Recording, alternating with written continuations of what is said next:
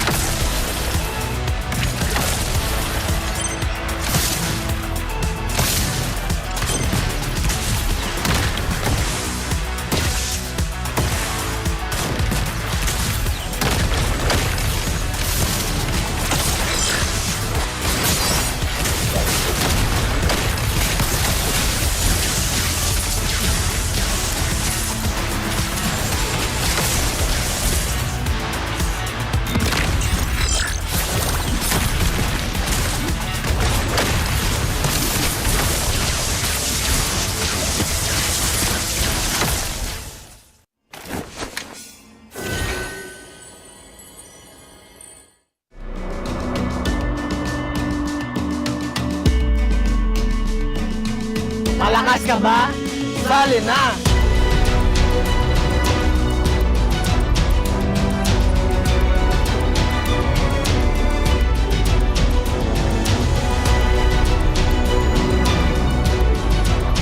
Kita Kids. Kita Kids. Kita Kids. Kita Kits Sa MCC Season 2.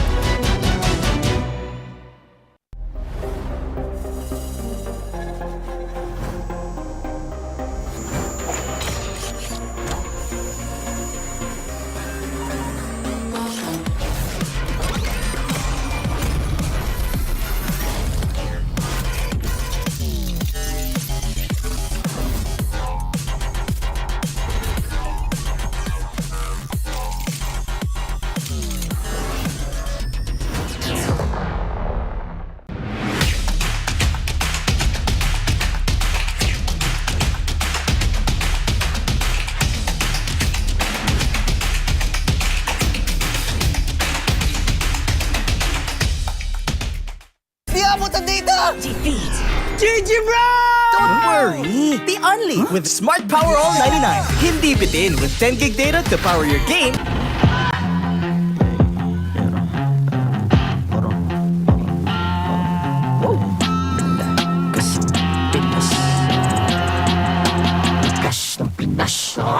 Malakas, Pilipinas, malakas kahit anong lane, we become the monsters. Malakas, Pilipinas, malakas face the golden sun and ribbon for the 3 stars. Look at us to the top, no ifs, no buts. Winning any game, para to sa PINAS. Di mo matikin ang aming boses on your level. Nasa kalye man o mobile window, I become a legend. Open fire, we unite, we winners. Built with pressure, like diamonds are made of. Switch in a lane na parang gera. HP racing, may reset up. Built like a tank, buhat ni heal that full load SS parang Lyra. Susundan ko ang iyong bakas, kasama patas. Tagumpay natin ito dahil tayo'y malakas. Para sa Pinas, nasa amin ang alas, hindi tuwa at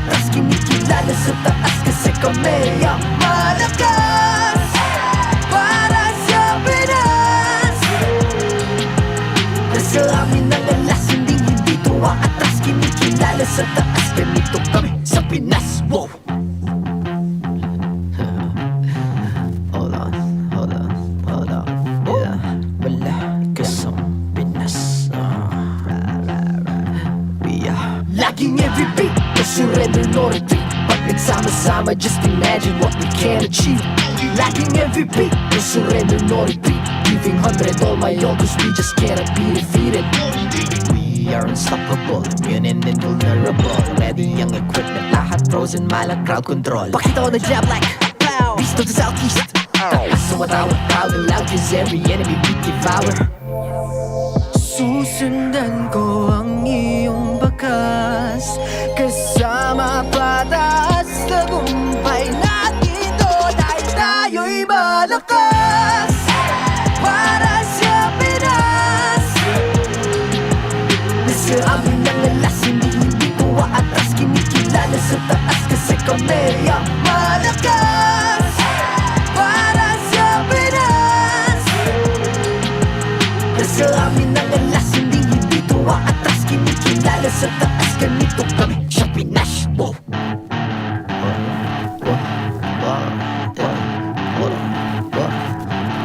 Malakas, Pilipinas, malakas.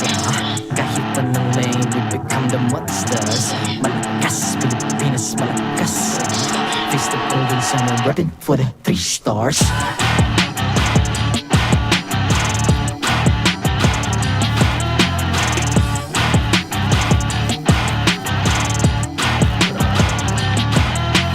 Ang lakas ng Pinas, we unite, be the stars. Ang lakas ng Pinas, we unite, be the stars. Ang lakas ng Pinas, we unite, be the stars. Ang lakas ng Pinas, we the stars. Ang lakas ng Pinas, we unite, we the stars. Ang lakas ng Pinas, we unite, we the stars. Ang lakas ng Pinas, we unite, we the stars. Ang lakas ng Pinas, we the stars.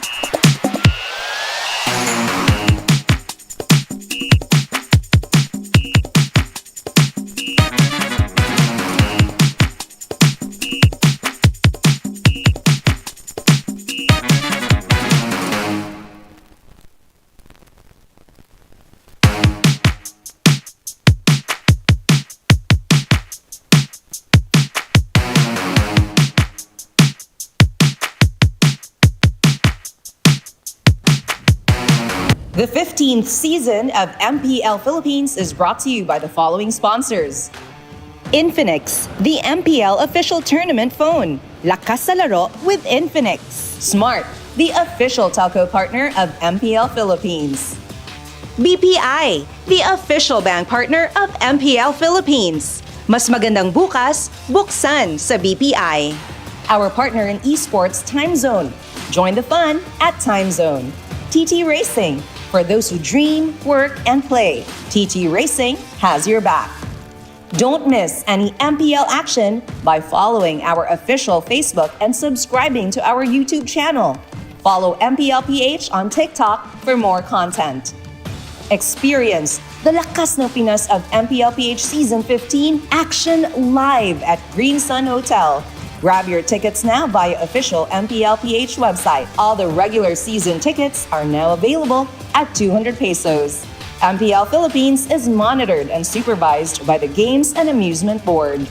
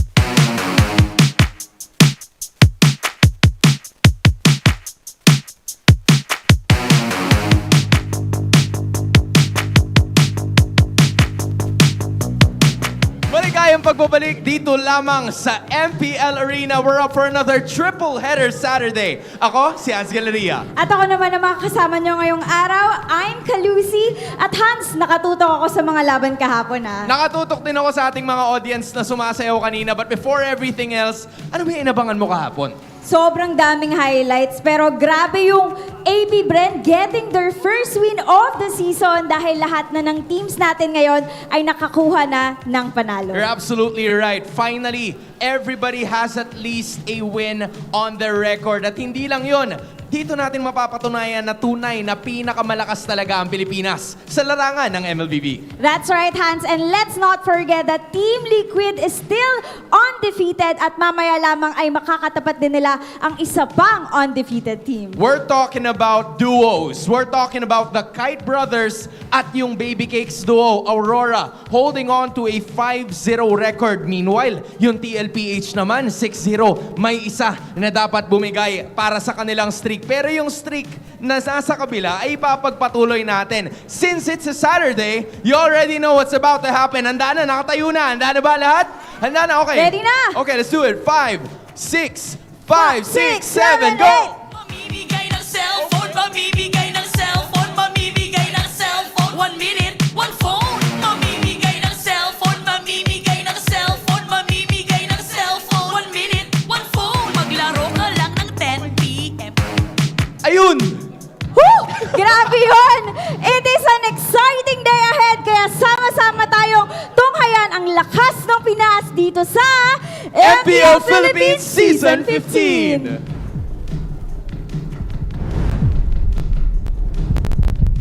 It's an action-packed Saturday night once again. 3 series will go down the line for week 4, day number 2. And here with you is Ian, Naisu, and Brigida. Why did he sound like he wasn't sure?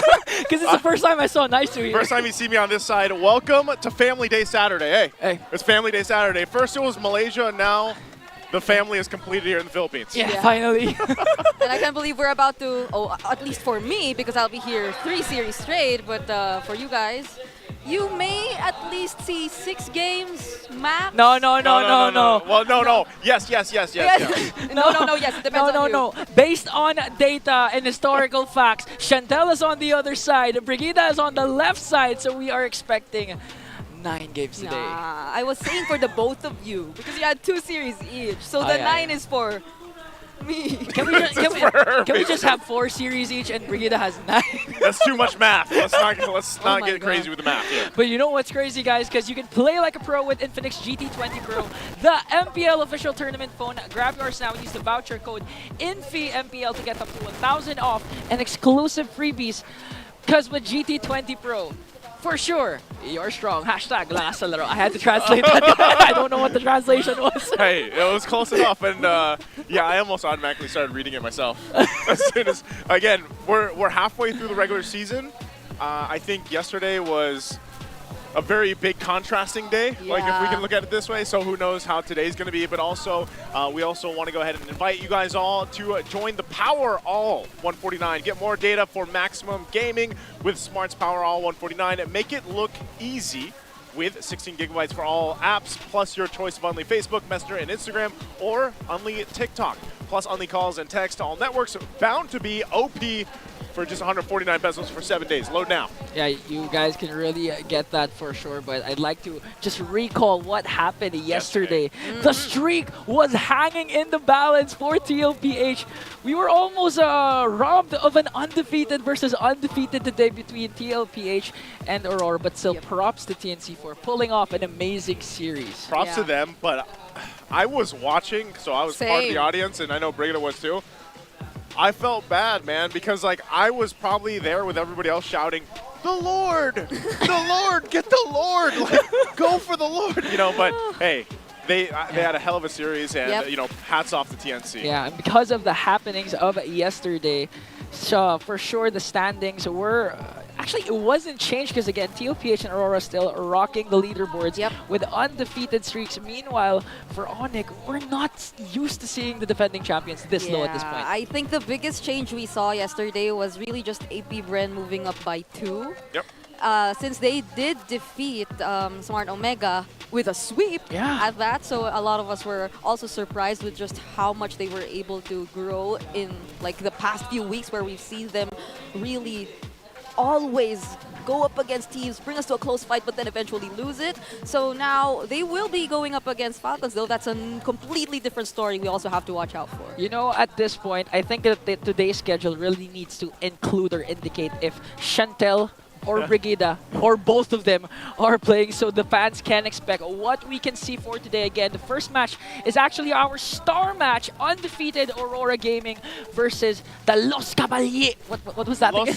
What did Redmar say? Los Caballeros. Yes. TLPH followed up by the defending champions Onic Philippines going up against Omega, and Team Falcon heading up against their former team, AP Bren, who just picked up the win last week. That's funny because I just got my jacket out of storage. Like, you know, it's the AP Bren jacket, but yes, it's the boys that are on Team Falcons right now. And that would be an interesting one because, again, I talked about this leading into this week after we finished week 3. I was saying, you know, at least you look at AP Bren, and like Brigida mentioned, that one win brings them up technically in the standings, like a couple spots, you know. And that's the thing that these teams that are on that lower half kind of have to be aware of.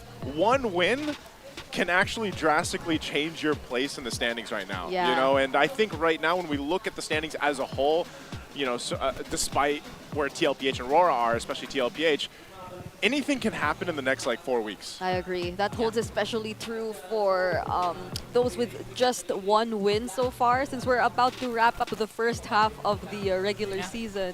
So you definitely want to make sure that you somehow have those points already before heading into the second round and before planning your revenge, quote-unquote, against the teams you already faced off against in the first half. Yeah, and for sure, TLPH wants things to change compared to the Pants and have their revenge up against Aurora. Because again, if you're going to look at the historical facts of these two teams, Aurora last season swept TLPH during the last remaining weeks of MPL, and at the same time, they also eliminated TLPH in the play-ins for S14 playoffs. Yeah, and that's why I think when we look at so far the way that TLPH has been playing, the way that they've gone through the season already, how dominant they've been.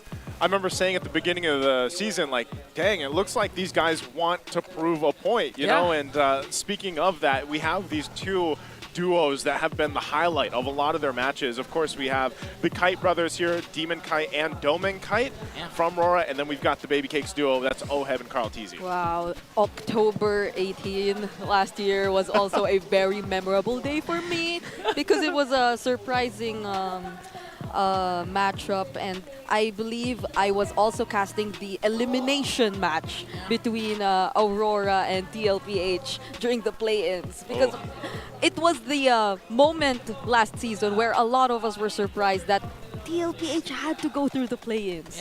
And it didn't happen, or they weren't able to get past Aurora. And so I feel like the players, Carl TV, especially, except Oheb, I guess, they have a different kind of revenge that they want to go for. But we can't exclude Oheb. He also has his own reasons. He also has this history with Aurora, which makes him want to also get that revenge. Yeah, again, Blacklist was fortunate enough to enter the playoffs through the play-ins, but unfortunately got eliminated by the same team that they are now facing. So again, the major factor that can play a part right now is literally Oheb slotting in for Benny Cutie. By the way, we saw Benny Cutie yesterday. He performed phenomenal. The storm was really raging on, but again, Oheb, the Filipino sniper this time, paired up with Carl Teasy, the Baby Cakes duo versus the Kite Bros. Guys, what are you thinking about that? I think in general, it's just, they're both really interesting to watch. I think, I didn't even expect the Kite brothers to be a thing eventually, you know, like when it was the first iteration of RORA. But I like to see that. I just think right now the upper hand goes to the Baby Cakes duo. You know, I think in the standings and the way that they perform shows it. I mean, even when TLPH is down, that's the thing. A lot of people, even yesterday, they were kind of counting them out, but then everybody plays a role. And I know, you know, we have the Baby Cakes duo, but especially like JP, Daddy JP always pulls through in some of the times when you're like, man, how are they going to turn this around? Boom, it does, you know, so. You know, we really have decorated players later on going to battle it out, but I'm really interested on what Hans has to offer alongside Calusi with the players. Let's go to our All Access. Maraming salamat sa ating mga casters. Ngayon, nandito ako sa player room ng Team Liquid Philippines. Kasama ko walang ibang. Dikit nga tayo ng konti. Yan. Lapit mo lang sa kanila. Yan ang Baby Cakes duo. Yan. Si Sanji kasi nagsabi. Wala, game plan talaga. Oeb, Carl, kamusta? Okay lang. Kamusta? Oeb, ay, si Carl muna. Unahin natin si Carl. Carl, parang ang bigat ng linggo nyo ngayon, no? Ano bang mindset mo? Bakit ganon ang nangyari? Parang pagkatapos kasi yung pahupain yung Bagyong Benny kahapon, ngayon Aurora naman kalaban nyo. Ano tingin nyo yung magiging mangyayari?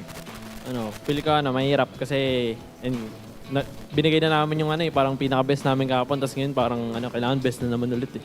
Oo nga. May point naman. So, confidence level, ilang percent bang gano'n ka-confident from 0 to 100? Siguro 0 kasi 100 sabi nila sa kanila eh. 0 muna sa inyo kasi 100 yung kumpiyansa nila. OF, ganun din ba yun sa'yo? Nakita ko sa mga post sa MPL, mga interviews nila, parang 100% sure silang matatalo nila kami. Ano naman sa tingin mo doon? Tignan lang natin mamaya.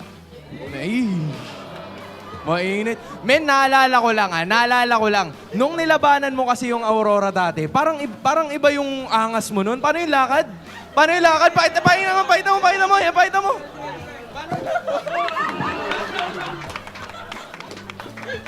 Wala tayo dyan, pre. Kulang sa angas. Angie, paano? Paano?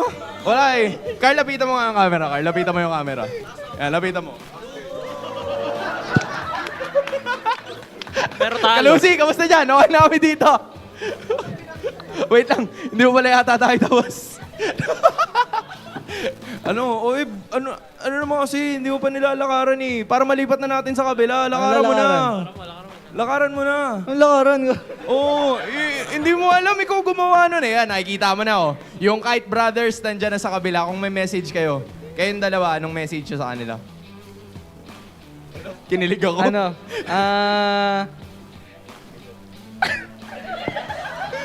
Hayaan ko muna sila. Ano message nyo, boys? Masabi ko lang yung jungle ko may pinagpahinga to eh. Carl, bilang may pinagpahinga ka, okay, anong mensahe mo? Anong mensahe mo sa Kite Brothers? Galingan na lang natin pareho. Huwag niyo pansinin to, nantitrip lang to eh. Ayan natin yan. Kalusi, balita. Hans, naririnig ko yung mga kasama ko dito, may rebat daw sila. So abangan natin yan. Okay, kasama ko naman dito sa kabilang kampo ang Kite Brothers. Kanina pa sila nakikinig ng maigi. Okay, Demon, Kite, Domeng, Kite, ano namang masasabi nyo sa sinabi nila? Friendly reminder lang kasi wala kang panalo last season eh. Ooh! Ikaw, Domeng, Kite, ano masasabi mo naman? Wala eh. Parang silang dalawa lang yung mainit eh. Oh, okay. Sige, marami nag-aabang kung sino ang mapuputol ang win streak. Ano namang masasabi nyo sa Baby Cakes duo? Good luck. Bigyan natin ng magandang laban yung fans. Yun lang. Okay, good luck. Okay, kay Demon kahit naman. Good luck. Galingan nyo. Bigyan natin ng magandang laban yung fans. Teka, Lucy, teka lang ha. Pre, hindi mo naman daw pala pinagpahinga si Doming eh. Sino? Si Demon Guy. Nilinaw mo talaga. Carl? Kasi iba to eh. Anong message mo kay Doming kahit? Kasi hindi nag-a-apply yung sinabi mo sa kanya. Ay, yung sinabi ni OF, di pala ikaw nagsabi nun. Baka nakakalimutan mo na yung RSG days mo, papaalala ko lang ulit sa'yo. Okay na to. Okay. Na to, Kalusi. Okay na to. May rebat ka ba doon? May rebat ka ba doon, Demon kahit? Buti na ako mo. Ay. RSG days ko kasi nung season 9, nakailang panalo ka ulit? Oh! Mainit! Ilang panalo ka daw ulit. May reply pa ba kayo doon, Hans? Carl, last G. Ano to? Tapusin mo na. Baka nakakalimutan mo, ilang beses kita nilaglag sa playoffs, boy. Pakiulit daw, pakiulit. Ano? Ano daw? Ulit daw. Carl, lakasan mo kasi. Lakasan mo. Ano yun? Ilang beses Laglag sa playoffs. Nilaglag sa playoffs. Kahit ikaw na bahala kahit. Ang beses na tinalo eh. Mainit, mainit. Tignan natin, Baby Cakes duo ba o Kite Brothers ang unang makakapigil ng win streak ng isa't isa? Abangan natin yan maya-maya lamang. Kaya casters, kayo na muna. That started off the most chaotic, all access turned to the most hated one because these players flipped the script and are ready to go head to head. We gotta translate. We gotta translate though. So guys, basically Carl TZ and Demon Kite were exchanging blows on how they eliminated each other in the playoffs and have series wins, series sweeps up against each other. That was probably the most heated all access exchange we've had so far. I can't believe it. Oh I my swear. gosh. I could not decide what my favorite line was between every single argument they threw at each other. It started with a walk. It started with a walk. Yeah. So both players really walked the talk, but you guys can make your voices heard with this community poll. Which team will have their winning streak broken first? Will it be the TLPH with the Baby Cakes duo or Aurora Gaming with the Kite Brothers? Man, after that, I don't know which to go with, A or B. I think we need to see. I think C should be we'll see. Yeah. They did. We'll see. Yeah, we'll see. They did ask us though, so. What would you go with, Brig? You know, the predictions later on will show I think they'll show up, so. Yeah, so you have no escape, Brigade. Neither do you guys have. Yeah, we did predict. I forgot. I think we all have the same predictions. This for is not today. what I expected, though. Yeah. Based on what I saw, I think we have different predictions. Oh, really? Or maybe it's for those who aren't here, but for those who are here, they're kind of similar, but. If there is one thing we do have in common, it's probably that it will reach a game 3. For sure, because again, Brigida is here, Chantel is here, the venue is heated, jam-packed here in Greensun Makati Hotel. At the same time, the players have something in store for us today. Again, they're really aggressive this time. We're used to hearing players say, let's just give them a good game, but now they're gonna walk the talk. Because let's see, who's gonna battle it out in the Land of Dawn?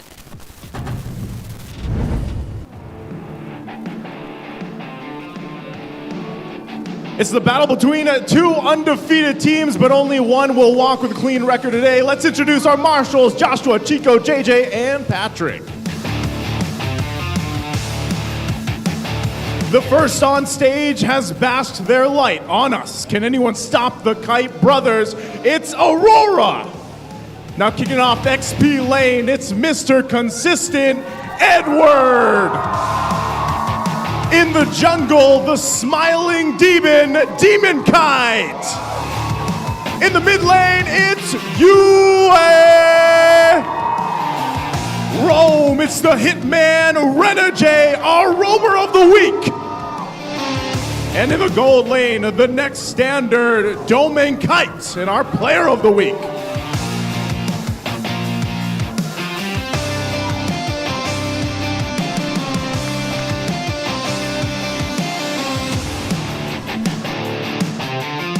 The Cavalry is on a hot streak. Can they continue to ride to victory with the Baby Cakes duo on the front lines? It's Team Liquid Philippines. In the XP, the Apex Predator, it's Sanford. In the jungle, the young goat, Carl Teasy. In the mid, the hamster mage, it's Sanji. And in the roam, it's Daddy JP. In the gold, the Filipino sniper, Oheb.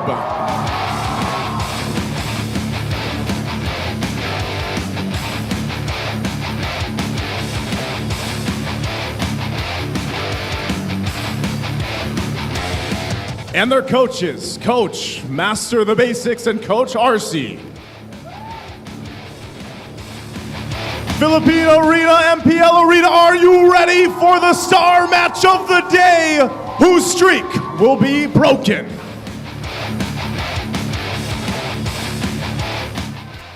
And again, at the start of the star match, started by Aurora Gaming. These 5 young men have yet to be defeated. Yep, and if there's one thing Aurora Gaming really loves, it's that just being focused so much on farming and getting those early game objectives, not until the moment that they know they're online.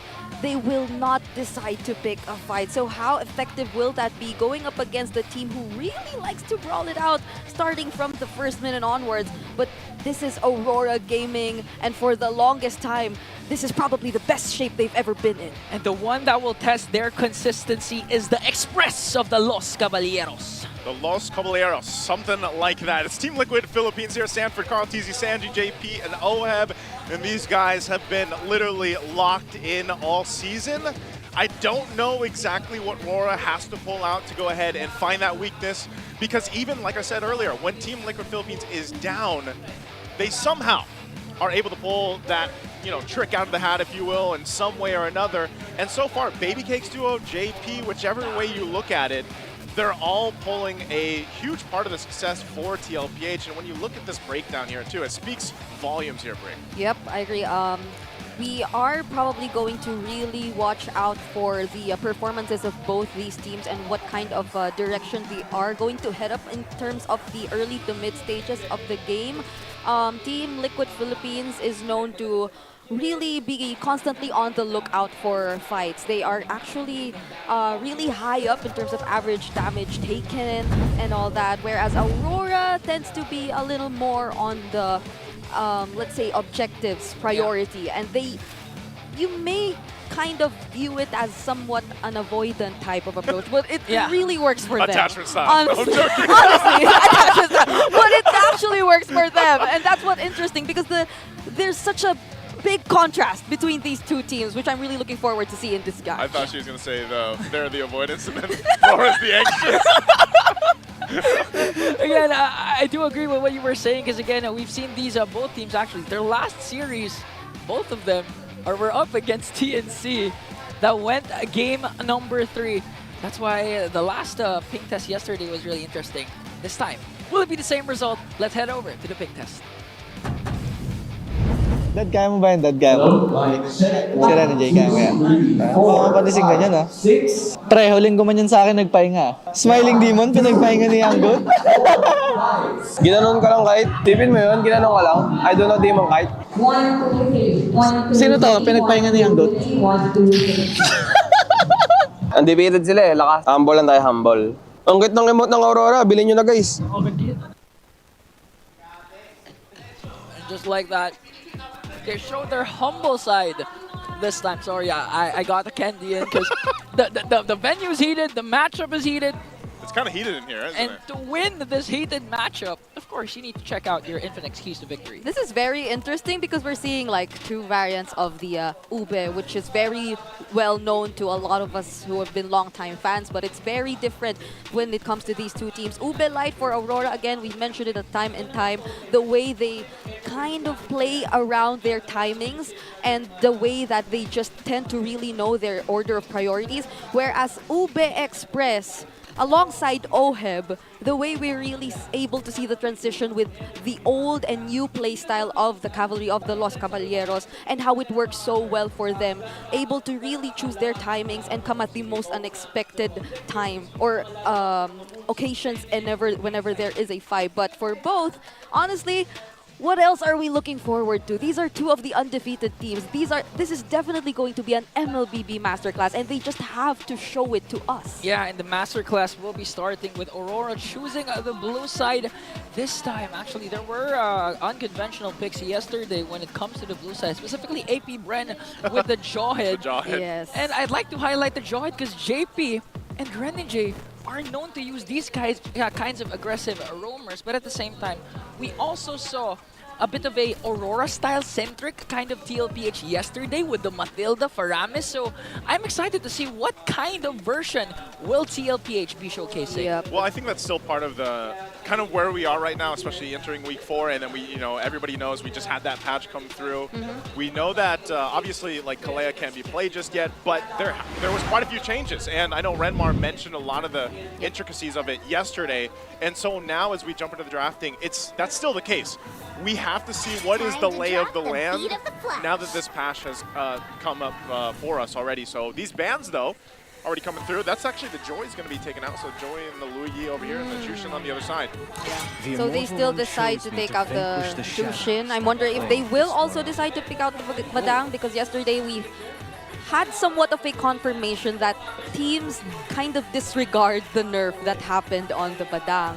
But given these two teams who tend to have other priorities in terms of their picks, I think at most it's really Aurora who has the tendency to bring out the Badang more often than Team Liquid Philippines. We'll see about that. But for now, the Fanny is still open. So let's see if they will decide to take out that, since Joy and Suyo are actually already off the board. Even Mathilda is open. Both roamers, Renegade and JP are known to use it. And again, the Fanny has to be respected here. So the ball is literally in TLPH score. What will they go for the check? Fanny has been banned out. All right, so if it's Aurora, the Granger is likely to be a priority for them. We know how Doming Kite performs once he gets his hands on the Granger, and it really has been grabbing MVPs here and there. I just realized Phobius still on the picked. So Mathilda, there goes the Mathilda. You could go for the Suyo Granger trade. Suyo or banned pick out. out the Phobius. They will take the Phobius for themselves. All right. Okay. So the if ever they do want to go for, yeah, I probably. They deny. Oh, they denied the Mathilda Alpha. Yeah. Okay. So It's a good answer. I mean, we saw this combination quite often, right? Matilda Alpha, so that at least covers your base. It still is Alpha's still a relatively good jungler too. Yeah. With this current meta. Yeah, there was some sort of struggle with the way Team Liquid Philippines was able to play out the Alpha yesterday, but the circumstances now are different. We are yet to see the remaining heroes for Aurora, but they do get their hands on the Parrot though. All right. What? Oh! They reveal most of their damage sources already.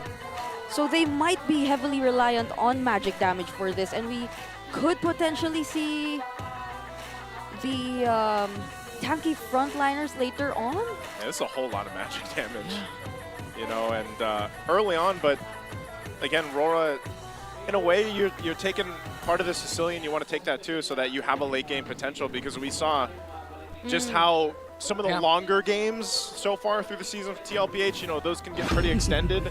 And at least you get a Sicilian, you know that Farsa is a hot pick right now in the mid lane, so they go that. I'm somewhat leaning towards the idea that Aurora indeed might go for... Oh no, but there's already a Mathilda in their hands. Yeah. So the high loss, although it is possible Mid for... lane Matilda. No, there's a Sicilian. Yeah, there's a Sicilian too. Sicilian. So I was already considering the double revitalized setup usually, but then it's different now because they have the Mathilda. Although in a way, Mathilda does offer sustain too, but they do need a really tanky frontliner who can serve as the information getter for this team. I mean, again, it's a new patch. We might see a new XP lane on the hands of Edward. Khalid has been banned out. A couple of XP laners still on the board are Hilda, that we've seen yesterday, has been amazing. But there's the Phobius that Edward, was it 100% Edward Phobius? Yeah. I believe so. Yeah, it is. It is so far up until now. And TLPH is really respecting the potential that Edward can bring. Last banks for Aurora. Oh wait, I was already considering the Edith, but then there's too much magic already for Aurora.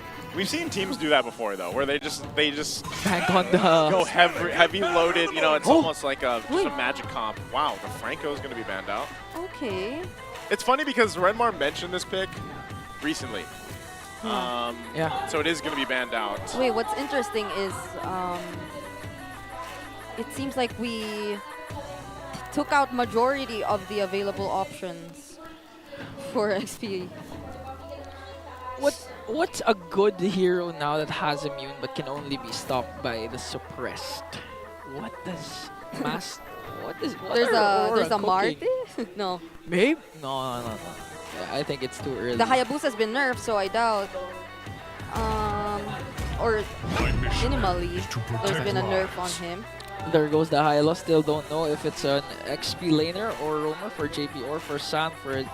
But now Coach mastered the basics. Last 2 picks, they're still lacking a jungler and an XP laner. Yeah, there's the Nolan. If ever they want to go for that. Haya. The Hayabusa too, but although it has been nerfed to some point, unless they do want to show us something unique, like a throwback to the Akai. No, maybe because again, a huge buff.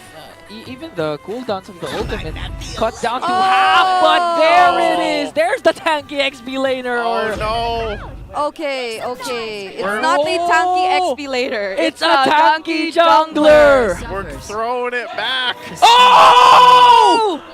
We're throwing it back. If you have surprises, TLPH ensures that we also have one. Debuting the Benedetta up against Edward. Just when we thought we had already enough surprises with AP Bren's draft yesterday, we head into day number 2 with more surprises heading our way. We can safely say that our star match so far hasn't disappointed us because drafts, a lot of new picks, unconventional picks for both of the undefeated teams. And we're going to head out and look at the index, the draft index. It looks like it's leaning towards the side of Aurora MLBB. Yep, in terms of damage distribution, somewhat they were able to ensure that these damage dealers would have the tanky front that's necessary for them to operate, and at the same time, the mobility isn't entirely compromised because they have the Matilda, which is a common pair-up with the Barretts too. But for Team Liquid Philippines, this is an all-out damage lineup too. They really would want to go for the brawls. So let's see how they're able to pull that off with this immense amount of burst damage they already have in their hands. Two remaining undefeated teams will duke it out in the Land of Dawn. One will remain with a clean record. It's TLPH and Aurora, our star match for this week. Okay, looking at this too. So at least for TLPH's lineup, of course, with the high low, so they get a little extra sustain with that revitalize on their side. Yep. Some of these fights too, if RORA isn't able to go ahead and burst someone down, again, they play around the mobility that they have in the lineup. This is also a lineup that's going to take a little bit longer to kind of activate, especially having UA on the Sicilian here. I know, Naisu, you've been using Gord a lot. What can you say about the Farsa being back in the meta again with the recent buff? Especially it's paired up with a very aggressive JP Hylos. Yeah. I think it's good. I don't know. I'm a proponent of I wish the mid lane had more options. You know, like, and I don't even mean just the Gord, man. Like, I'm just like in general. I wish it wasn't always, you know, these Farsas, Sicilians, and what else? The Valentina right now. Yeah. I wish there was a little more leeway and some breathing room for some of the other heroes to pop up, but that's just the way it is. Okay, but Aurora is saying just one at a time. They debuted another jungler. It's going to be the Barretts on the side of Demon Kite. So we're going or slightly leading back towards those utility types of junglers, with Carl TZ even having the alpha. But again, I do have to agree with Brigida. The mobility that can come from Aurora, especially Demon Kite's ultimate paired up with the Circling Eagle. TLPH really has to watch out for those potential catches. Yeah, fortunately for them individually, they also have multiple ways to dance around these attempts. Oh. But hold on. Wow, JP taking a ton of damage already. He's still going to pop the Revitalize. He's going to be fine. Edward goes down to the first blood, though. The sweep in with the Itona's welcome. They'll find the stun, but there's the Spear of Alpha. They'll find Demon Kite. And now going to push them off the first turtle of the game. TLPH dominates the fight, dominates the objective. It looks like TLPH really learned a lot from their series yesterday. Yep. By this time, securing the objective over Aurora at the same time, getting kills and not giving Aurora any trade. And now they're back in controlling the center of the map as we head on to a very quick break.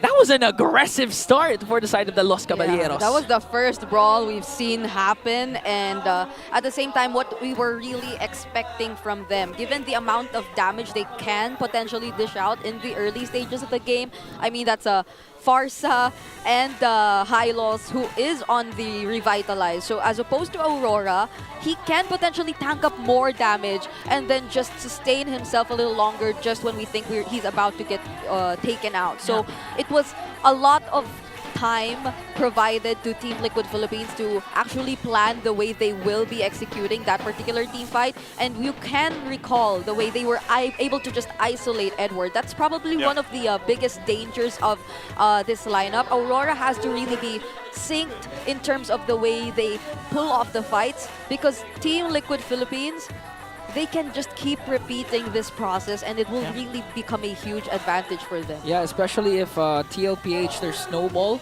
starts early on again.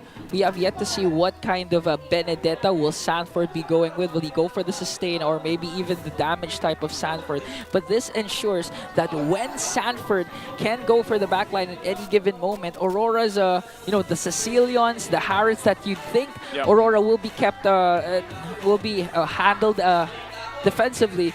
Sanford just gonna be able to go for the back. I believe he will be going for the damage build based on the emblems that he did pick up and that early Fury Hammer too, which is common, but the emblem spell that he is planning to go for that damage Benedetta, which adds up to the problems of Aurora. You only have a single Guiding Wind, so you'd have to be really careful as to who you're going to provide that with, because if you leave a certain member in the back lines, then Sanford might just be on the hunt for him every now and then. And that's part of it too, because like even if he goes even hybrid or just pure, let's say he does go pure damage, it's mainly using that Electrifying Blow to cut them off, and then you have a Hylos too. So we've been constantly talking about Aurora's mobility options, especially with the Matilda, but if you have so many options to kind of cut off the escape routes, then, how often can you escape from that? Renegade? Just take a couple shots with the Feathered Airstrike, but he's fine. Okay, but Renegade was still able to escape the Feathered Airstrike. We're seeing a better kind of version coming in from Sanji today, because yesterday he had a bit of a trouble with the roam mid combination of TNC Phoenix Army. Now they're dominating, establishing on an early lead with 1.5k. And looking at the gold difference, actually, Dominkite's pretty much hanging there with Oheb. Yeah, he's been managing the lanes pretty well, but as you've mentioned, Team Liquid Philippines might just be having the better map control so far, not just because of the speed that they're able to provide in terms of rotation, but also because you might be expecting a little more of how do I say this? Renegade having to be alongside either Demon Kite or Dominkite, just to make sure that they will be able to maximize the Matilda. But now they are trying to take them on in the bottom lane. Good response. Proactive use of the Zaman Force. I mean, they saw the pressure come down, they got the information. So it stops, that from that gank happening down in the bottom lane, because they want to just kind of slow things down. You're looking at what's happening here. Already a 2,000 gold lead for TLPH based off that early team fight around the first turtle. Yeah, I was actually expecting a more aggressive type of TLPH, but this time they're adding a bit of a twist to how they rotate. They're a bit disciplined, and we can see Sanford actually dominating the XP lane, because Carl, TZ, and JP has been rotating top side. 1 second left before the second turtle will respawn. TLPH a while ago was able to get it. Plus 2 kills. Sanford from the back. Sanford on that back angle already. It looks like Edward's taking a ton of damage. Has to pop the Vengeance. Revitalize does go out. Sanji gets pulled forward. But again, they just fight for the space around the turtle. And it looks like they'll be able to get it. Sanford just checking things out, but that's an objective for TLPH. Good use of the expert missiles from Demon Kite to cancel out the Feathered Airstrike. Something to watch out for if you are Sanji. But again, you're right. TLPH, the early game power spike that you'd expect them to have, although it's not translating necessarily to kills, the lead is still ballooning up because they got 2 turtles, and Aurora still, they're lagging behind even on the laning phase. Yep, fortunately for Aurora, the missile expert was placed really well, so they were able to cancel out the Feathered Airstrike. Oh no, Dominkite's in trouble, and Sanji will pick up the kill under the turret. They're still going to push them off the tier 1. As TLPH wants to go ahead and take down the first turret in the bot lane, but man, Dominkite had nowhere to go. Oh, Oheb and the rest of TLPH really heated right now. Yep, Oheb is leading the ranks in terms of gold. Imagine him being consistently able to do his double laning just because Team Liquid Philippines is always at an advantage whenever there is a turtle fight. They have secured 2 turtles in a row, and aside the fact that although we did mention Dominkite is putting up pretty well in lane, Oheb still able to control majority of it and rotate outside of his lane. So now they've already been able to take down that turret too. So we will be expecting Team Liquid Philippines play a more aggressive mid to late stages of the game. Okay, Domin Kaita already picks up his Starlium side. For the side of Aurora, they do have the Sicilian that when it comes to the late game can clear out the minions early on. Even if there are major adjustments towards the Lords, Aurora can just hang there with TLPH. But again, we saw what TLPH can do when they know that they can just end the game. They're going to take the discipline route again, go for the Lord objectives. And Aurora really needs to step it up and make sure to contest this time for a major objective. That community prediction here, nearly as close as it has been for a long time. 47% for Aurora, 53% for TLPH. But this game won so far, it's all been TLPH and just very disciplined on how they're approaching it. Yep, they are, Team Liquid Philippines at least, are mostly ahead of their laning matchups. JP, alright, but Sanford too, by the way, already has the Blade of Heptases. So he is probably going to go for a bit of a hybrid build, but the mere fact that he's able to spells that they're so much ahead. Yue taking a couple of shots. They're going to force the flicker out from him all under the tier 1 in the mid lane. He'll get dragged back. Carl's gone though as Yue punishes them after burning the flicker. He'll take down the young goat. That was a good use of the curtain call from Edward to ensure that Yue's flicker wasn't used to Vayne. Beautiful pickup this time for Aurora, and they were able also to defend their mid lane turret. Yeah. So far they're looking for trades. Yep, and it's also commendable on how they were able to position themselves around the backline members or those who Team Liquid Philippines might be likely to hunt down, because then they were able to time and use that curtain call to punish that unsuccessful attempt of Team Liquid Philippines to go for the backlines, especially as they were really paying attention to these crucial members. So that's something that Team Liquid Philippines also has to take note. Aurora are very mindful of who to protect at this point. Yeah. So now Aurora, there's still a tough hill to climb. A 4.4k gold lead for TLPH. The map bleeds red. They have almost full control over the map. In 15 seconds, the very first Lord will be respawning, but this time I believe they can be able to contest again. The combination of the Matilda and the Barats, that could easily just go in at any given moment for the Retry steal and even go with the Daytona's welcome. So Carl TZ can't Retry. Aurora still has a good chance. Yeah, that's the Sea Halberd also picked up by Sanford. There's also a glowing wand already from Sanji. So imagine the range and how they're able to maximize it. Oh, they go for the mid again. Just clearing it up. They want to hold on to these tier 1s as much as possible before that Lord comes up though. But Sanford just knocking on this turret. Should be able to get it. He does get dragged with Missile Expert. Might force a response. Sanji goes in. They take a couple shots on Demon Kite, but the Lord is up. They don't want to risk it. Yeah, that's the discipline that we want from TLPH. Just keeping them at bay, sizing up Aurora, but still not overcommitting and using a lot of resources because they know that the major objective is up for grabs. But this time, Aurora, they still have Holy Shields for their inhibitor turret down bottom. They're able to go outside of the map. And look at the position of Doming Kite in the mid-brush. Oh, is he gonna wait?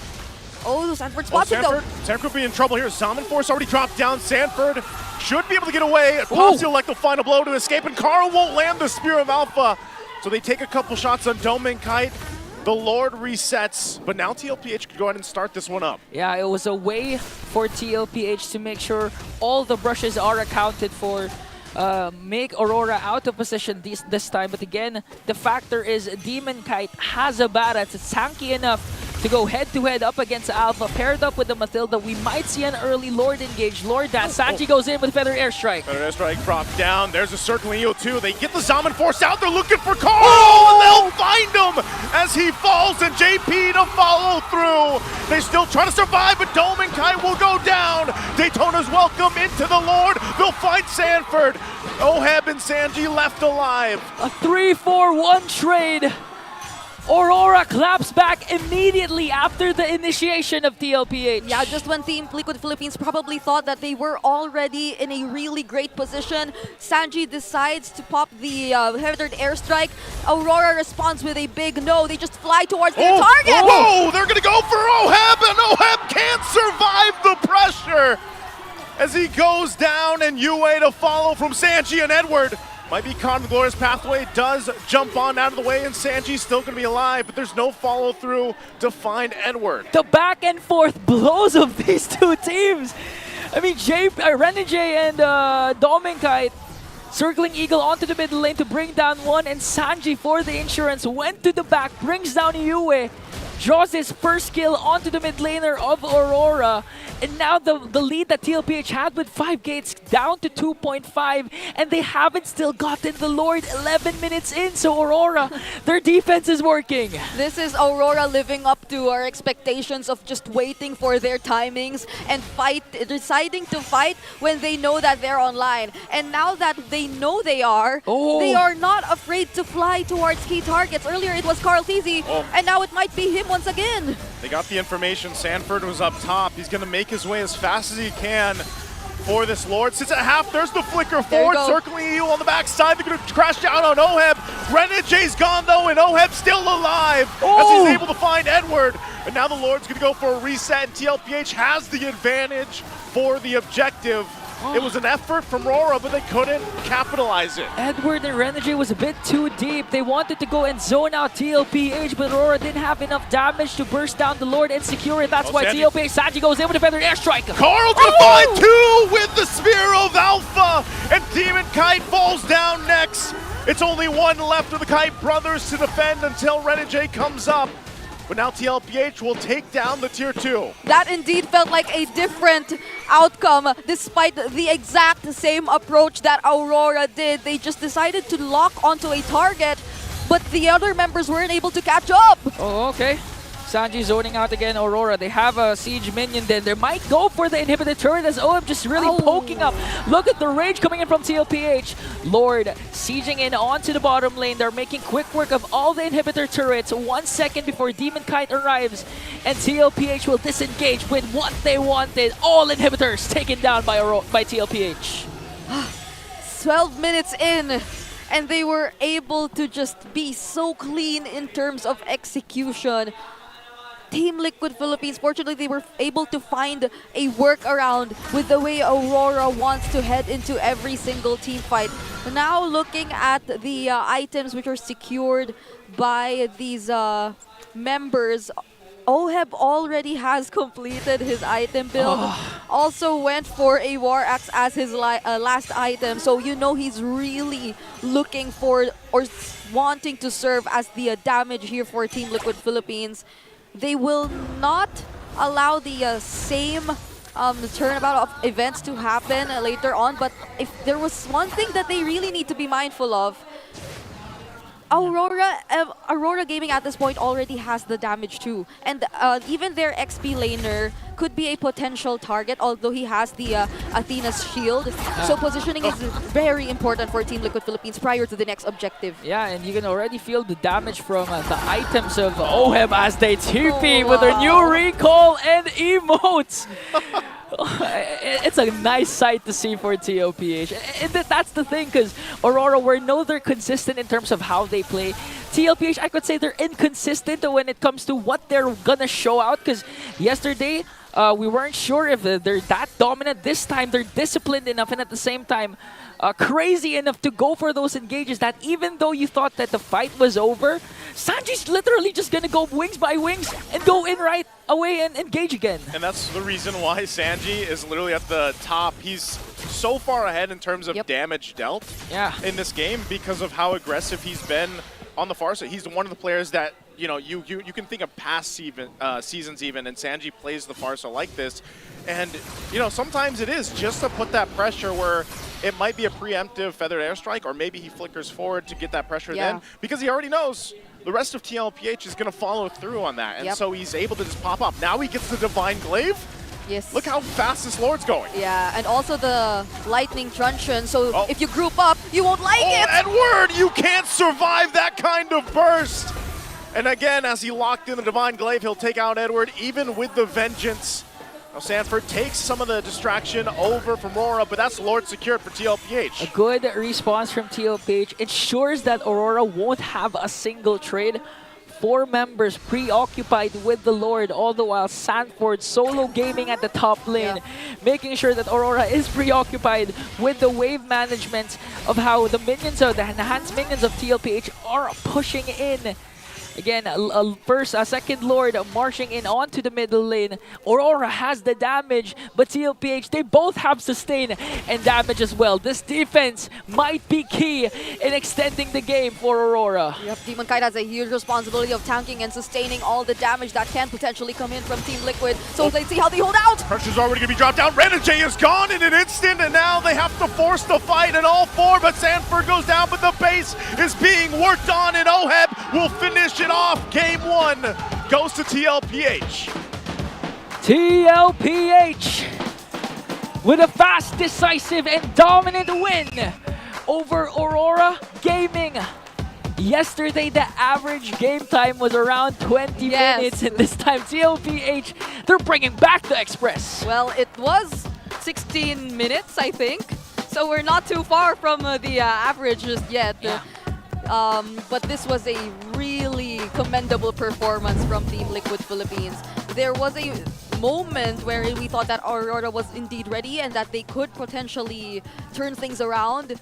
But Team Liquid Philippines were just, no, they regroup and eventually respond much better against Aurora. I just feel like in that game, Aurora wasn't able to do much at all. Like, if you think about it, back from the first hurdle, where it was basically 2 kills that went to TLPH and then the objective. It seemed like we saw that fight where it's just RORA losing fight after fight after fight for the rest of the game. So and even by that base defense, it's like you're so far behind. I think they were around 7,000, 8,000 gold behind. That it's like you can't actually defend this rush because again, how much damage was Sanji doing? There you go. You know, speaking of, here's the MVP. And that's why Sanji, the hamster mage with one of his signature Farsa, is the MVP. A perfect KDA of 606. Yeah, the way he just flies around so quickly, given the adjustments of the wings by wings, to find himself the perfect position to land those feathered airstrikes onto Aurora. It was a lot more to deal with, especially when he got his hands on, again, as you've mentioned, Divine Glaive alongside the Lightning Truncheon, because Aurora is almost always supposed to group up together, supposed to be in a certain spot, not too far from one another, because the one time we saw them be a little too distant from each other, it didn't turn out to become, or it actually was a loss for them in terms of that particular team fight, because the other members were unable to catch up and they had the lack of damage to actually take and carry on whatever they were planning to do in the beginning. And I think that was the moment wherein they decided to just fly towards Oheb, but Oheb was able to sustain, and the rest of the members of Team Liquid Philippines were just able to protect him all along. And this was the team fight which we thought could potentially somewhat show signs of Aurora getting back into the game, but this was the error which we were talking about. Although they had 2 members there hunting down Oheb, just look at how immediate the response was from Team Liquid Philippines. Yeah, and speaking of immediate, the catch is also from Carl Tizzy. I think this is the second time this week he's showcased the alpha. Even though the Matilda is on the opposing team side, it looks like Carl Tizzy really has a hang to how he plays this utility jungler. And just look at Sanji all throughout the match. I think that's how you play the Farsa. That's why you're MVP. I don't know if you know this, but his eyes were closed. Just like how blind Farsa is. Just close your eyes and play. So just close your eyes and then hit the feathered airstrike. Rely purely on your hamster instincts. And kill scoreboard. Wait, how did he get the... I'm actually curious. Okay. Maybe I wasn't there, but how did he get the hamster? It's not from the English broadcast. I think it's from Carl and Oheb. Their revenge. The players. Yeah, their revenge. Because Sanji was the one who came up with the Baby Cakes duo. Okay, so they just decided to call him the hamster. Yeah. And, hamster mage. But why hamster though? I don't know. Maybe he... I was going to say, does he resemble a hamster? Like it's... He's like... Okay, fine. He said it. Yeah, maybe, You know why? No, because hamsters are really, like, if you think about it, like the hamsters you see in the animations are really cute. Yeah, you know why? He's cute, but at the same time, don't get fooled because he's deadly. He's deadly. But the hamsters aren't deadly. Maybe we can change it to energetic or something, because they usually run on the... Maybe rabbit hamster. Right. So I don't know, but based on Sanji's performance here, Hamster sounds a little too Demure? demure for Too tame? too tame, because the way he played the Farsa didn't resemble how a hamster would be threatening at all. Look at Yeah. that, 61,000 damage dealt up against Aurora.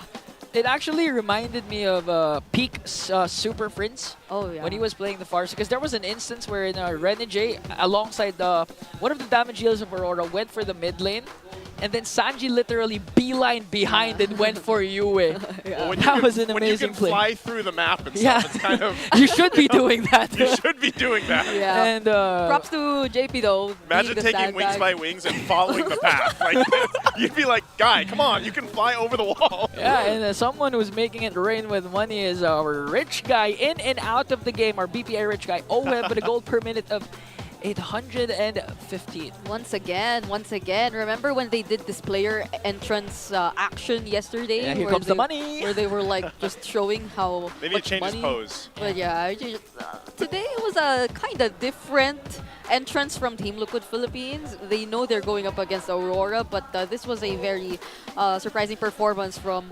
Oheb. I think the way he's able to really keep his lane despite Dominic performing exceptionally well too in the early stages of the game until the moment where Team Liquid Philippines did decide to rotate towards the gold lane. It meant a lot for them and how they were able to maintain that advantage. Although Aurora did slightly close up the advantage, you don't get to see it translated in terms of map control. And Yeah. I think that's what really worked well for Team Liquid Philippines. And maybe a thing that plays a factor in the win of TLPH as well as the performance of Oheb is that he also knows the tendencies of his opponents. Again, he was with Renegade, Yue, Edward in M5, right? Yeah. So the bond between them has been amazing. At the same time, Oheb just one step ahead always of Dominic. Don't get me wrong, Dominic was really doing well. Even Yes, if Carl yeah. TZ was securing 3 Yeah. turtles, his gold was literally neck to neck with Well, Oheb. that's the thing you got to look at. Dominic, you got to remember of how much pressure he was dealing with. Yeah.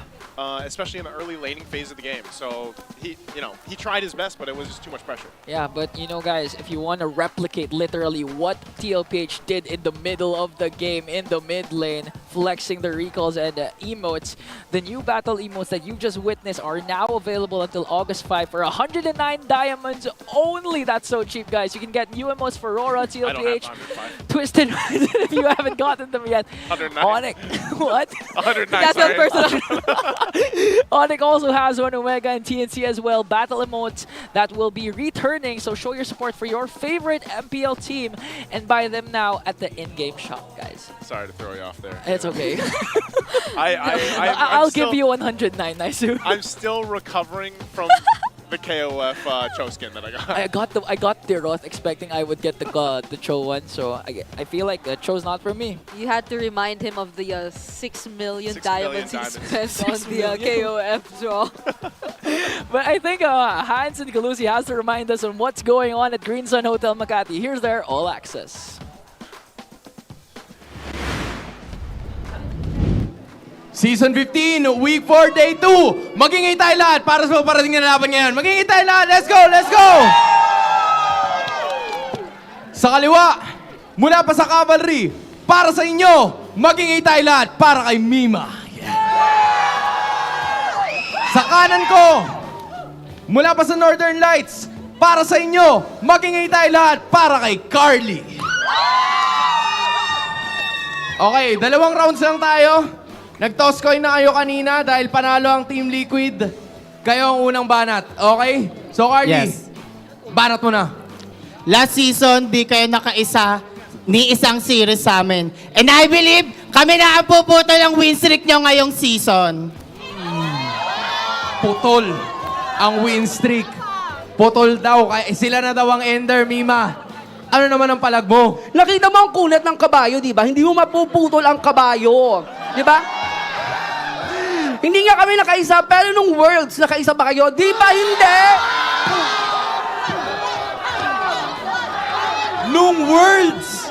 Nung Worlds, hindi daw kayo nakaisa.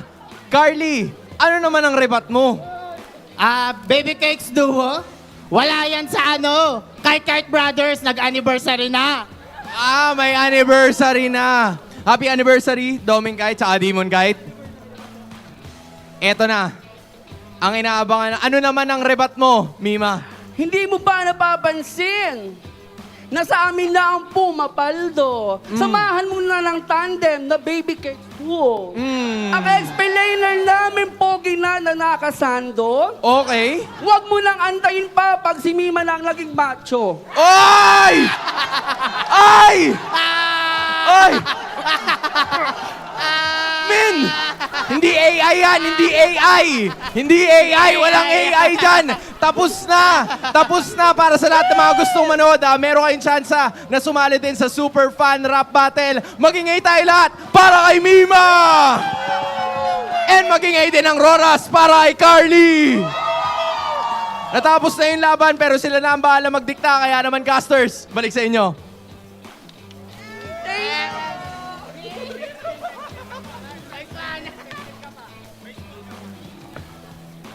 Hindi pa pala ako alis. Nandito ako ulit, okay? So para sa lahat ng mga may gusto dyan na sumali sa ating Super Fan Rap Battle, pwede nyo i-check sa lahat ng MPL websites. Natatawa na ako. Casters, balik sa inyo. Thank you so much, Hans, Carly, and I like your guns, Mima. Those are guns, bro. But these are bigger ones from Bree. Yeah, look at these. Can you see them? You know, hey, we started having Brig work out with us in Malaysia. I would say those are some gains. Yes, this is Those are some gains. You just can't feel it, but it's there. It's there. You remember when someone, like when we posted that vlog and someone posted the meme of SpongeBob? The SpongeBob meme with the leg? You can check it out on his YouTube. Guys, go check out Naisu's socials. All his vlogs are amazing because, of course, me and Brigida are there. The family is here. That was the first outing. Yeah. They vlog too. Check it out. Oh, yeah. Guys, you know, again, the venue has been amazing. The fans, of course, we would like to thank you guys. So this wouldn't be possible without your amazing support, continuous support. So, guys, we're going back to the ball game because, again, this is the star match. First match of week number 4, day 2, Saturday. And blue side this time, side selection for TLPH. That also means that, am I remembering this right? Number's not my strong point, but TLPH is 100% on red side. So they're still 100% on red side. Oh. They were red side last game, right? Yeah. So, and they just won, so dang, they're still 100% on red side. But they'll be blue side here for game 2, and knowing anything, this might be RORA's game, man. I think the plan here for TLPH is Alpha might get taken out alongside Matilda, so they want to back on the Suyo, the blue Yo, that can go in the hands of there's the Harith too from Oheb, who I feel from yesterday's performance has been entering the opponent's base. Yeah. with a very confident Zaman Force. Going up against their mascot, the Hylos. Right. To be fair, what's Hylos? What do you call Hylos again? Centaur? He's a centaur? A centaur, yeah. A horse. Basically a horse, yeah. I was gonna say, some people just say horseman, some people say That's you. centaur, yeah. What? Horseman. Horseman? That's what a centaur is. It's a horseman. Okay. No, why did he say He's a mythological creature. No, only nice who says horseman. Oh, okay. I'll use it too. No, you don't have to. Bro.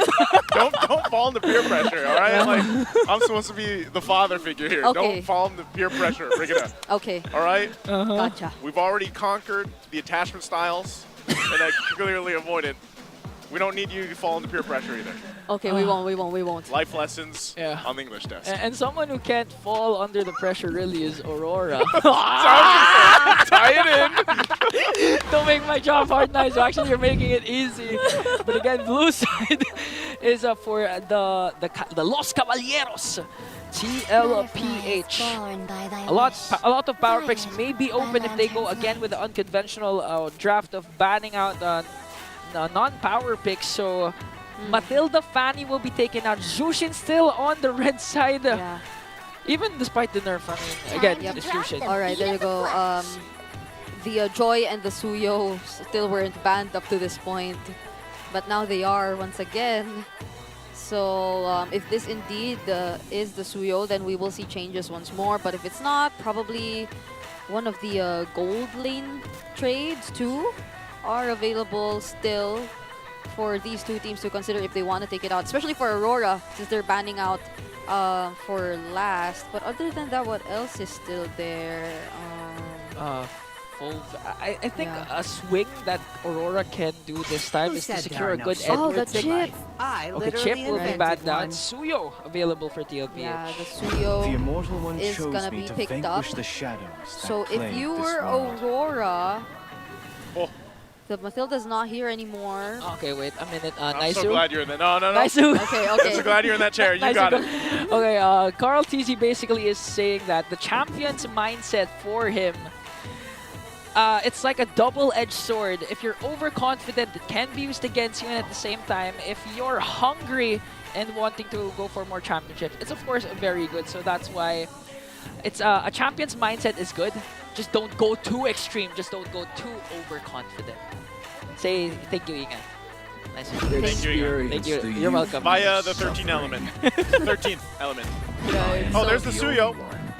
There's the foam. That's what I was saying. Swerve right away to a good XP Edward because he was literally down a few power picks in the XP lane a while ago. Yeah, so they will go and revert back to the idea of leaving Renner J2 for later on, if that is going to indeed be the case.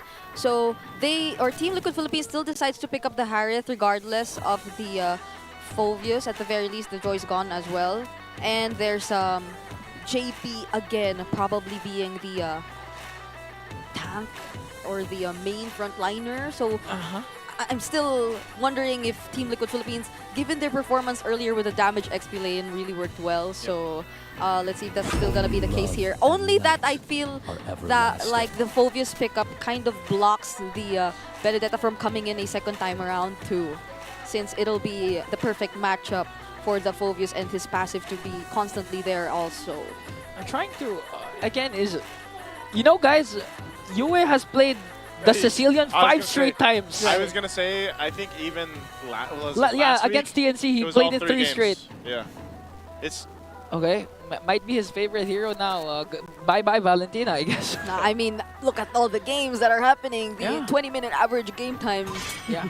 It's nice to have. Really loves it. Loves long games. It's nice to have this late game mage or some sort of insurance. It is, but you got to get to the late game. Yeah, that's true. And that was the struggle actually of Aurora. I think they were backing on the fact that Domikite would snowball and help them get through the late game, but the problem was TLPH was really on their own timers. Which is crazy because, like, again, the kind of all-access segment before the first game, like, it was really heated between the Baby Cakes duo and the Kite Brothers.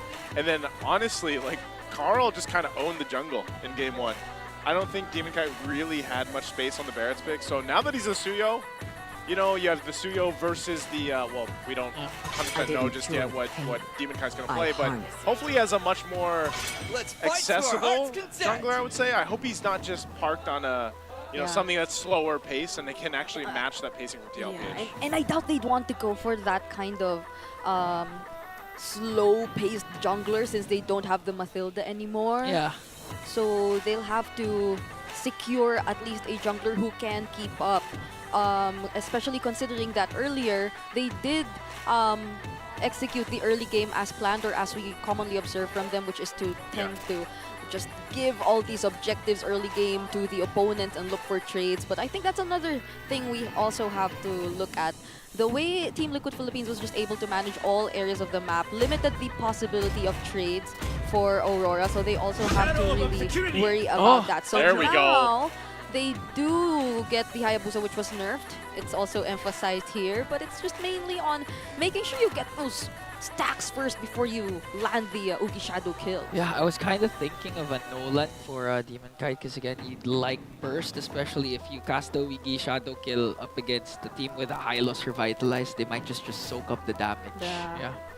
Especially now that it seems like the players or the heroes of Team Liquid Philippines are really well protected, just even with the high lows. But the available mid-lane options for Sanji. Fight the flight to the ultimate. There it is. Hilda Novaria. Hilda Novaria. This is the ultimate, like, scout combo. Imagine how Demon Kite's supposed to farm in this game. Yeah, like Vision, like you have Vision obviously from the Novaria, but then like the Hilda's just a running Vision provider. Yeah, and the worst part is if the Astral Echo connects alongside the beautiful Glorious Pathway, that's ultra slow for Aurora and ultra speed up for TLPH. Gatot Kacha will round up the draft of Aurora. It looks like the Hitman will be securing the Gatot Kacha. Hey, what are you feeling about the draft? For me, TLPH, like what Carl TZ said, it's like a double-edged sword. You either can snowball early on or you can fall off right away. Yeah, but I do feel like there are multiple possibilities with the lineup that Team Liquid Philippines has. Just the mere fact that they're able to constantly scout wherever Aurora is, be it by the Astral Echo or be it by the quick rotations from the Hilda, would allow them to do a lot and adjust on the fly. Whereas for Aurora Gaming and their lineup, they're slightly behind in terms of the index. But overall, it's just a very crucial lineup to execute. By that, I mean getting past the early game threat of Team Liquid Philippines. Yeah, we'll see. Because again, for our star match point for the undefeated Cavalry, TLPH on the brink of extinguishing the loseless record of Aurora. Yep. Early game. Let's see if this is gonna turn out the same way it did in game number 1.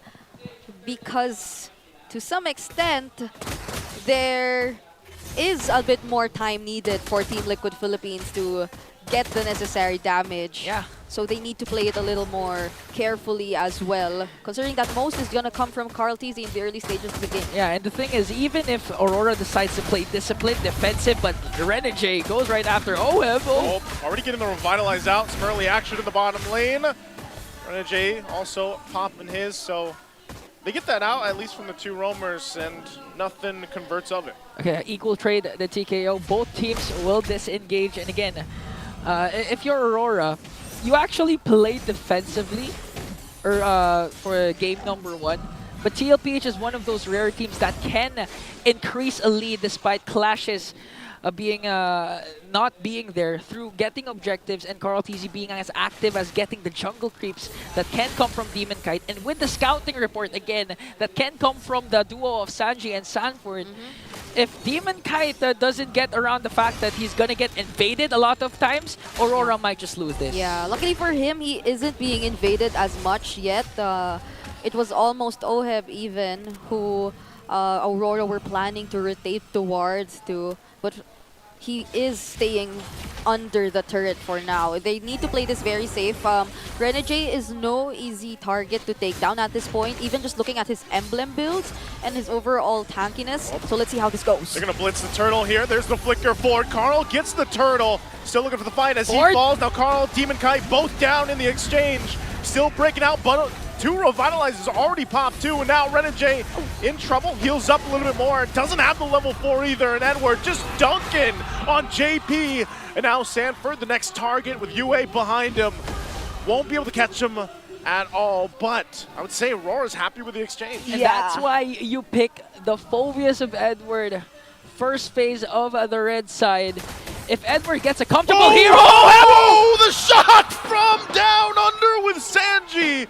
But OHEB will cap off the kill. I was supposed to say that was a crucial missed star shutter from Sanji in that first skirmish we've seen, but he redeemed himself so well with that kill towards Dominkite. Well, you know what is with OHEB and getting himself into tough places, just going crazy again, bringing down Dominkite on the gold lane.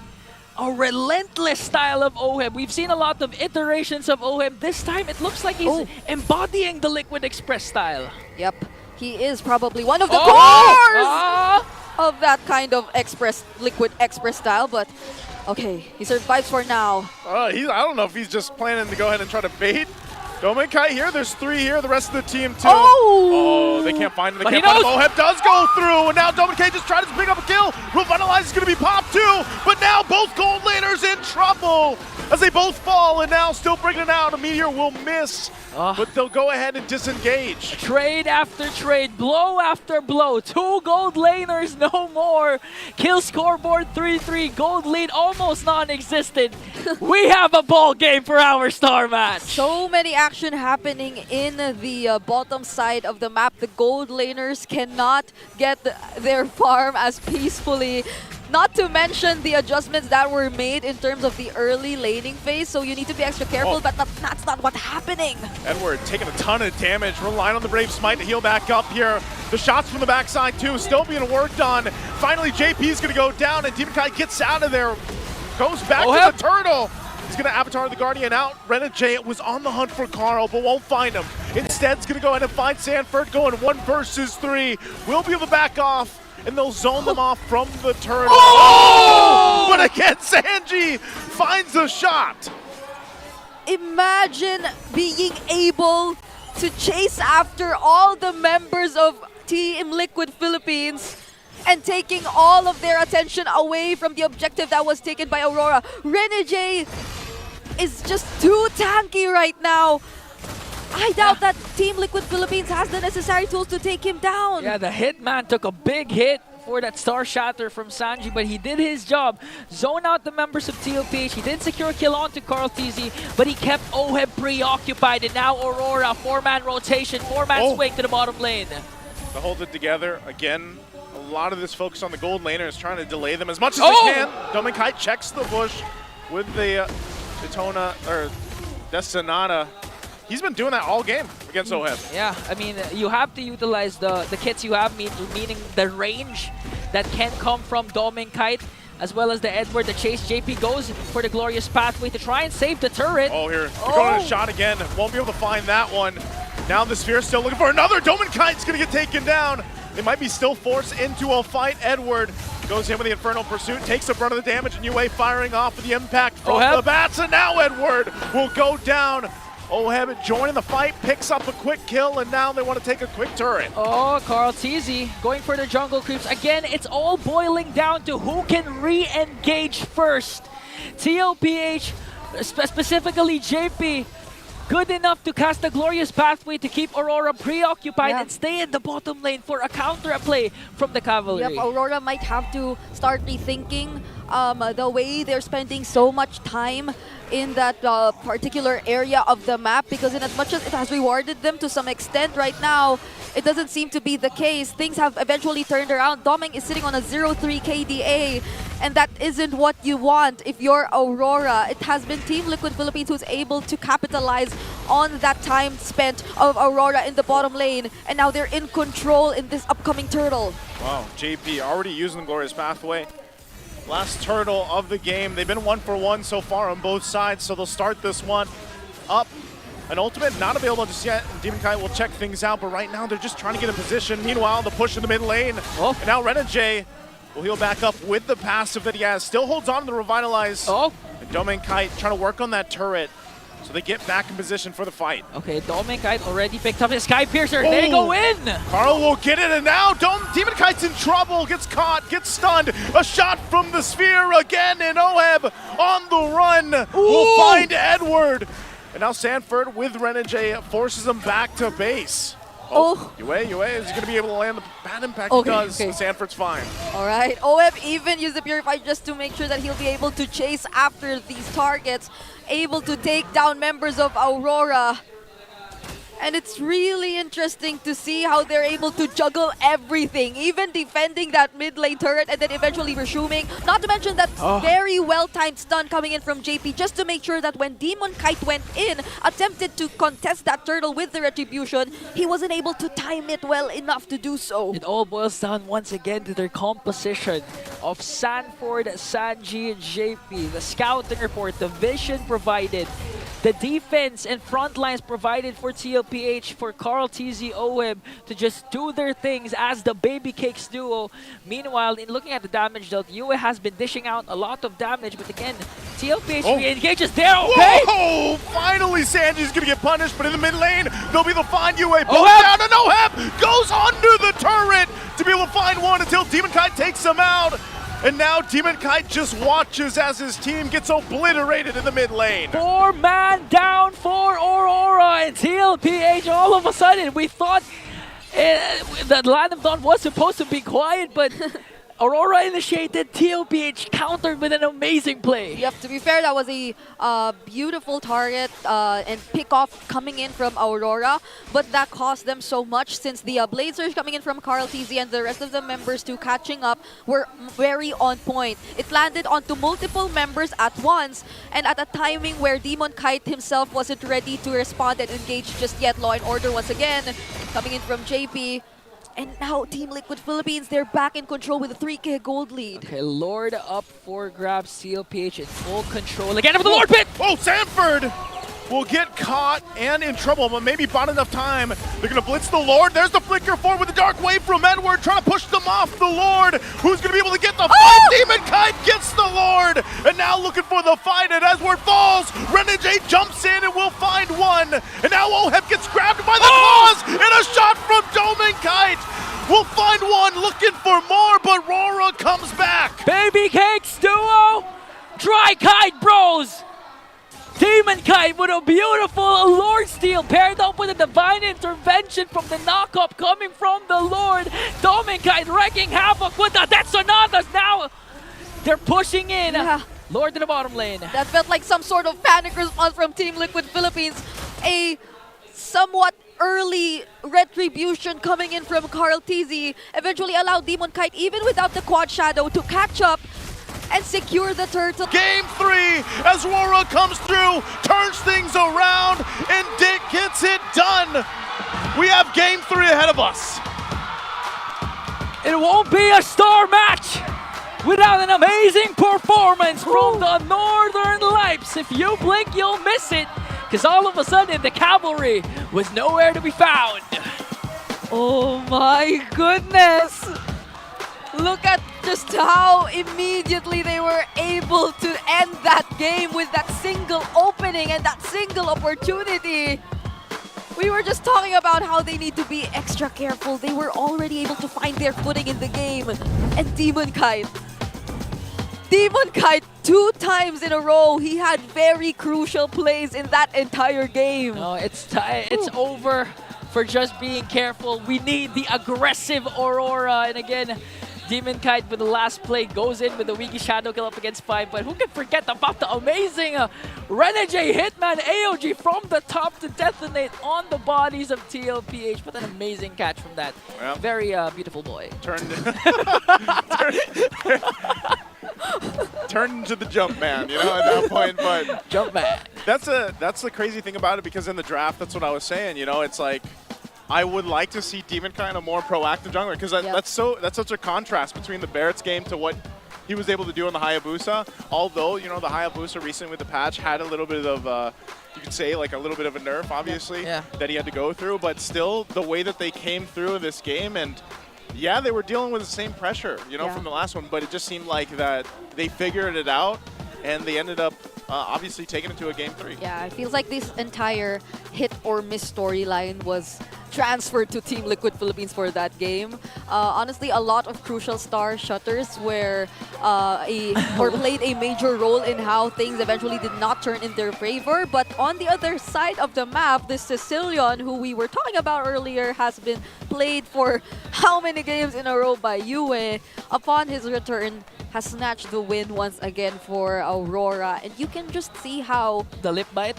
Yeah, aside from the lip bite, he does kind of play this Sicilian with just the right amount of aggression and I'd say being careful in the entire game. Even in early stages wherein you would think or assume that the Sicilian should be a little more patient, he tries to be as aggressive as he can. He tries to stack up on his passive immediately so they can have enough damage to fight up against Team Liquid Philippines later on. And you have to commend the way he's just able to position himself each and every time. It's not like he's the go-to target that Team Liquid Philippines has set their eyes on. It's mostly Demon Kite. And for majority of the game, they were successful in taking him out. Demon Kite, it reached a point where he was 0-3, and this is speaking of, this was exactly the moment where he got his third death, but Yue actually did go unnoticed in that entire game. Yeah, again, the positioning of Yue to not be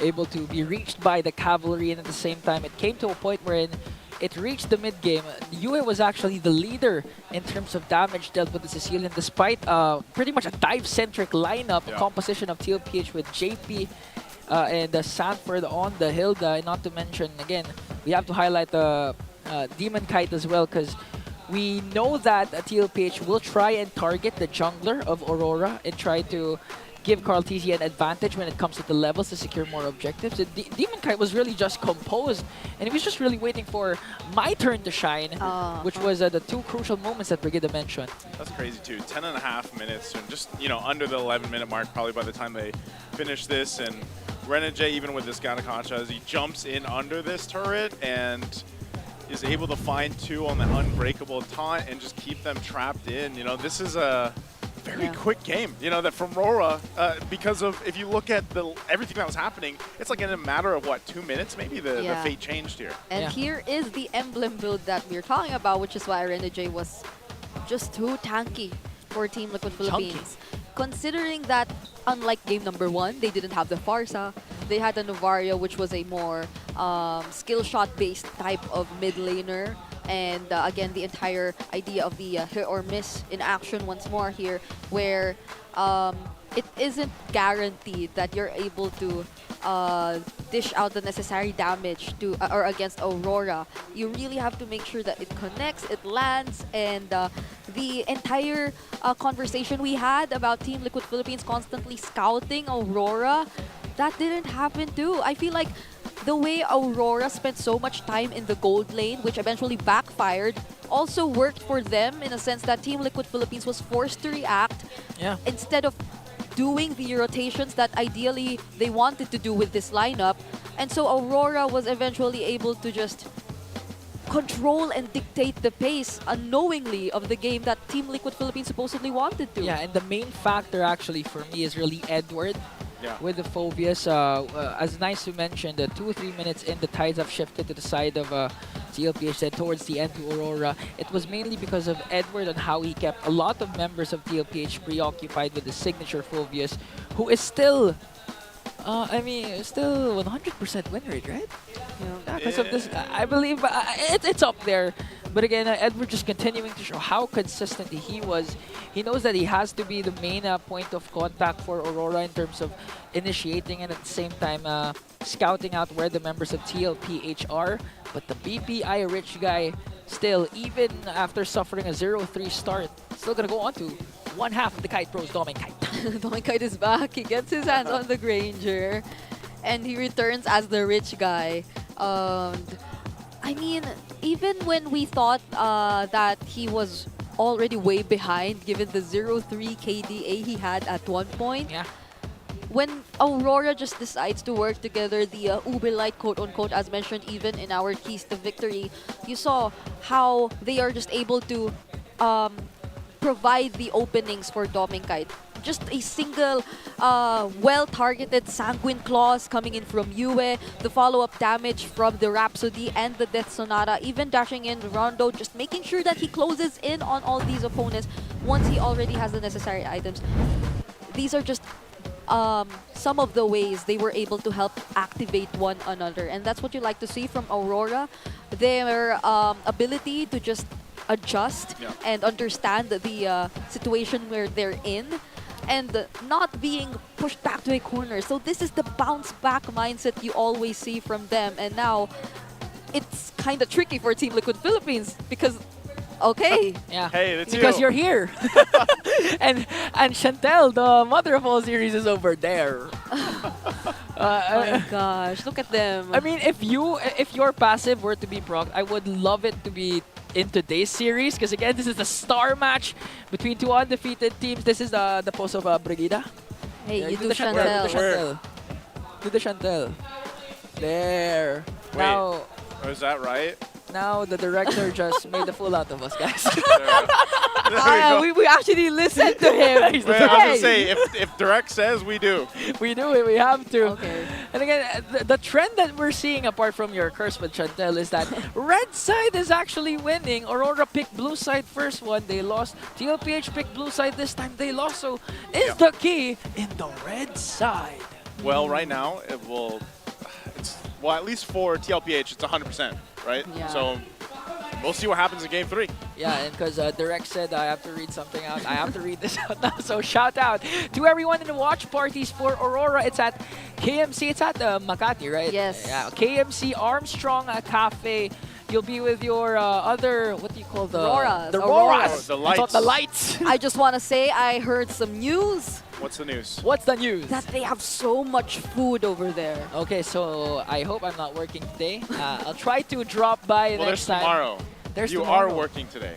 Oh, yeah. You said, I hope I'm not working today, but you're literally working right now. Yeah, that's why I was hoping I wasn't working because I just found out there's a lot of food. Okay, it's okay. There's a what day is it today? It's Saturday. 22nd. Oh, they But you have guys for sure can enjoy the freebies that Brigida just mentioned out at the... Where's the address? KFC. I'm Makati. It's in Makati. It's in Makati. Just try to pin it and you get there. You'll get there. And of course, you guys, everyone can join a Superfan rap battle. So Oh, if you guys man. have the mic talks and skills, you can walk the talk and rap it out. All you have to do is check out the MPL page to know more. So that's why you should always follow our official social media pages. We have a rap battle? Yeah, and you can also... I want to see Naisu. Naisu say... Just when you thought you're down, you turn it on. No, we're not going there. We're not going there. Naisu, Sorry, just it's when a you rap, think you're down. Alright. Oh, Naisu's version of rapping is reading. Yeah. Hey, why don't you join the Superfan rap battle then? I'm employed. You can't dance. You How? can't dance, man. I am employed. We should like have a team for the caster so we don't have to choose. No, Just let's not do that. Never mind. We've done that three volumes. Yeah, you were We've in done 3 two of volumes. those. Or one, maybe one. I No, forgot. two. I've taken it out of my head. I'm gonna trying look to for it remember. later. I'm trying to remember. Yeah, okay, you guys try to look for it because someone already found out the music video where Yeah, Naisu jump was in. in. With Jessica Sanchez. Looked a little bit different there without your beard, sir. I was supposed to do the getting out of the car scene, but then no. the camera was already out. Oh. So our player of the week that's leading in average kills and is first in a game gold per minute yeah. in week number 3 is actually Doming Kite. who I showed read up this a as while ago. Avenue because average would be AG. What? Avenue kills. Not that I'm a grab. No, I'm joking. Welcome, leading in Avenue kills, 6.50 in its first in GPM 826 in week 3. Maybe next time you do the VOG, you say from Avenue kills, Doming Kite. Goodness. And again, okay, there's a quote. Okay. Naisu, please. Yeah, he's Alright. already I'm did it tired earlier. of You have to do it translating. this I time. got you guys. Let me dust off my Tagalog here. Siguro yung sa amin ni Oheb last time, dala lang ng hype. Pero this week, message ko sa kanya. Galingan namin at bigyan, oh my gosh, this is the script. Bigyan ng magandang laban para sa mga fans. This, just for our international viewers, galingan namin at bigyan ng magandang laban para sa mga fans. That is the script. That is the script. So if you guys want to, copy pasta, just say this in all the streams. Yep. And that's the player's copy pasta, which all that means is let's do our best. We're going to give the best battle or fight Yeah. for the fans. Let's just give them a good fight. Sa great mga fight. fans. Yeah. And for context, they were referring to the time where Oheb was walking Yeah. The tough so walk. Last season playoffs. yeah, it's the exact same walk Carl TZ did earlier in the Yeah. first All Access segment, which was why Oheb was just so quiet in that particular moment because they were mocking him. But that's how he actually did walk Yeah. up against going up against. What do you call that walk? The rich guy walk. I don't know if you call Flap TZ's pose the glorious pose. What do you call the glorious that? walk. The glorious walk. The glorious strut. Stride. Strut? The strut. Strut. Okay. Like when you're strutting. The you know? glorious strut Yeah. from Oheb. So we have an animated version of it now. Okay, and now we're heading into draft number 3. Curious to know which side will these two teams go. It looks like blue side this time on the Northern Lights, and TLPH will now be on the red side. What? What? Well, they're 100% win 100% win rate over there, right? Yeah. I mean, if I was 100% in something too, I'd probably pick that side. Yeah. I would never leave that side, you know? If I lived in Avenue Kills, I would stay there if I was the Dominic. So the trend that's happening now is just who gets the Suyo first. Looks like Aurora's gonna get it. TLPH can again just go for the Granger +1. Yeah. Unless it gets banned out again, similar to what happened at game number 1, where they were left with other options to think about. Matilda. So yeah, this is a similar scenario with what happened earlier. Yeah, there you go. She called it. Joy is gets Joy. banned out. Bri. So the- Matilda. Yeah. Oh, sorry, Joy's banned. The Matilda's there because the jungle trades are out. So it could be, although it was unsuccessful earlier, we saw the potential of the Matilda in Aurora's hands, but they seem to be... Experience. Oh. It's a switch up. Okay. Man, Dominic already heated up with the game 2 MVP. Yeah, I mean, no, This US was is the what- game 2 MVP. You know what? This was what I said earlier. And then when they went for Matilda, I was like, oh, I felt so down already. Why? It's like it was a bad start. You feel bad when the Matilda's picked up? Or No, yeah? no, no. I mean, I was considering like everything the way Aurora's just so high in terms of win rate when they have the Granger and Granger, Dominica, yeah. and then they went for Matilda. I was like, oh, okay. At least this time, Bri, they finally learned and went to that route, giving Dominic the power pick in the gold lane. So now TLPH, still there is... Oh, they're still going with the Alpha Matilda. We forgot about the Alpha Matilda. I mean, did we forget about it? Like, I did. Because Not you guys. It was open, and I expected the Alpha to come through, and since they didn't take Matilda first pick, Priestess of Primal but Lightning. it looks like they go Edith Sicilian. That's, UA might as well just play this hero the rest of the season. That 25% contention rate is him.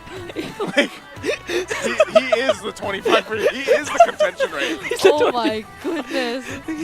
And we get it because, again, it's late game insurance. And even if you expect it to pop off late game, for some reason, you is making it work even down to the mid game. I do, however, like the Edith pick because we know that the fights will be prolonged with the Alpha Matilda combination inside of TLPH. And with the Edith, it ensures you that you can fight back during those long skirmishes. Yeah, so I'm looking at whether or not Sanji will decide to pick up the Barca, and there you go. You called it. It could have been... No, the Valentina's there too, but like it's really the Farsa since you need to have that extra range too for your team to operate, and that's not to mention the adjustments made onto this hero, which allows it to actually have much more escape routes and vision just by using the first skill to scout for the enemies every now and then. So now we're heading into the second phase. Team Liquid Philippines, they do not want those proactive junglers to come in for Demon Kite once again. So they're taking out the Hayabusa. And at this point, I think the only remaining options for Demon Kite are mostly the Nolan again, because they don't have the Matilda in their hands, so it's too risky to pick up a jungler similar to the Barats. Yeah, so final bans are out. Hylos has been taken out. So Coach Master the Basics. For XP, there's still the Lucas, right? Oh yeah, it's yeah, the still Lucas. there. It's still there. Lucas CC. Hilda even. The Badang too, but these teams don't tend to pick up the Badang really. So it's the Lucas, Hilda, unless there's a possibility of a glue. Or but then recently Sanford's been really keen on picking up those action type kind of XP laners. So yeah, even the Benedetta in game 1. Yeah. So I'm leaning on towards that. Okay, so if you're going up against the Edith, what will be your the Hilda, the CC? You can reveal it later, so... Yeah, you can just... so you have more ways to operate and get out of your lane. Irithel? Gold lane... Paired up with the Matilda, Irithel sounds yeah, great. Irithel maybe, but I'm also wondering if they will be considering some of the adjusted marksmen. The Bruno! Yeah! It's the Bruno! We saw this yesterday. Yeah, we saw this yesterday. We saw it banned out and picked up. I believe it was for... Wasn't it OHEB that did play it? It was AP Bren Omega. Ah. Yeah. You know, the Jawhead first pick game. Yeah, Jawhead first pick alongside the Bruno. So a different ball game coming in from the Filipino sniper. How will Coach Master the Basic answer? They're still lacking a roamer and There's no high loss. juggler. Is that the back shot? Oh! Wait, Oh, hold on. And that's a reaction from the crowd too, because You can hear it. This is they may not have the Matilda, but they have the Estes. You can change the name. I know some people that are watching this match are happy right now too. You better watch out, OHEB, because the heals that can come from Renegade might just be the key to outplay whatever maneuver TLPH can. The heal man is back. From hit to miss to everything else, now the heal man is back. What does He went from wingman to what do you play second game? Horseman? Horseman to to now the jump heel man. man. Oh, jump man. Yeah. And it's There you Benedetta go. again. Estes. Bro, what? Why? Yeah, I was leaning towards the Benedetta given the backliners that are present in Aurora's side. It's the Granger and the Sicilian, and they look like, or if you were a Benedetta, they'd seem like targets you would really want to constantly go after. But with the presence of the Estes, that might be a much difficult job to pull off this time around. Yeah, and at the same time, good counter for Baksha selected up against a Matilda, so the Turtles Bussons, the anti-heal, is there for the side of Aurora, and at the same time they have their own sustain in the form of the iconic Estes in the hands of Renegade. Yeah. And looking at the draft index, it looks like it's still leaning towards the TLPH side. Wasn't this also one of the keys to victory here, like Ube Light? Ube Light and Ube Light. Express. So it's like their very own renditions of the Ube, but this time it's very much similar to the original Ube that we once know. So I'm so excited to see how this turns out. But for now, in terms of overall sustain and long-term fights, Welcome we to really have Mobile to give Legends. it to Aurora. So how quick will the Ube Express be in terms of denying those long fights? We're finally gonna hear the best two words in sports history once again. Game number 3 for Aurora and TLC. No, it's honestly game 7. But this is the last match. What can I say?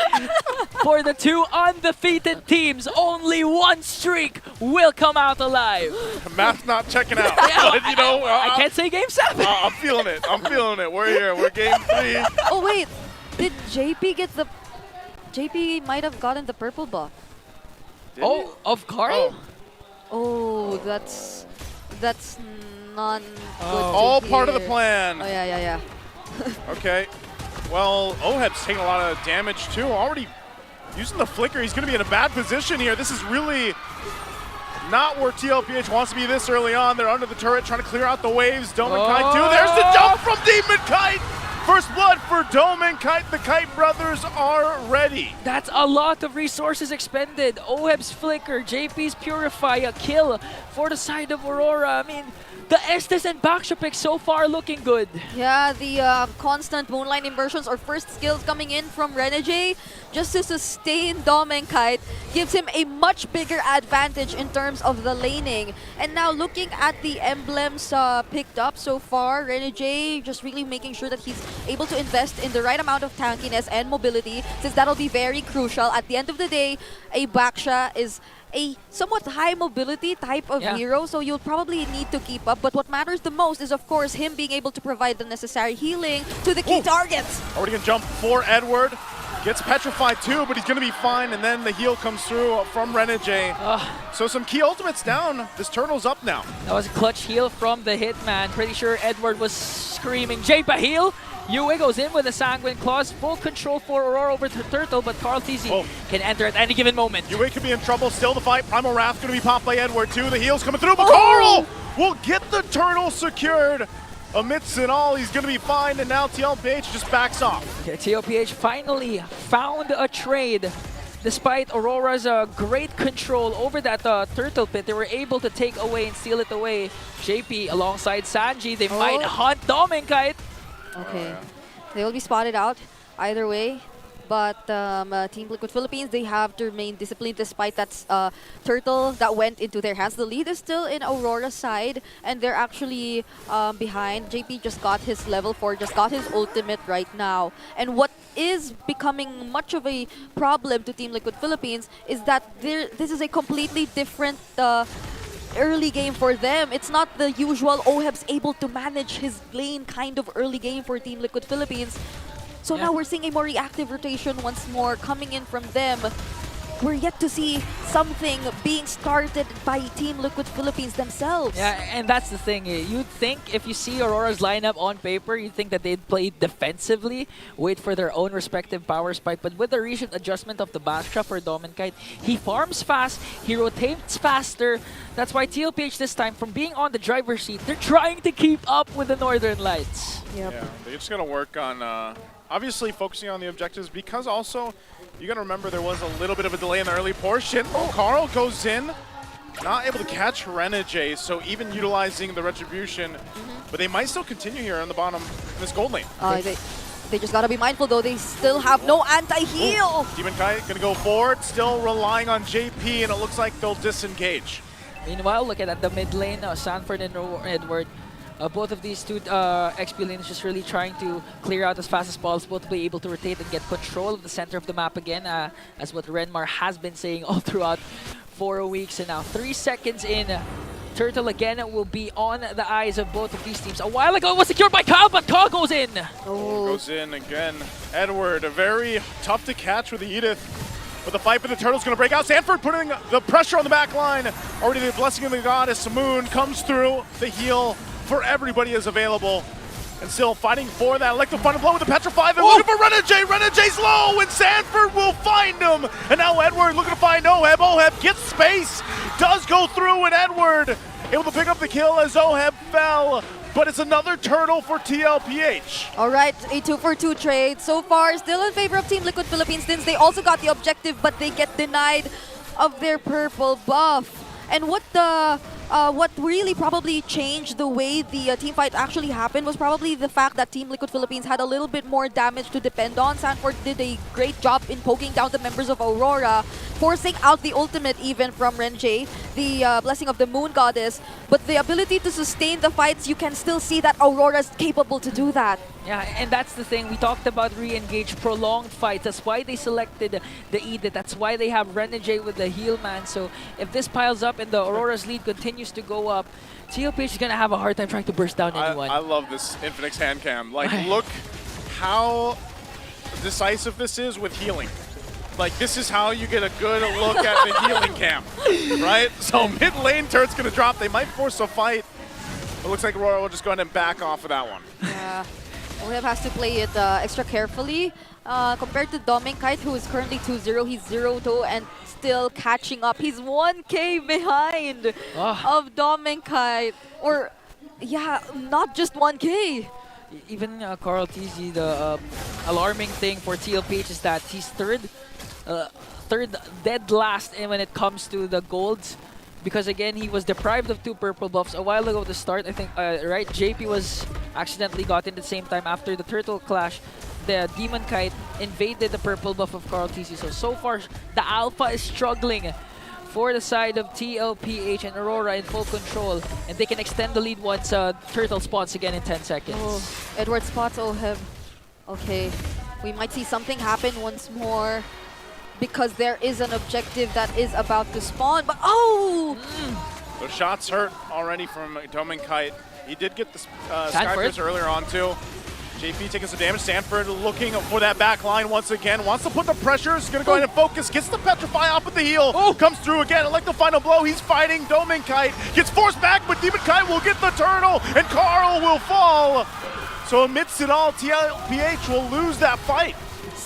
San duo tried their best to control Dominkite, and in as much as they were successful in doing so, they let Demon Kite just freely rain that turtle pit. and Team Liquid Philippines failed to secure it from themselves, now exposing their base turrets. Objective after objective taken down by Aurora. Now they're stealing away all the jungle creeps that TLPH can bank on. Mid lane turret exposed, only the inhibitor left on the middle lane. Almost 8 minutes in, 3.2k gold lead already, and they're looking to extend that by taking the turret up top. They want to fight this one right into the jungle. Blessing the Goddess Moon again, and there goes Sanford. He's out. Carl TZ's going to be next as he falls to Edward. Head tries to run away, has to flicker out with the guiding wind, but 2 fall for TLPH, and RORA is online. There's not enough damage just yet. There you go, they already decided to pick up the Sea Halberd, but they can get immediately bursted down at this point. The damage coming in from Kite and Yue is no joke, especially if they are unable to position themselves well enough to go in for the dive. And the dive was an attempt that they did. Clearly, it was a well-planned and executed one. They also had Sanji in a spot wherein Aurora wasn't able to pay much attention to him. But the damage is what was really lacking from Team Liquid Philippines. Yeah, and that's alarming because even though Kite was the first man down for these 10 players, Aurora didn't lack the damage as you mentioned. Yue was dishing out the Sanguine Claws, the anti-heal coming in from Demon Kite's ultimate with the backshot was just too much for them once again. So even if Sanford continuously tries to go for the back and picks off Kite once again, the clapback for Aurora is just too immense, and now 5 seconds in, major objective up for grabs. There's the Lord, there's the Petrify! Still going to be able to bob and weave out of there and keep Sanford at bay! And finds the shot! What a play!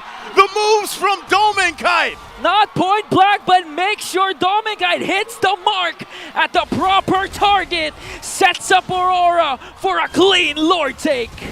Team Liquid Philippines might really have to let go of this. They will be focusing their resources towards the top lane, and they will settle with the trades because that's what they're only capable of taking at this point. They already lost 1 member, and with the amount of map control that's in Aurora's hands, they have to at least do something. They cannot afford all 3 waves coming in sync together to go for the next siege. Can I just say the resurgence of Kite in the gold lane? A lot of people have been doubting this man, even towards the M series. Now, he's making sure all the shots he takes always connects to the right target. Already at 3-1-3, 30 stacks in with the Sky Piercer. Lord sieging in the middle lane. All TLPH can do is try to go for the split, but they need all 5 members for the potential defense. Sanji making an angle onto the back.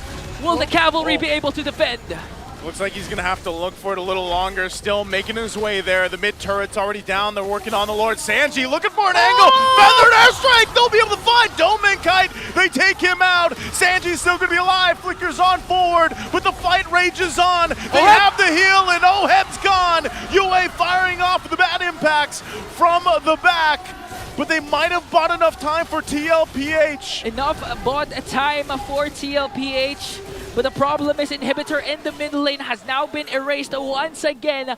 Both gold laners immediately taken down. Yeah, but the plan for Team Liquid Philippines at that point only was just really to look for Kite. It was only to take down Kite, and they were already able to manage whatever was left of Aurora. Let's check that instant replay to see how things really happened, because I feel like Aurora had an idea that Sanji was already trying to position himself, which is why Renegade was walking towards this path. And that was the perfect way to grab his attention, because for a moment you were able to deny Aurora of that healing to sustain Kite for a little longer. And so they had enough burst damage to take him down, which resulted in them somewhat managing the fight. You know, with that sequence, you need 10 moons, 10 healings to try and save Kite, because everything was synced into place.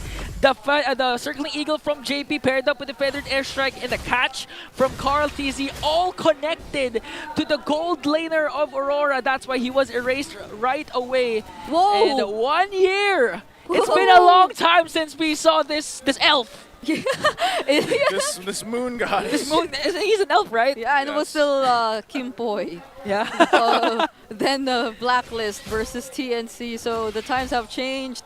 Really, now it's Renegade bringing back the Estes with the Blacklist skin. Yeah, a bit of a callback to the M3 World Champions. And Renjay's just making sure to not disappoint, you know, the founder of the Estes. I can see the founder. So far, 0-1-7 doing good heals. And TLPH, again, we've saw glimpses of hope, but the catch is really they have to go for unconventional angles like what Sanji has been doing, going from the back with the wings by wings. Yeah, but it was a very worth it attempt coming in from him. Oh! Spear of Alpha already used by Carl Teasy. Oh! Already used. Edward might be trying to force the fight. Sanford's going to be spotted out too. Forced back with a Bat's Feast now from UA. Half health on this Lord. Sanji's going to drop down the Feathered Airstrike, trying to get some range again. But RORA will hold it together. I think once they find out that Sanford is on the bottom lane, it might be a go signal for Aurora. Edward pops the Primal Wrath, firing off at JP. Still comes down to the Retribution battle. Oh! TZ gets the Lord, but he falls in the fight. And JP trying to escape. Domekite on the hunt with Renegade and UA. He's got nowhere to go. TLPH, can they stay in the game?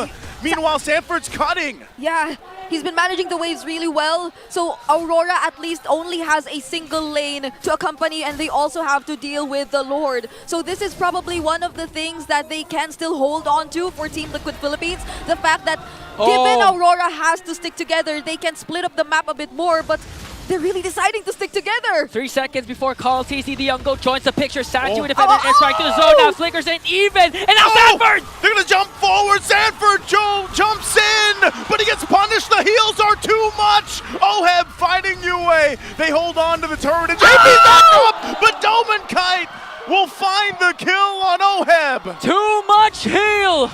Too much sustain and too much Northern Lights. They have their eyes set on the crystal, onto the middle lane. Enhanced minions raging on. TLPH forced to defend with 3. The Ube could be too strong at this time. The minions are up. TLPH tries to hold on to the streak that they've held for so long in 4 weeks, but it looks like RORA's gonna try to punch it in. They go and heal through, and it's just too much. Double kill for Domekite. Oh. The next wave pushing into the mid lane, and Sanji and Sanford, the San duo. But it's too much as Sanford falls, and the base is going to be worked on, and that will be it. It's a reverse sweep for RORA. Northern Lights lights up the MPL arena with a reverse sweep over the Cavalry. So many conditions unchecked, and with a surprise pick to wrap up the series, they have definitely made a statement, ending the Cavalry's winning streak. The Hitman, the Missman, the Jumpman, and back to the Healman. Another artillery added to the arsenal of Renegade. Still, even though the All Access led by Hansen Calusi was heated at the end of the day, where the camaraderie, the brotherhood will be showcased by these professionals. You can see it. I mean, look at them just hugging each other after that. But props to Team Liquid Philippines. They gave us a really good fight. The script was indeed on point for this match. It was. They gave us an amazing match, great match, and again, TLPH has been on top for 4 weeks now. Yeah. Eventually, they had to probably face and feel defeat, and it's RORA that does it. So again, this rivalry just continues on, and I can't wait to see them, eventually go again. And they're basing it off the rivalry. Last season, TLPH failed to win 1 game up against Aurora. Now they won 1, but they still failed to take a series away from the Northern Lights. The streak of Aurora beating TLPH continues, and the streak of Aurora having a spotless records is still alive. That's why I want to hear what the Northern Lights are thinking after this amazing star match. Hans, take it away. Ladies and gentlemen, the only undefeated team of Season 15, it's Aurora Gaming! Boys, ibang klase, intense yung series na yon. Bago pa magsimula yung laban, ramdam na natin eh. Pero Renjay, matanong ko lang, saan galing yung Estes? Saan ang galing yun? Kaya may Venus. I guess we leave it at that, men. Sobrang nagulat kasi ako. Nagulat din silang lahat. Kalusi, I know you have a lot of questions for our players. Ako, unahin muna natin si Demon Kite. Demon Kite! Nako. Congrats! Okay, kanina, balikan lang natin yung All Access kanina. Sabi ng kampo ng TLPH, meron silang pinagpahinga. Saka baka nakakalimutan mo yung RSG days nyo. Ngayon, nananalo kayo kontra TLPH. May message ka ba sa kanila? Good game sa kanila, tsaka friendly banter lang naman yung kanina. Yun, good game, good game. Okay. Magkakaibigan pa rin talaga sa Oo. labas ng Land of Dawn. Actually, yun nga rin yung isa sa mga tanong ko. Since napigilan nyo na, right? Napigilan nyo na ang win streak at kayo ang may win streak ngayon. You're gonna be going up against Team Falcons yesterday. Anong dapat naming i-expect at anong dapat i-expect ng Roras heading forward into that matchup tomorrow? Para sa akin lang, sa laban bukas, expect the unexpected. At yan ang Aabangan natin pinakita yan. nila kanina. Yan ang pinakita. Gusto ko naman marinig si Domeng kahit, Meng, kanina nakita kita eh. Hindi ako yun. Hindi. Sino yun? May gumanon kanina eh. Coach, nakita mo ba kung sino yun? Hindi ko nakita. Hindi mo nakita. Walang nakakita. Domeng Kite, eto na yon. TLPH, you got the victory. Kayo na lang ang undefeated team ngayon sa Season 15. Ano bang meron sa Aurora ngayon na nung nag-clash yung dalawang undefeated teams, kayo yung nanaig? What's with this team that you have? Siguro mas may chemistry kami ngayon and sila rin naman yung apat nila. Si Oib lang naman din yung nadagdag sa kanila. So, bali lahat ng namin, lahat ng practice namin ngayong week, parang ayun, nilabas lang namin yung laro namin. Yeah, they really showed out in that game. And speaking of gold lane, Domeng, kahit isa ka sa tinitingalang gold laner this season, ano ba ang masasabi mo na, and marami na rin pala nagsasabi na ikaw na yung next standard. Para sa'yo, ano ba yung standard na masasabi mo na pwede mo nang i-claim na sige ako na yung next standard sa gold lane? Siguro ngayon hindi pa eh. Siguro kapag nag-champion na ako tapos na-achieve ko na lahat ng title sa MLBB. Okay, aabangan natin yan, Hans. And we still have a lot of ways to go. Yue, di ba parang may gusto kang sabihin? Nananahimik ka dyan, we ah. Ano yun? Masaya si Yue. Asan? Yue, ano yung sasabihin mo? Guys, available na yung bago naming jersey. Yan, sa boot, tsaka sa orange shop. Patingin nga, patingin. Bigyan mo kami ng ikot. Bigyan mo kami ng ikot. Eh! Yun! Model! Tsaka ano yun? Meron pa, available na yung emote namin. Emote. Meron ba? Ano yung emote? Tsaka yung kay MC, note kay social. Yan. Paano yung emote? Pwede ba iba? O, piling iba. Piling mo iba. Sino? Si Rene J. Rene J! Sino? Ito.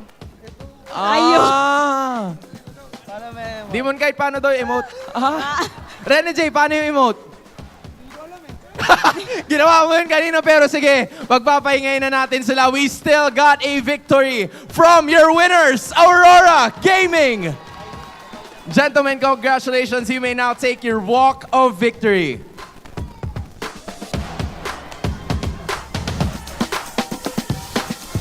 And being the only undefeated team this season, you may now take your bow. Buena mano. Para sa Sabado, it could not get any better than this. Mukhang walang makunat na kabayo sa gigil manalo at yan ang pinatunayan ng Aurora today. Saan galing yung kabayo? Pero sige, you know what? They got the victory. Aurora is currently standing at 6-0. Tingnan naman natin kung ano ang sasabihin ng ating mga casters. Balik sa inyo. You know, guys, we are really in for a treat this weekend. Yesterday, it was a TNT TLPH match. Today, it's the Aurora TLPH match. But again, 6-0 for the Northern Lights. Imagine, last season, they were just 4th place in the seeding. Now they're topping the leaderboards, mainly because of the captain, who out of nowhere selects an Estes roam. If you were to recall the sequence of the early game, there was this one point where Domenkai was leading in lane and Drenergy was beside him. There was this one point when Edward was being ganked and Drenergy was also beside him. So he just had to be wherever he was needed at the exact perfect timing.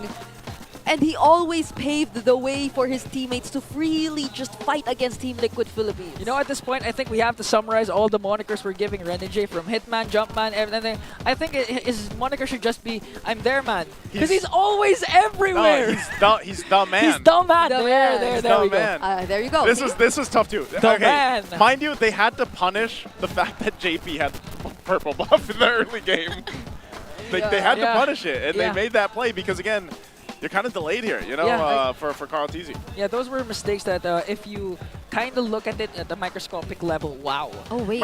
It's not that big, but overall, it does add up to how Carl TZ was really having a hard time trying to match up the jungling speed of Demon Kite. Yeah. Look at that heal. What if the hair color was a foreshadowing or something? That's true. They have the exact same kind that of was silver, so good too. But this was a highlight, yeah. This is a this is Renegade MVP, but Dominkite, we cannot exclude that highlight. They put that one in there just Yeah, and I feel like, this is one of the most surprising and interesting ways which Team Liquid Philippines decided to try to prolong the game a bit longer. I mean, it was very risky. Imagine Sanji using the wings by wings just to position himself, but he did get the attention of Renegade, which again resulted in Dominkite being bursted down a lot more easier. But after that moment onwards, Renegade did not leave Dominkite's side. He was never away and apart from him anymore, and Team Liquid Philippines, given the limitations of their lineup, the kits that they had, they could have made something with it. Wait. That's what Quick they call cut. Giggle. Yes. Quick transition. Yes, quick transition. That was a good transition, though. Thank you for cutting By it the there. way, he did that before the base was even exploded. Like, Right? That's how sure he was, because again, He just had to man. No, you know why? Because all he had to do was pop Press the ultimate, heel. Yeah. I'll pop ultimate and stand. Yeah, that was the easiest Infinix hand cam I've ever seen in my entire life. That's what I said. You want to see how to heal? This is how you heal. That's how you hold the phone. He showed it to us earlier. Yeah, this was interesting. Even like for much of their life, for all of their heroes, there's no particular hero that's expected to just tank the damage. Not even Sanford, not even JP. JP's on magic build in his Mathilda. Sanford's on majority damage build. He just has the Dreadnought armor and the magic robe. But other than that, they're just mostly investing in the damage.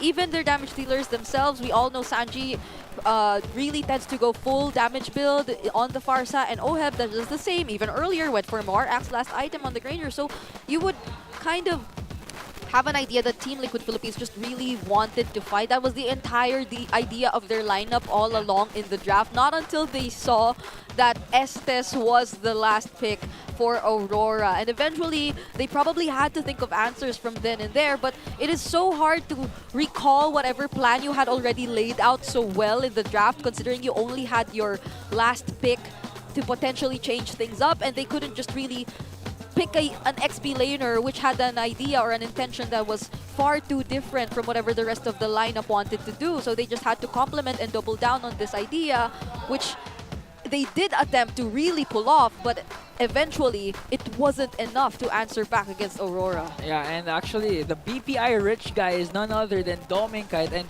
you really can see that the game was really close, because this is one of the lowest GPMs I've ever seen, 789, so it was really neck and neck battle, despite the skill scoreboard being 16-4. Again, we saw a lot of glimpses of hope for TLPH. Let's not forget the amazing Lord Steal by the young GOAT Carl TZ, but again, the squad of Aurora was just prepared for everything thrown at them. Yeah, I think it's amazing to see Dominkite too. His development over the seasons. You know, now he's got his moniker with Demon Kite, of course, the Kite Brothers, but obviously the whole team just really comes together. And that you could literally say the same thing about TLPH and why they've been so successful up to this point. And for RORA now to be the undefeated team right now currently, and then they take a series like this to TLPH, it speaks volumes of how much development they have had since even M6 for some people to see. Yeah, so guys, I'm really curious to know what were they were saying during the intense match. I'm pretty sure we won't understand it, but let's take a look.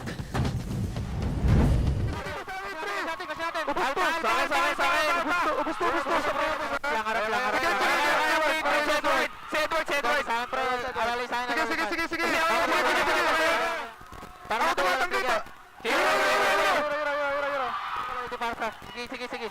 Ako para sa Barca. That's what you meant, right? Yeah. I mean, we get it because again, the intensity is there. The fans are going crazy. It's honestly a miracle that they honestly hear each other even despite the happenings here in the venue. Yep. But again, it's not just the MPL Philippines who's feeling the heat. I believe there are other tournaments that also are heated. Widdy, the Wise, shines for a TLID after dominating Geek with a 1-0 win. This is a much-needed win for TLID because similar to what's happening with Onic Philippines, for references for the Filipino fans, it's the defending champions of their respective region are actually at the bottom 4. What if this is some kind of foreshadowing too, since they've always been in the same spot as, or mostly the same situation as Onic Philippines right here. So later Onic Philippines has a match. What if they kind of continue in their redemption too? Yeah, and especially against Omega, who's looking to redeem themselves, especially yesterday. They gave the winless AP Bren their very first win, so this is a season wherein no team will have everyone was going to have a win, but AI sweeps T7 and finds redemption in week 2. So it's I feel like week 4 is a week of comebacks. Everyone's winning. Gosh, imagine if there was actually a team one day of AI. Of AI. Sorry, but it sparked in my mind. I'm like, man, AI sweeps T7. There's a mode. You wanna see a lot of AI teams? There are a lot of AI teams in RG. There's a mode. Even my teammates sometimes are AI. Hey. If you're solo queue. No, but professional level. Oh, AI. professional level. Wait for me to go to MPL. Speaking of pro level. I'll get AI. Speaking of pro level. Wait, was there a spiel? No! The next matchup! Oh, I thought the next matchup, guys, will be the defending champions, Onic Philippines, going up against the struggling and the Gigil Barangay of Smart Omega. That's going to be up next, guys, so stay tuned. Grab your popcorn, all your cold drinks. If you want to catch up in the MPL arena, you still can. There's still tickets for game number 2. Yeah. That's why, again, Ingan and Brigida and Nice, we will be heading for a very short break. But the next time you pop in, you'll still see their amazing faces. And with me in the seat will be Nice. So Nice, Rockhart will be in the middle. So guys, bye. I explained too much. Woo!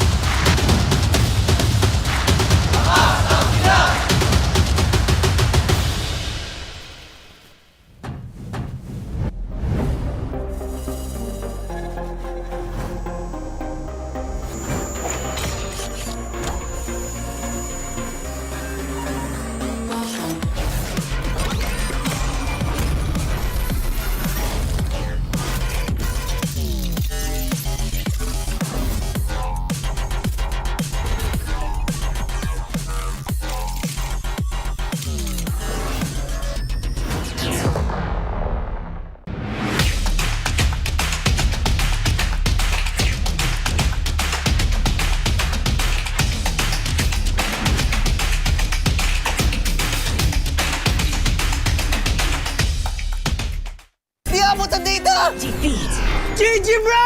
Don't worry, the only with Smart Power All 99. Hindi bitin with 10 gig data to power your games plus only Facebook or only TikTok. Load now!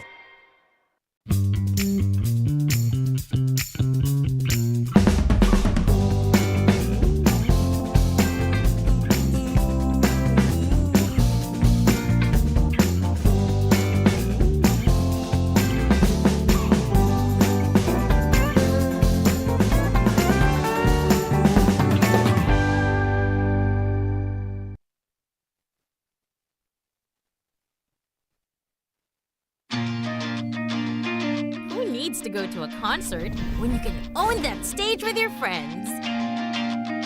Enjoy a night of impromptu bowling tournament.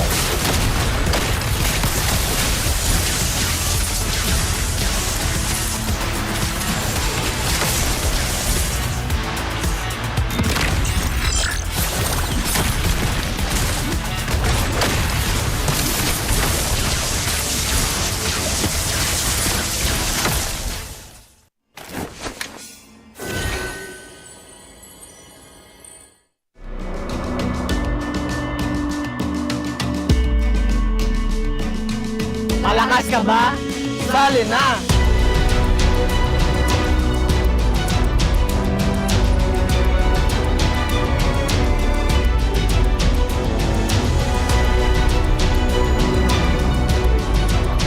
Kita Kids. Kita Kids. Kita Kids. Kita Kids. Sa MCC. Season 2. Maraming salamat sa ating mga casters. Nandito tayo sa labas ng MPL Arena. Kasama natin, Kalusi, Hans Galleria, walang iba, kundi ang ML All Day PH. Boss, kamusta? Welcome to MPL. Maraming salamat po sa pag-invite sa akin dito. Talagang hindi ako makapaniwala na for the first time kasi na at sa tagal-tagal ko nang nanonood ng MPL, ngayon lang ako nakapunta dito. Well, you had a lot of contributions for us. Ang dami niyang naiaambag sa kultura ng MPL For dito, sure. no? Pero gano'n ka na po ba katagal na fan ng MPL? Since season 1. Since grabe Season yun. 1? So, sino yung favorite player mo? Si Carl. Si Carl Tizzy. Carl Tizzy, ang young goat. Makes a lot of sense. Pero yung season 1 kasi, Etermin pa. Wala pa si Carl. Yun, nagsimula kila Boss Doggy. Yun. Okay. Pasok pa rin. Kasi, well, parang mas matagal ka pang naging parte ng MPL kaysa sa amin. Actually. Diba? I want to know more about your origin, yung page mo. Paano ba nagsimula yung page mo? Bali, nag-start kasi ako mag-content ng MPL noong 2019. Tapos, nag-stop ako tapos nagko-content, nagko-content dahil may work din ako dati, day job. Tapos ngayon naging full-time ako, talagang binost ko na lahat ng time ko. Talagang ML all day na. Kung hindi ako naglalaro, nagko-content, naglalaro. Basta umiikot na yung mundo ko sa ML. Full-time na to, ang ML All Day PH. Oh. Wow, the dedication, Hans. Oo. Now I want to know. Now I'm curious. Ano bang gusto mo in the long run? Do you want to be part of a team? Do you want to do this? Or parang, lang talaga to, hobby, katuwaan, full-time? But, yeah, what is the end game run for you here kung anong ginagawa mo? Wala naman po, lang talaga yung talagang super fan lang ako ng ng MPL saka ng ML. Kumbaga, hindi ko talaga tina-target na sumikat or kung ano man. Basta ako nag-express lang ako nung creativity ko dun sa paggawa ng mga content. Saka syempre, at the same time, gusto ko kasi yung ML. And speaking of content, ano naman yung favorite content mo so far? Yan. Nung M6 po. M6? Kasi alos lahat po ng highlights dun parang nagawan ko siya ng content. Is there anything specific? Like a match na parang, shucks, nag-boom talaga yung page ko na nakilala talaga siya. Oo. Is there anything na meron ganun? Yung kay Kelra po na naiwasan niya yung ultimate ng Arlot. Okay. Yun po talaga yung nag-viral na nagulat din ako na ayun. Palo din kasi talaga si Kelra nun eh. Gold No? standard talaga ang nag-trend. Actually ngayon, we wanna have you to invite all of our MPL fans din na nanonood sa MPL Arena, kagaya mo. Ayun, sa lahat ng mga followers natin dyan, sana pilitin nyo na makapunta dito kasi ibang-iba talaga experience hindi kagaya nung nasa bahay ka lang talagang siguro gagawin ko na to weekly dahil na-experience ko na ngayon napakasarap pala. Aabangan ka namin weekly dito sa MPL Arena. Teka lang, wala ba tayong face reveal dyan? Hayabusa pa eh. Bawal. Yun ang okay. branding niya. Mysterious muna for now. Okay, so parang may goal na dapat umabot sa ganitong klaseng followers para may face reveal na. O baka weekly, pabawas ng pabawas. Pababa ng bumaba, no? Pero ML All Day, salamat. Thank you so much for being here with us today. And by the way, to all the rest of our people and the rest of our viewers na nandyan ngayon, punta na rin kayo dito sa MPL Arena kasi malay nyo, gaya ni ML All Day PH, ay kayo na ang susunod naming may interview. But as of this moment, we're gonna toss it back to our casters.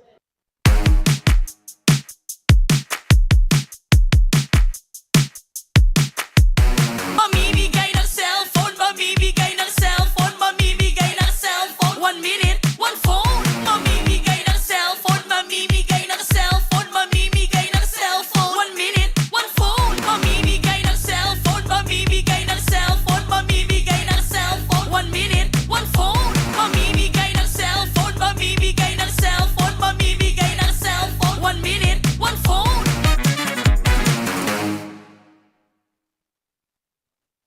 Dad, kaya mo ba yan? Dad, kaya mo? Sira ni Jay, kaya mo yan? Oo, mapanising ganyan, no?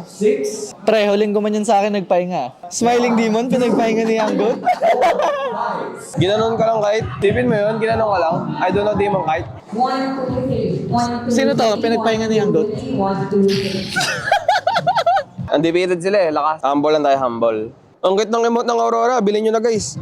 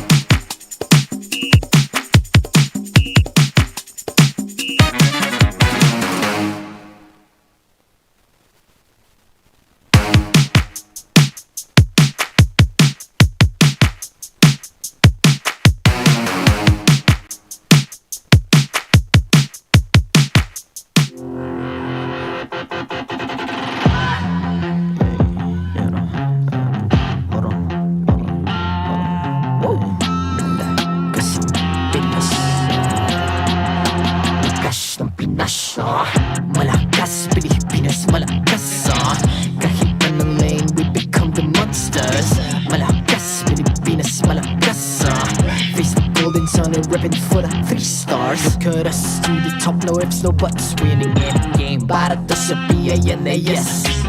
Di mo matitin ang aming boses sa new level. Nasa kalye man o mobile, you know I become a legend. Open fire, we unite, we winners. Built with pressure, the diamonds are made of. Switch in a lane na parang gera. HP racing, may reset up. Tagatang buhat, we hear that full load SS parang Lyra. Susundan ko ang iyong bakas, kasama pataas. Tagumpay natin to dahil tayo'y malakas. Para sa Pinas, nasa amin ang alas. Hindi tuwa atras, kinikilala sa taas. Kasi kami ang malakas. Para sa Pinas, nasa amin ang alas. Hindi tuwa atras, kinikilala sa taas. Ganito kami sa Pinas. Wow!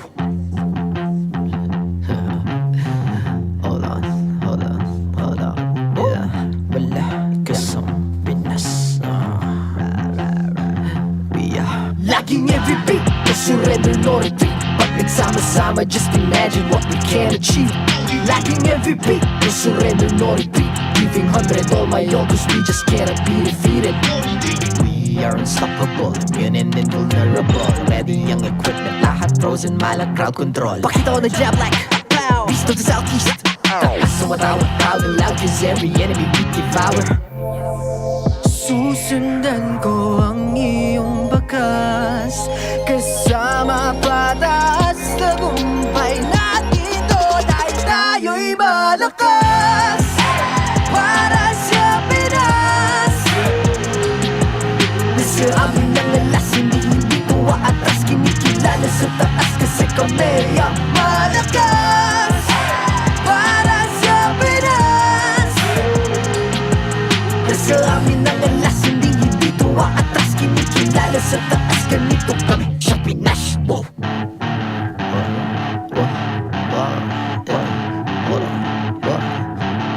Malakas, Pilipinas, malakas.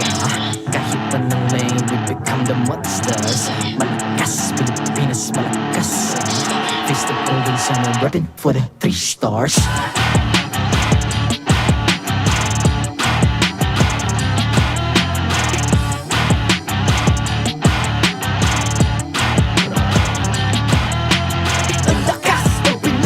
Unite, be the stars. Ang lakas ng Pinas, we unite, be the stars. Ang lakas ng Pinas, we unite, be the stars. Ang lakas ng Pinas, we the stars. Ang lakas ng Pinas, we unite, we the stars. Ang lakas ng Pinas, we unite, we the stars. Ang lakas ng Pinas, we unite, we the stars. Ang lakas ng Pinas, we the stars.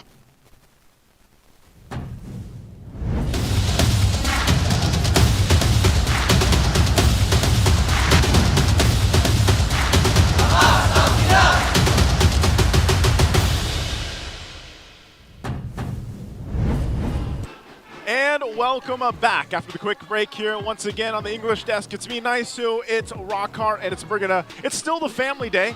It's just now the 2 Titos and Brigida. That's Denise, right. how we feeling, Rockhart? Did you see that matchup we just watched? I did. I can't believe my eyes. We got a little bit of a glimpse of the old spice of our players, and of course, Demon Kite still holding on to that. I would say we're all in agreement. Yeah. We missed the spice. Yes, You missed and the spice. yeah, that's my favorite part of it. The Estes coming back after 365 days to be exact. That's like 1 year exactly. 1 year exactly. I love it. Unless it's a leap year. Is it a leap year? I don't know, sure. But again, what we're talking about here, guys, is the previous matchup that we just had.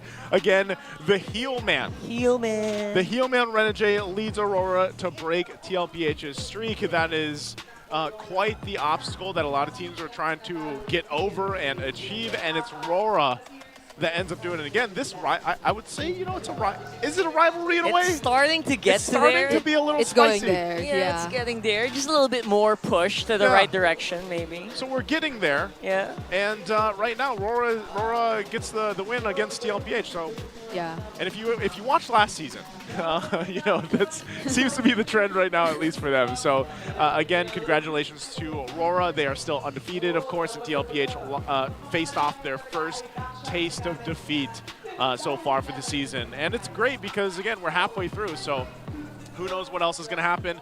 Also, real quick, we want to give a shout out to Time Zone. They have an exclusive promo for you guys. Get 400 peso power load for only 200 pesos. Essentially buy one, take one. And all you have to do is register on the Time Zone Fun app, insert the promo code promo code TZXMPL, and redeem the voucher at any of your favorite Time Zone venues. Don't miss out on this amazing deal. I was literally here on desk with Renmar when he had the same line.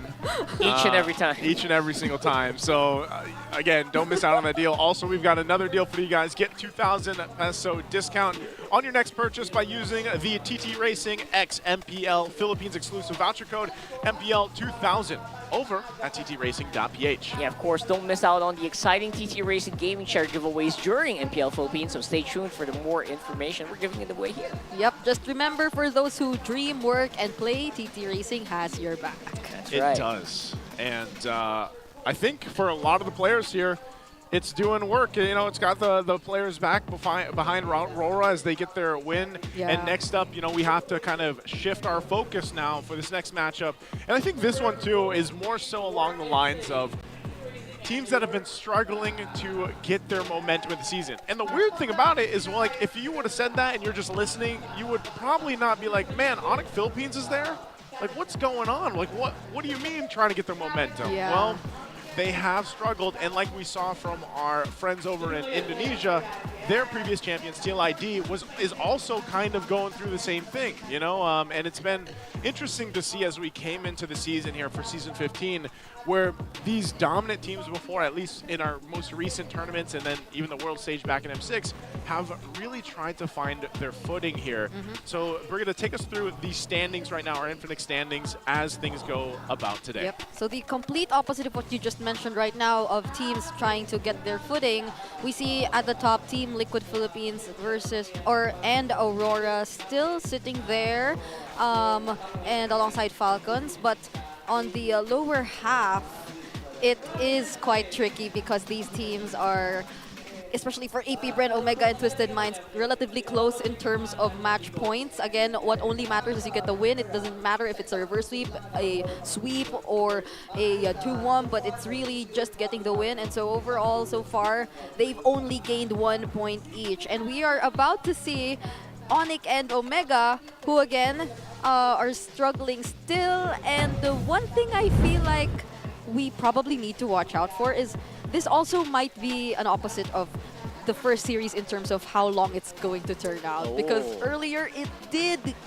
once they got the momentum, it did kind of get faster in terms of pacing. But for this game, they tend to have the longest games in the season.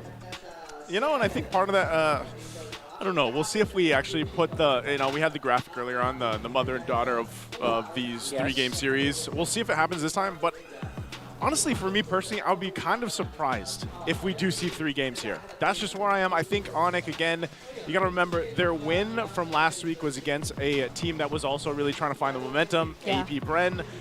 And I think people expected them to win that one. So we'll see if that momentum does carry into this, because that is kind of the interesting thing about the matchup here is Kalra, obviously, you know, the gold standard, God in the gold lane, whatever you want to call him here. He's on Onic Philippines, and he's going against the old home team. And this is a storyline for a lot of these matchups for this season.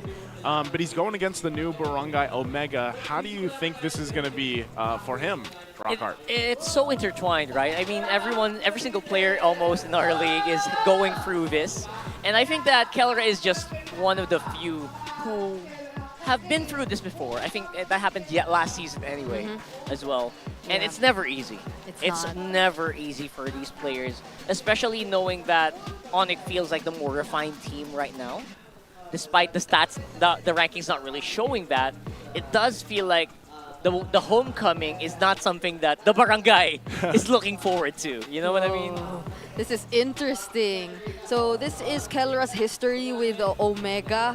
Ever since the probably heartbreaking separation for some, of which Kelra was no longer part of Smart Omega. So alongside Omega, he actually had a 47% win rate. It's not that high. Yeah. But when he was up against Omega, it hit up to 75%. So it increased significantly, and this probably is a testament to how people would say it's probably you also having to listen to whether or not it's time to actually grow out of your comfort zone or something like that. I think these also, just like if you followed Kelra's story, it's in its own way, it's like a glow up, right? Like not only does win rate glow up, but this is also him against Omega in this comparison, but just overall, Kelra has developed as, you know, a person, a player, and all around.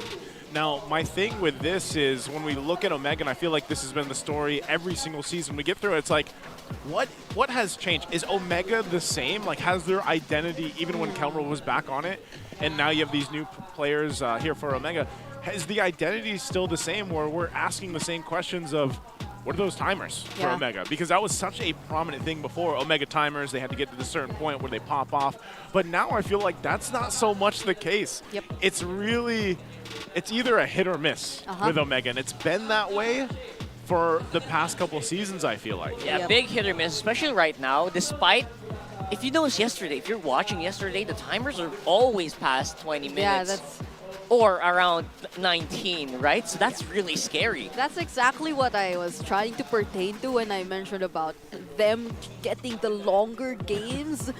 It feels like Omega, or stats-wise, it would be supporting the idea that Omega has had the longest game so far. Their average game time is the longest among all teams this season at around 18 minutes. So I feel like that somewhat answers the question of whether or not they still have the Omega timers in them, because it doesn't necessarily translate into them winning the game even though the games last that long. So the identity of the Omega timers are indeed quite questionable, but there's one thing for sure that we are starting to see develop in this team. It's the Beauty and the Beast connection, as they call it. That's the beauty. That's the beauty.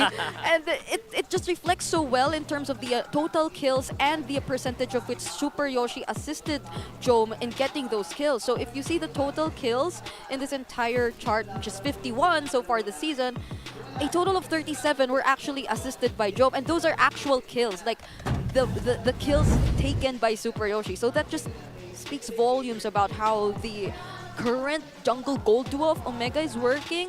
They really play a huge role in whether or not they get the momentum. Or wait, who's the beauty and who's the beast here? Jome's the beauty. Jome's the beauty. The beauty, is that confirmed? Big J. It is. You see? Do you not see those locks, Rockhart? Like, you know what? You know what kind of beauty that takes to grow that kind of hair, and have it braided like that. All right, I know. Like, I give up. And I don't know how you maintain it. Like, Brigida knows. I do? Do you? She's had braids before. Oh. You have? Google it, guys. Google it. Brigida in braids. Those braids lasted for less than 24 hours, though. Oh, did you actually have braids? No. Those are just the twin tails. Whatever. Okay. There you go. Okay. Pigtail. You could have called pigtail. Yeah, there we go. Well, either way, I still will have to say, like, even for that comparison that we saw there with Big J, I've been asking him all season, like, man, when are we going to see Big J shine in the lane? Not only that, same thing with Super Yoshi. It was really great when Super Yoshi came in, had some very memorable plays, obviously, like the Bedang, for example, when he was able to escape death crazy, like a crazy madman. Yep. But then also he had the Ruby pick, which was a signature thing for him. But then you have a performance where, for example, yesterday you're like, man, I'm feeling a little underwhelmed here. You know, so it's like that has been at least, I feel like maybe for even some of the fans of Smart Omega, they've been in that kind of situation the where love-hate. Yeah, it's like love-hate in a way. So it is kind of like Beauty and the Beast, and they're just like, we want to see the beauty all the time. So maybe that's Big J, right? But right now we're going to have to actually throw it over to our all-access pass. Let's see what they have to say.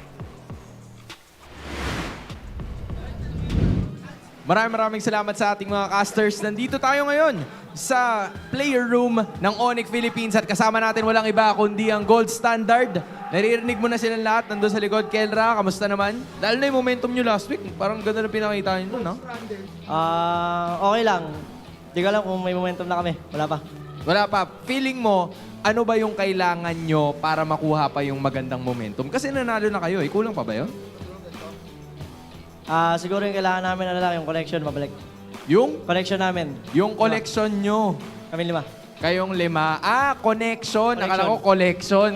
No, Wolf, pakita mo naman ng collection to mga to. Anyway, di ba? As of this moment, nandito na rin ang kalaban nyo. Nandyan sa may bandang kabila. Walang iba kundi si Jom. Asan na si Jom? Ayan na si Jom. Ayan, grabe Jom. K-Ram ah. Pogi. Tindi ni Jom. Men, ano masasabi mo kay Jom? Kay Jom, wala akong masasabi, pero kay Chakno meron. Wala kang masasabi kay Jom, pero kay Chakno meron. O sige, ano ba sa tingin mo yung, unahin muna natin yung mga strengths na nakita mo kay Jom muna. Focus muna tayo kay Jom. Kay Jom, siguro yung tapang niya. Ayun lang. Matapang ka daw, Jom. Okay, matapang ka. Pero kay Chakno, ano bang message mo? Isa lang message ko kay Bunak. Chakno, uwi ka na, di na ako galit. Miss na kita. Chakno, uwi ka na daw. Hindi na galit to. Ayun na, yumakap na. Pero sige, ibabato muna namin sa'yo, Kalusia. Kayo nang bahala dyan. Kamusta si Jom? Hans ako, kasama ko naman dito sa kabilang kampo ang gold laner ng Smart Omega na si Jom.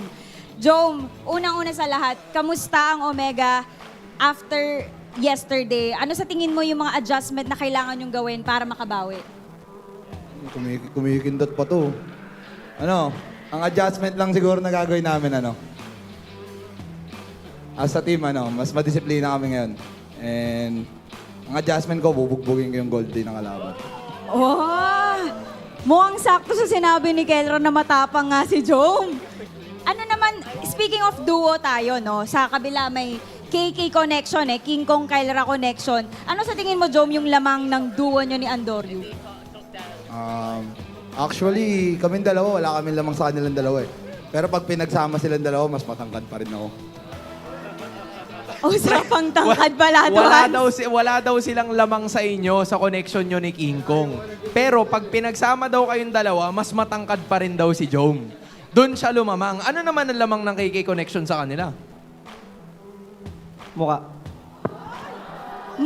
daw! Kailangan kita dito, King eh. Kailangan kita dito, King Mas pogi kami sa inyo. Okay, bigyan natin. Face value. Pakita din natin itong dalawa dito. Pampapugian. Pakita din natin. Ayan o. Hindi naman din papatalo to. Pampapugian yan, ha? Papatalo ba kayo doon? Ay! Panalo. Pero hindi. Sige, final message mo na lang kina Jom at sa buong Smart Omega. Final message ko kay Jom, pati sa bata ko dyan, si Luis. Galingan natin and good luck and have fun. Yan. Good luck, have fun, and have fun. Ikaw naman, Jom, ano namang message mo kay Kelra at sa Onic? Actually, ang message ko lang kay Kelra, pangit mo. Pangit mo daw! Good luck. Galingan natin dalawa. A-apply ko lahat ng tinuro mo sa akin. Yun. I-apply daw niya lahat. May brotherly love naman pala. Mainit ang tapatan, ang paparating na tapatan sa gold lane. Kaya wag na natin patagalin pa. Casters, kayo na muna. Okay. Let's go ahead and dissect that for our international viewers. How do we dissect that? How do I even? Okay, no. There's a whole lot of spice thrown at each other, and at the end there, they basically said, "What's ang pangit mo, Brig?" You're so ugly. Why? And he's gonna beat him in the gold lane. Yeah, that's what Joel Let's said. focus on that part instead, right? I mean, Again, a lot of these players have obviously history in the past. Some of them played on the same teams before. Some of them have these rivalries within their lanes. some of them probably building up. slept in the same bed as well. Yeah. That too, Right. you know, Same and boot camp. they've got some things to prove, I would say. But we want to ask our community out there what they think. You know, how many seasons did Kelra play for Smart Omega? There's a very neutral question we can ask after that heated segment. Nice. Was it A, MPL PH S8 to S12? That's 5 seasons. Was it B, MPL PH S7 to S8, 2 seasons? C, MPL PH S8 to S13, 6 seasons? Or was it D, was it 4 seasons, S10 to S13. I gotta say, 2 seasons sounds pretty short, so maybe you want to double check that. Yeah. I just want to say What would you like to say, Break? you might want to double check that. That's it? You might want to double check that? Do your homework, guys. Do your homework. How well do you know your Kelra, your world champion? He is the world champion, and I think, again, you know, in a way, if we are speaking the reality here of Onic Philippines, they still have a lot to prove. I think even after their win last week, you know, even when I was watching it, I was like, all right, this is great. They got the dub, but like we need to see them take down some of the stronger teams here. Yep. And that doesn't mean anything against AP Bren. Obviously, they have been improving week to week. But, you know, now it would be great for the Onic Philippines fans out there to go ahead and get this win here, continue on that momentum, because obviously we even heard from Kelra, you know, they want to bring back the connection between that team as a whole, what makes them the super family, and Smart Omega wants to do the same as the Barangay. So let's go ahead and welcome them to the stage. To oversee and uphold the tournament's integrity, guiding us through the match, it's our marshals. It's Joshua, Chico, JJ, and Patrick. This is the week of redemption for our reigning champions. Can they carry their momentum and reclaim their fearsome rep? It's Onic time for Onic Philippines. The Kirk-a-tech, the XP laner of the week, it's Kirk. In the jungle, it's the Beast, it's King Kong. In the mid lane, the Monster Mage, it's Super Fritz.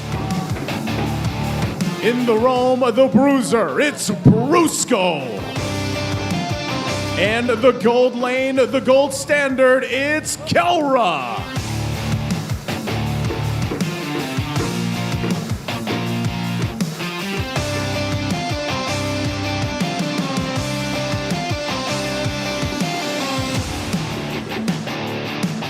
And now bouncing back for the Barangay, because we know that you'll always bring the fight to the arena. Is it Onic time or is it the Omega Timers? It's Barangay Smart Omega, and it's XP laner Luis. In the jungle, the nightmare of the Barangay, it's Andoryu. In the mid lane, it's Ukir. In the roam, it's Super Yoshi. And in the gold, it's Big J Jome.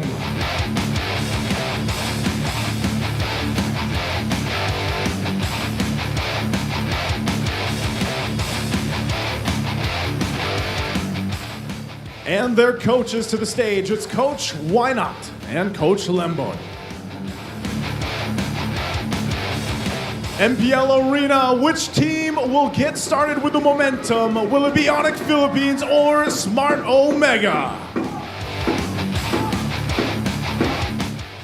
There you go, that's Onic Philippines straight up against Smart Omega, still our world champions. Not satisfied with their win against AP Bren last week.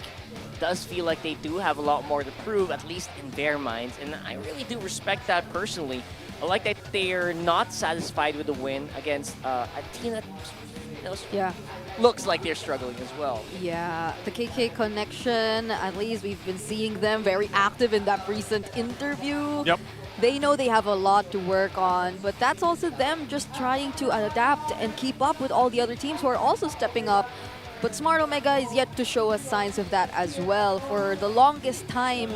And after their multiple changes, even in just the first few weeks of the season, we've seen them yet to fully grasp which new identity they want to actually embrace as the Barangay. Even with Super Yoshi's addition initially, it brought drastic change and developments to the team. But just yesterday, we saw them again with a questionable performance. So hopefully this time, it's a different story for Smart Omega, and finally, hopefully they see somewhat a clearer picture of what they want to do. I'm surprised with this when we look at the breakdown of the stats here. Again, a lot of people, if they just, for some reason, joining us in the midway of the regular season, they're going to see this and be like, man, is this the Onic that we saw before compete internationally? Yes, it is. They have been on that struggle, and that's why they've been building momentum. even when it comes to Lord Control, and you think objectively, like how strong they were, you know, past season and everything else, they want to be bumping those numbers up. And some of that struggle, of course, was maybe how well adjusted the other teams were when we came and started the season. And then now you put us in a situation, an environment where, okay, this patch came out. Are we seeing that big of changes from what we saw in the previous, you know, what, 3-4 weeks up to this point, or even before the season started? And there's been some more debut picks, you know, popping up here and there. I think also our unique total heroes pick so far to this point is actually quite impressive already. So what more can be brought to the table, you know, now that we've had this patch come through? But so far, I would say the jungle still looks kind of the same. You know, goal lane hasn't changed too much. But before the matchup, we want to go ahead and see how our players get prepared with the ping test. Handa ko si Kelra sa mic check. Ako si Kelra, aka Gold Standard. Minsan ay napabilang din sa mga sindikato. At sa mga sindikato na may halo na bato, pinalo ko siya ng isang sinturon. Ako wala na ako sa lahat. Safe na. Gagaling ako na lang. Ako si Kelra, dating Smart Omega, na tinanggal o umalis ba. Hindi ko alam kung anong tunay na rason. Pero kalaban ko kayo ngayon. At ako naman si Joem na babawi sa week 4. Week 4 na ba o week 5 na? Hindi ko na alam ang nangyayari. MPL na. Manood kayo sa social media. Magsisimula ng 5 PM pero drafting na kami ngayon. Onic PH, ang kalaban namin at leleegan. Pero kay kami ay naganda. Di pa kami yung Smart Omega. Ay, tignan nyo muna to. Tinitignan ako ni Kelra. Tignan nyo ang gagawin ko. Tinitignan ako ni Kelra. Si Jom kumakanta pa eh, no? Kulit mo, Jom! Ang iay mo, oy! Okay, tumingin ka pa. Kumakanta ka ba? Pari ka sa akin in-game. Naka-aura si Jom, pre. Aurahan ko lang. Guess what, you know, last night? It was the best. Dahil mamimigay daw kasi ng cellphone si Inpex, guys. Kaya bago yung cellphone. Si Andor yun, nagpapa-invite, oh. Miss siguro ako nito. Ah, sige. Ano yung ginawa? Online! Okay. I don't know how much ping was being tested there from Jom. Because he didn't even hold the phone. He was doing the rap, man. Just rapping, bro. He was rapping. And Kelver says he looks like an oyster. Well, Infinix keys the victory here. Let's see what these have to say here, Brigida. All right, for Onic Philippines, we need to see the super family connection come into play once more because for a lot of times this season, some of their decisions and their coordinations were slightly off or questionable for Onic Philippines, but once they get a hang of it, we see them similar to the way they were back in the days, and that is what exactly they need to do for this match. But for Smart Omega, this was previously touched upon by Naisu as well. Hero pools have been very deep for majority of the teams this season, but Smart Omega is one of those teams who are yet to catch up in terms of that. I feel like they have been very limited in terms of what they are able to show us so far, but this goes way beyond hero pools too. It's also in the way they're able to adapt and finally get a grasp of what their identity actually is. And for both of these teams, of course, with both supers in their name, they have to bring along with them a super surprise that will really catch off their opponents off guard and eventually hand them over the win. We'll see if that happens here for the first game, though. It is going to be Onic Philippines going to the blue side. They've got that 60% win rate right now. And we'll see if this ends up being an interesting draft or what we've kind of seen already back from day one. Now, because I know when we came into this, too, we saw some surprises. Jawhead first pick, that was some of the priority. Matilda we've seen pop up now too. Again, when it comes down to it, is the Suyo and the Joy going to be open? Because that still seems to be the priority right now, at least in that case. But we've also seen, of course, the Barretts and, of course, the Alpha matchup that we used to see so long ago. Yeah, with the previous match, though, I feel like all of our expectations have thrown through the roof. Saw Benedetta's coming back in the slide with a Estes as well. Barretts is not. I wouldn't be surprised to see a Barretts here in this one. Yeah, that's why I'm slightly hopeful that we will indeed see some changes here, even though it is slightly different from what we're used to seeing back in like week 1 to 3. So for now, if we were to revert back to that idea, though, both the Joy and the Suyo are indeed open, but so are the Harith Rangers. But still, knowing Onic, interesting. They're picking up the Suyo because for like a huge part of their career when they were champions, Joy has been like the hero you associate immediately with King Kong. That's right. It feels like secondary to the Joy, right? So Suyo becoming higher priority now means, I don't know, maybe they're thinking we're trying to remove as much comfort from Andoryu as possible. Yeah. And that's the only thing I can think about. Aside from the fact that Joy does feel like he is a little bit more lacking in use rate, in reps for Omega.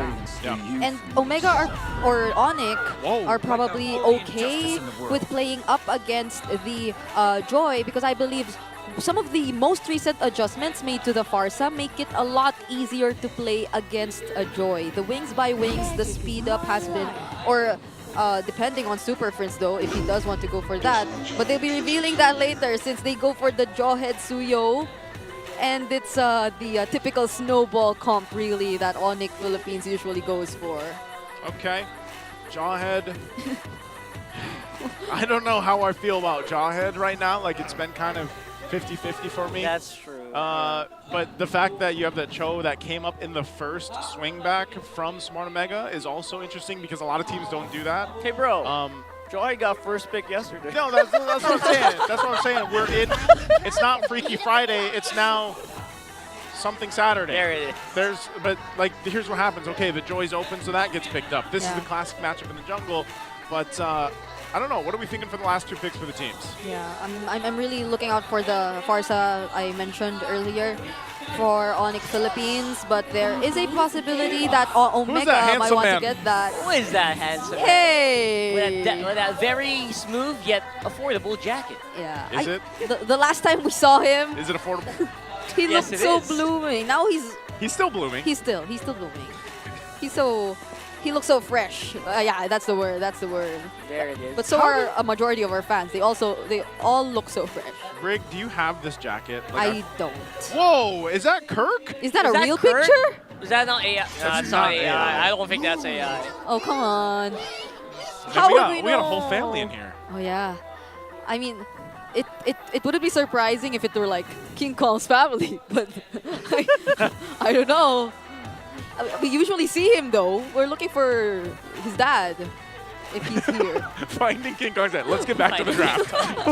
Right, the band's coming out here. There's the Hilda. They did take out the Selena. Again, they know, that could have been a pick over here, even for Super Friends. Like you said, super surprises for the Infinix Skita victory for both these teams. Now, last ban for Onic.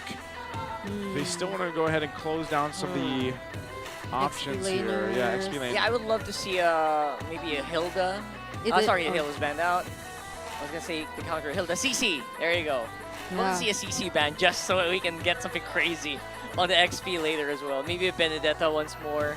I don't know. Something like that. Lucas out. All right, there you go. Something like that. So they were thinking about XP a lot. We're getting closer to the possibility of seeing another unusual pick, maybe.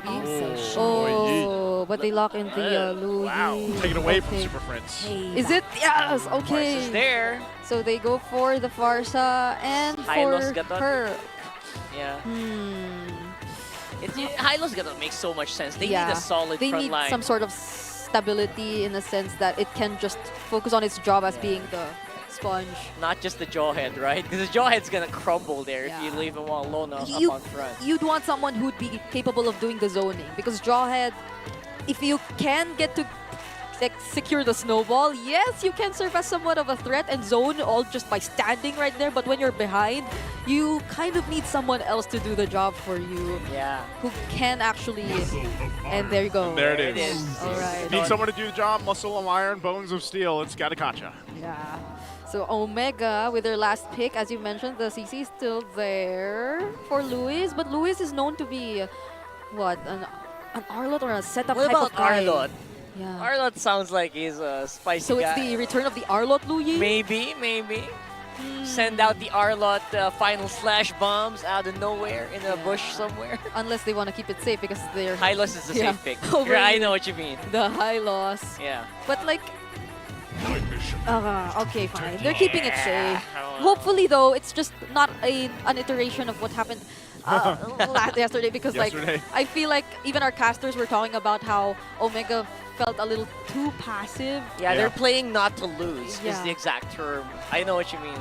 Yes. I didn't like that. Maybe it's them still trying to figure out their timer. You know, it's like, come on, guys, we have to wait. It's not 18. Don't Is it pull the 20? trigger Is yet, it yeah. 20? You know, something like that. Honestly, last week I think Jome mentioned something about we want to make the timers go online much earlier. Earlier is better. I think if you think the average game time right now probably is closer to that more like 15, 16-minute mark. But then even with the changes of the Lord, I feel like that's what we were surprised too. Like that, because that Lord now jumps into the turret, that first one, like that does change the landscape a little bit here as we get one last look at the lineups. Whole lot of revitalize for both sides. Expected, but we'll see which team is able to go ahead and execute the composition better. Again, it's the second matchup for our triple header today. Is it going to be Onic Philippines or Smart Omega, the Barangay, looking to go ahead and build up momentum at almost nearly the midway point of the season? All right, Welcome we're to seeing Mobile the Legends. return of the killing spree in King Kong's hands. I know we're yet to like pull up the entire emblem combinations, but this is already one thing you definitely want to look out for, since the adjustments made on the killing spree are pretty much very beneficial for all those skirmishes that'll happen later on. You get to activate the killing spree, you get to trigger it with just attacking heroes less than 30 HP. So that's a lot more room for King Kong to operate just like that. There you go. That's the King Kong we know and love. Get into the fight earlier and better. Play better compared to the opposing team. I think that was exactly what we were talking about, Brick. And the fact that you have some of that early pressure damage and then you have a killing spree, Kirk could be in trouble. Let's bring back the 8-minute games, right? So now it's going to be Kirk getting chased off by Endoryu here. And don't forget, they also got the purple of Omega here, so that's already a huge advantage. Yeah, if he did not press that, he would have gotten past the wall. 100%. I mean, I tried not to, highlight that, but yes. There's the You're emblem right. breakdown.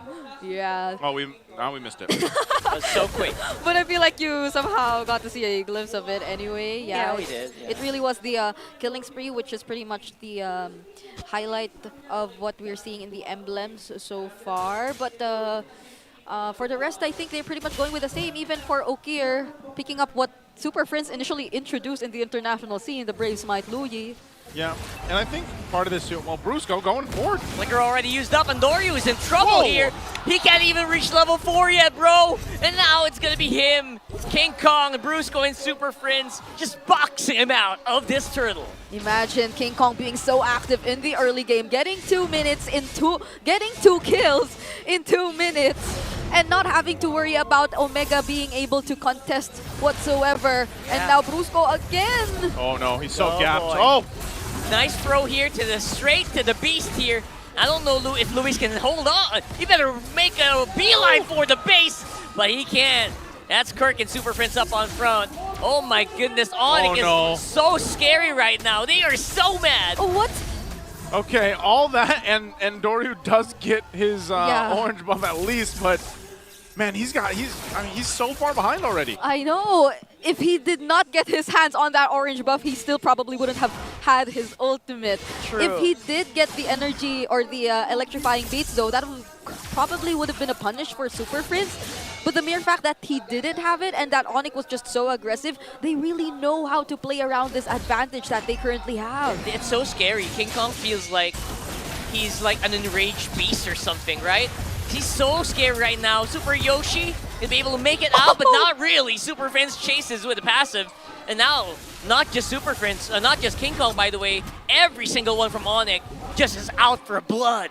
This is a very early start already in game one. You know, you're 3.5 minutes in, you're 3K ahead, you're just massively ahead of the opposing jungler if you're Onic Philippines here. You know, level 7, nearly 8 to his 5, almost 6. And as long as they maintain that lead with King Kong in the jungle, Onic Philippines' early game is at least going to be under control here. So if you're Omega, how do you stop it from getting out of control? You're already facing that 3K deficit. It's a tough one. You almost have to be like, well, how can we utilize the Luyi? Oh, no! Oh my goodness, they Never can't. mind! You can't utilize her like that, jeez! How do you utilize someone who's dead? How do you play when you can't even flicker? Yeah, you could probably argue that they have the potential to go for the surprise attacks and pickoffs, since at least for now, pickoffs could be the go-to for Smart Omega. But now that Onic are just so focused on doing all these 3-man, 4-man rotations, it's hard to actually get a pickoff, even, or especially when you also want to contest and at least fight back. I don't know, there is just no fighting back here for Omega though, right? It feels like when they do try to fight back, they get slapped in the hand, not in the bump. Right now, shoot, Luis gonna get thrown off, ejector is used up, and the revitalize, but Kirk doesn't really care. They're up on front, they are ready to go for the fights. Andor, you can't even draw attribution, his level's so low. Here's the jump. Not gonna be hitting anything. Kellera is already in the mid. Look at this. Onic is just so scary right now. Super Vince, another kill. Wants to make more happen. Not really gonna be able to make much, but Omega is running out. They're bleeding. They're running. They are hiding, guys. That was a flicker. Mid-feathered airstrike by Super Friends. They just knew that they were that much ahead and they had nothing to fear, taking the tier 1 mid lane turret in less than 5 minutes too. So now you could definitely say that Onic have snowballed in this game, and Smart Omega just really have to focus on farming. That's what they are required to actually do at this point, to catch up and somehow find a way to fight back later on. But for now, that seems like something they cannot afford to do just yet.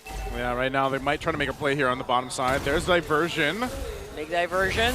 I think they tried to go for the Brusco pincer, but I don't believe they're going to get it. The tower is going to be doing a lot of damage though, and there it goes. Jome going to be punished here. Keller 1v1, he takes him out. Super Yoshi's close by, but no one with damage is going to be able to support him. And there you go. Super Friends cleans up that kill, while Andori is up on the side. He's trying to get as much as he can while all of this is happening.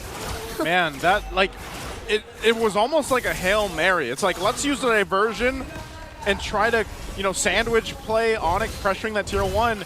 They might have gotten one kill, but then it just kind of fell apart from there. And it's showcasing how far behind they are in terms of the itemization, because when they do take those battles, I mean, they're just kind of overpowered right now. Yeah, there was a clear intention from Smart Omega, but probably the next time they do want to go for that kind of attempt, it's when they actually have enough information, or at least some sort of information, because at the time I believe they had none and they just decided to go for some sort of surprise play from behind against Keller without knowing where the rest of Onic Philippines were, and they were also having the exact same plan in mind, because technically you would zone for your gold laner if he's left alone just to take the turrets, but oh wait! This is what you're talking about, right? Where's the info? Super Yoshi, they're the ones who actually got caught by surprise here. Andoryu, where are you going? Sit down, says Kirk. But no damage following up means he's going to be able to walk away. But look at that, because of all these movements, it's Onic once more with the turtle. Okay, so again, they'll use diversion. They try to make a play, but it gets spotted out. And then all the meanwhile, that's 3 for 3 now. Objectively, for Turtles, for Onic Philippines, they're also going to go ahead and grab the tier 1 now on the top side. So even when it comes to space around the map, they have a huge advantage. Again, the jungle difference right now is 2,000+ gold. And same about in the mid lane too. So Andoryu, you know, for the most part, it's like he can't really even contest against the objectives.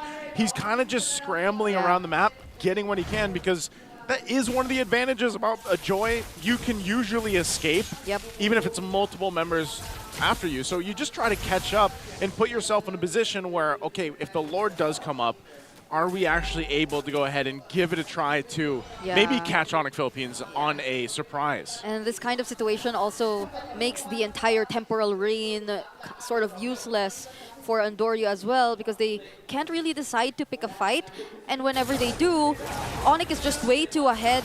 They don't necessarily get anything out of those fights, and not until the point wherein we actually get to see Smart Omega fight back, then they could probably make some sort of play to turn things around considering this, but up until that moment, they can rely on so little to make things happen. Oh, Brusco, he pops the conceal. Already used up the conceal. Kirk is close by. Super Yoshi, nice kick, wave the dragon back to the tower. But again, no one really there to kind of follow up. Luis, meanwhile, absorbing so much damage from Keller, gets blown up with a single Look at King Kong going for the 1v2 and still gets that kill as well.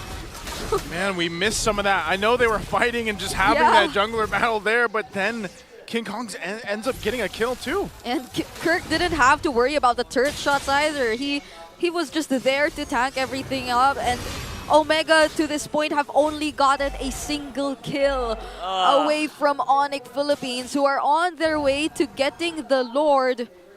But the diversion play wouldn't necessarily be towards the Lord to contest. It's just to really make something out of this entire situation that they're in. It's so hard for them to make anything out of this situation because you need some sort of fight. Not yet for Smart Omega. That's on a almost 8k gold lead in Onyx's hands. And Jome, as much as he already has the items... Wait. Oh, Conceal already used up, and it looks like Okir is the target. Flicker out just to make sure you're alive, but look at that kick. Beautiful kick to Super Prince. Actually forces the wings by wings, but the front line damage is way too much for Onic. Look at that, was Lord still alive? Here comes the jump! What a beautiful AOG! And that's gonna going for game number 1. An 11-minute victory for Onic Philippines. This was to showcase just how quick you can end the game with that kind of lead. It was a very decisive win by Onic Philippines. From the very beginning, they already knew that they were in control, and this brings us back to the entire idea of why do we see this kind of playstyle from Omega? It doesn't feel like they are indeed playing to win the game at all. I mean, okay, a little bit of, what do you call this?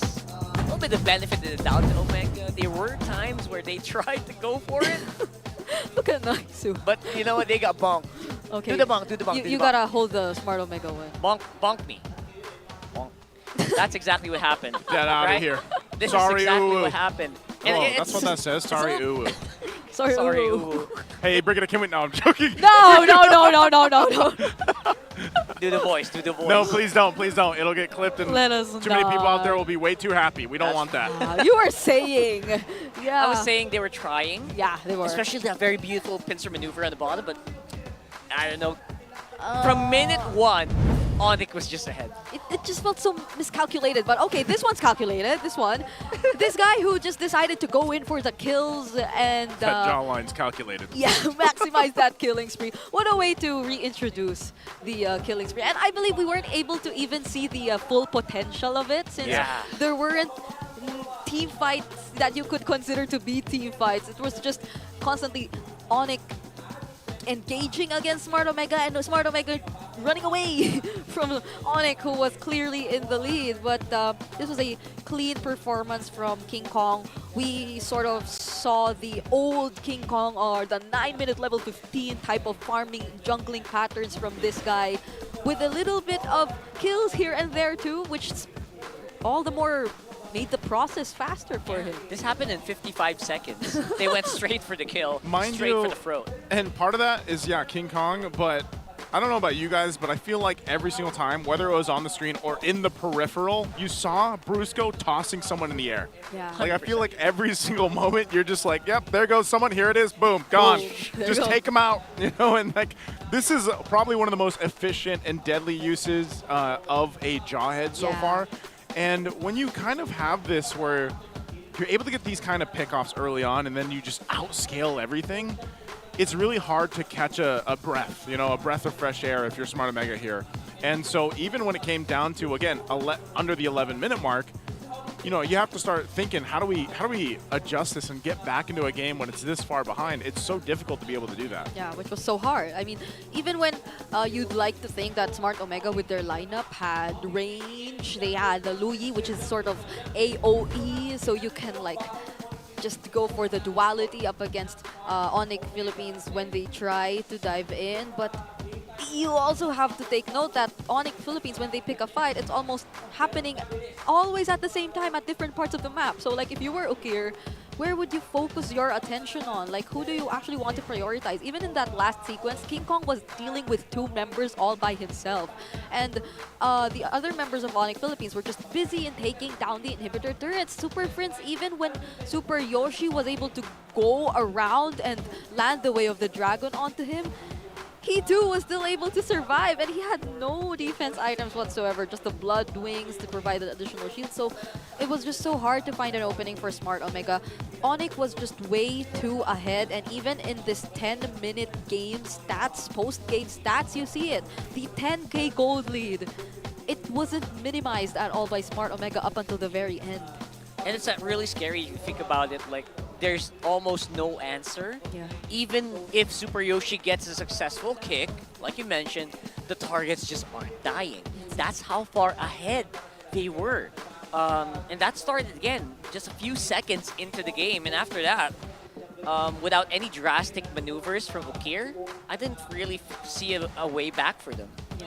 There's our BPI rich guy. It's going to be King Kong, of course, and that's the thing, you know, like when you have these junglers like the Suyos, the Hayabusas, the Assassins for sure, even a Joy can actually do this, and you get kind of that early game start, you're going to snowball out of control, you know, and this is our BPI rich guy for game 1. You guys have heard about who the most aesthetically pleasing gold rich guy is. Yeah. Perfect color coordination. Right there. Renmar mentioned the colors. Yeah, Renmar mentioned it the other day when King Kong got an MVP too, but it just suits him so well. And the way he just played this Suyo on the killing spree from minute 1, it was just perfect. So now we kind of see how Onic Philippines is dealing with the whole meta changes, how they're adapting, and I believe the Sonics are hyped up to see that they're gradually getting back on track. I actually like what I saw here, because it feels like a statement. Like when the games yesterday were extremely long. Yes, they were. So it's like Onyx saying, you know what, it doesn't need to be that long. Oh, right. Yeah. Right. That's actually been one of the cases earlier on where RORA won in under the 11-minute mark too. Yeah, and right. so I think that might be one of the kind of trends that we see, again, because there's so much of this focus on the early game, and then where, let's say you get that first Lord and you have this kind of lead, it seems like, we're going to need to see more of this, the base defense, but like teams seem to lose now the multiple turrets with that first Lord being pushed into the base, you know, especially if you're far behind, and depending on the team composition too, it's just not possible for them to really come back from. So we'll see how that happens. Again, big shout out to everyone in the watch parties for Onic Philippines at Marv's Gaming Hub in Marikina City and Cape. Is that the name of the place? And Cape at Tagpuan. At Tagpuan in Barangay San Jose Rodriguez. Oh, Cape as in coffee. So coffee at Tagpuan. Tagpuan. It's like a meeting place. Yeah. It's coffee at the meeting place. Yeah, yes. That's a direct translation. Very Shout nice. outs to all the Sonics. It's so nice to see that majority of our fan bases are making having their own watch parties nowadays. It's pretty cool. And I believe does this every too. team have one? Like, do most of the fan I bases guess now most have? of them, or I know RORA does, RORA, right? yeah, Twisted. Onic. Onic. I yeah. believe there's a lot I'm assuming of food. I know TLPH has done a lot too. Like in the past, like Yeah, they've had previous- yeah, a lot of their own. So that's great to see. Again, big shout out to everybody watching and supporting those watch parties, and obviously to all our restreamers out there too, the official restreamers of MPL Philippines. Big shout outs to them and everybody. And you do have one of the restreamers in-house with us too. So mind you, if you guys want to watch with us here, the tickets are still available for tomorrow's matches, Twisted Minds versus Onic Philippines. You guys can come experience, of course, the MPL live here at the MPL Arena, and all you have to do is just go over to MPL PH website and get your tickets now. You can find everything that you need there. Absolutely packed earlier. It's pretty packed in here now, too. Still pretty packed. Yeah, it's pretty packed in here, too. If you're part of the Sonics, Some people are still standing up. yeah. I feel like No, you'd okay. want to watch this one, though. That's their last match for the first half. For the first half, Yeah, up against Twisted Minds. So it's how they're going to close out the first half of the regular season. So far for Onic, it's been quite rough. It hasn't been Had a rough start, similar to what they It was were funny able to because accomplish. week 1, everybody's like, yeah, Onic. World chance, you know, like Yeah. on top of the stands. Whoa, this guy's in game, by the way. You know, and then look where they are now. So we'll see if they actually climb back up through the second half of the regular season once we get there next week. I think we're looking for the power pose here. Oh, okay. So, yeah, okay. Let's see how many Sigmas we have out here. Why is the post covering the jawline though? He's saving it for the late game. Oh. There. She's pretty proud. She's proud. Okay, okay. She's like, you almost got it. Oh! She looks Oh! very proud. Look at that. Show him. Don't show us the eye. Show us that. Show us the jawline. We don't want that. Well, I mean, got that jawline. There you go. there it is. There it is. See that Oh, he's jawline. back. Get the eyes right. He's even. But not that. I mean, do the pose, man. Come on. Cover the pose. Well, That's not the power pose, sir. For the late. There you go. Oh, it's a pose off. Okay, pose off. Dude, Wait, guys, this is a new guy. guys, look at the pose.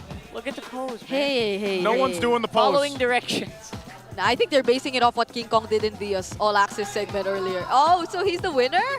Is he the winner? Are you the winner? I guess. Oh, he Oh. is. Congratulations, sir. You were the one that got closest, sort of, to the pose. That's the closest we have. So congratulations. Okay, You know? cover it. Again, You gotta do it. Wait. There you go, Rockhart. How I have a beard, so I can't. Yeah. What? I can't do it. Hey, Giga Chad has a beard. He Hey, doesn't. that's true. Well, you know who else?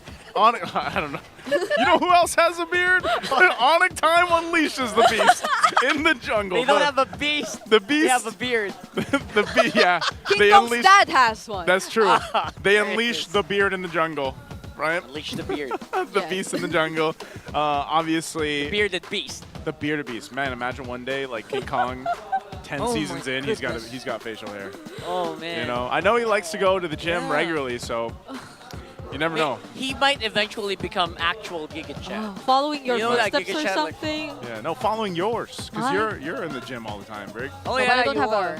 I don't have a. Yeah, I don't please think I'll don't. ever have a. You shouldn't. You can try. I don't want. You should get to one. I'm Well, okay with this. again, we're just seconds away here from Game 2's draft. Oh. I want to know if Smart Omega is actually going to be able to adjust from that, because every time I see a team like lose in 11 minutes or like you know really quickly, like Super rough. you have to be able to consciously and mentally reprogram yourself for the next game. Like you Yeah. have to be able to go ahead and reset right away. And You need to press a reset button. yeah, somewhere, like but- if you had a reset button, you would press it, because again, you look at all the lanes. Where could it start? 100% in the jungle for Endoryu not to be gapped. Yeah. Like like if they could just Super focus on obvious, one yeah. thing, let's do that, right? Yeah. So we're gonna jump into the draft here. Game 2. They should have switched sides, right? So we have Yeah. Smart Omega on the blue. Yep, we got Onic Philippines on that red side. So we'll see what the plan is here this Yeah. time. If anything, I think let's just believe in whatever Joe Let's said believe. earlier. What did Joe say?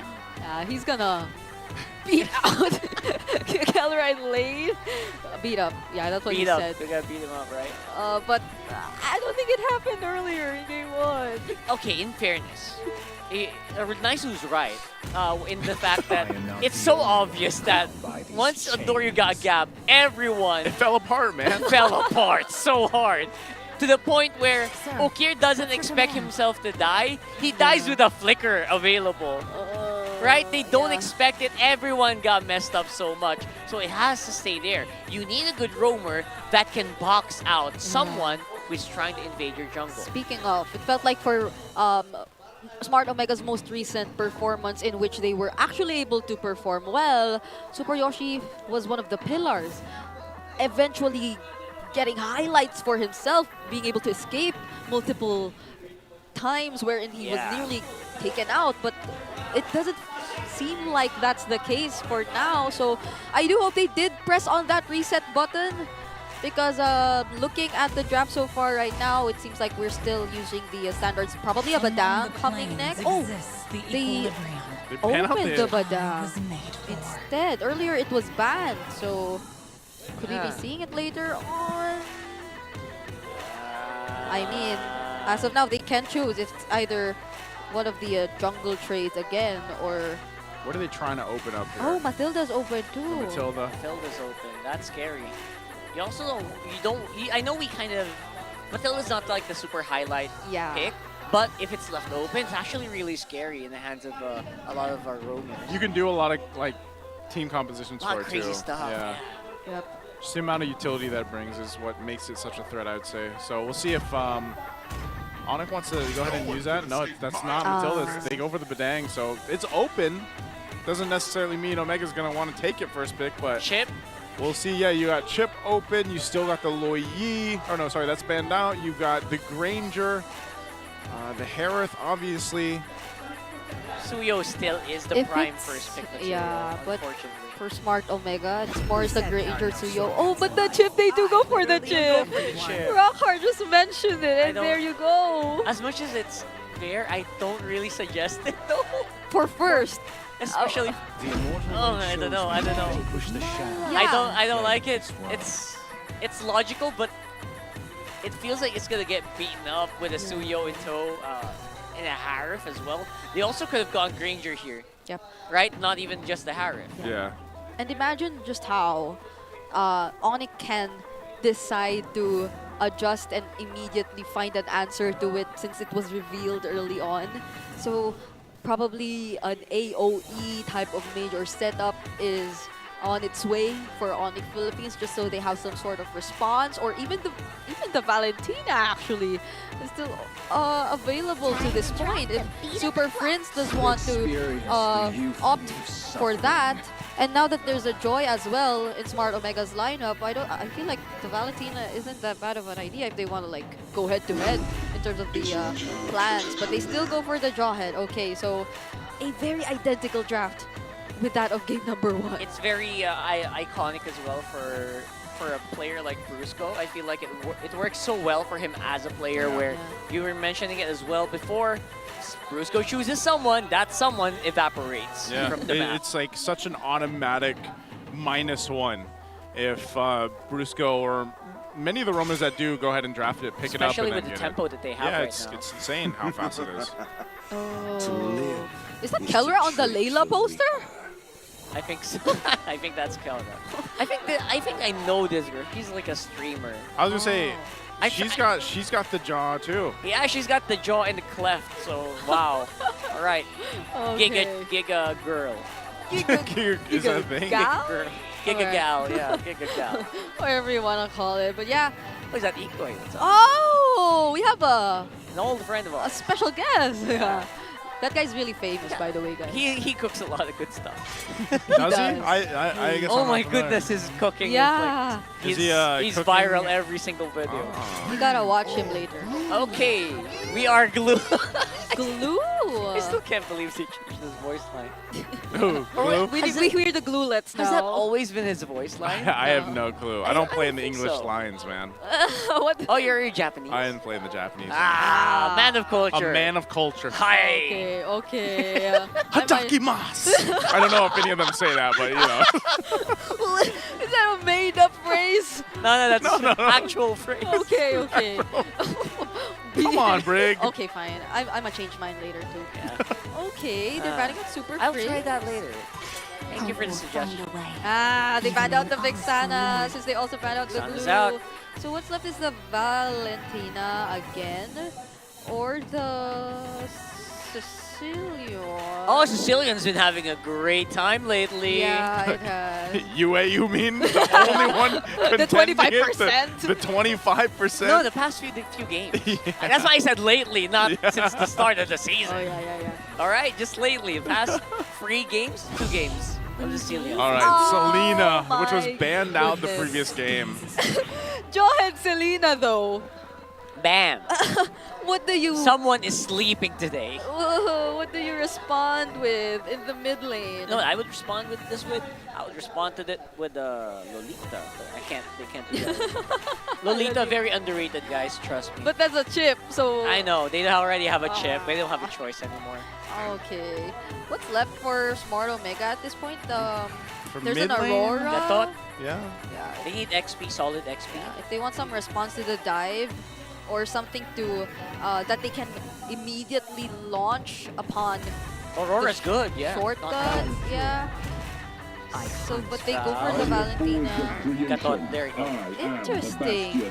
What, like, that's the thing though, with the Valentina, I was thinking that at the top of my head, but I'm like, how many ultimates do you Yeah. really want to take over here? Like, there's not really. There's not, like, that many good options. So, I guess at most it limits the Lucas. Literally just the Selena.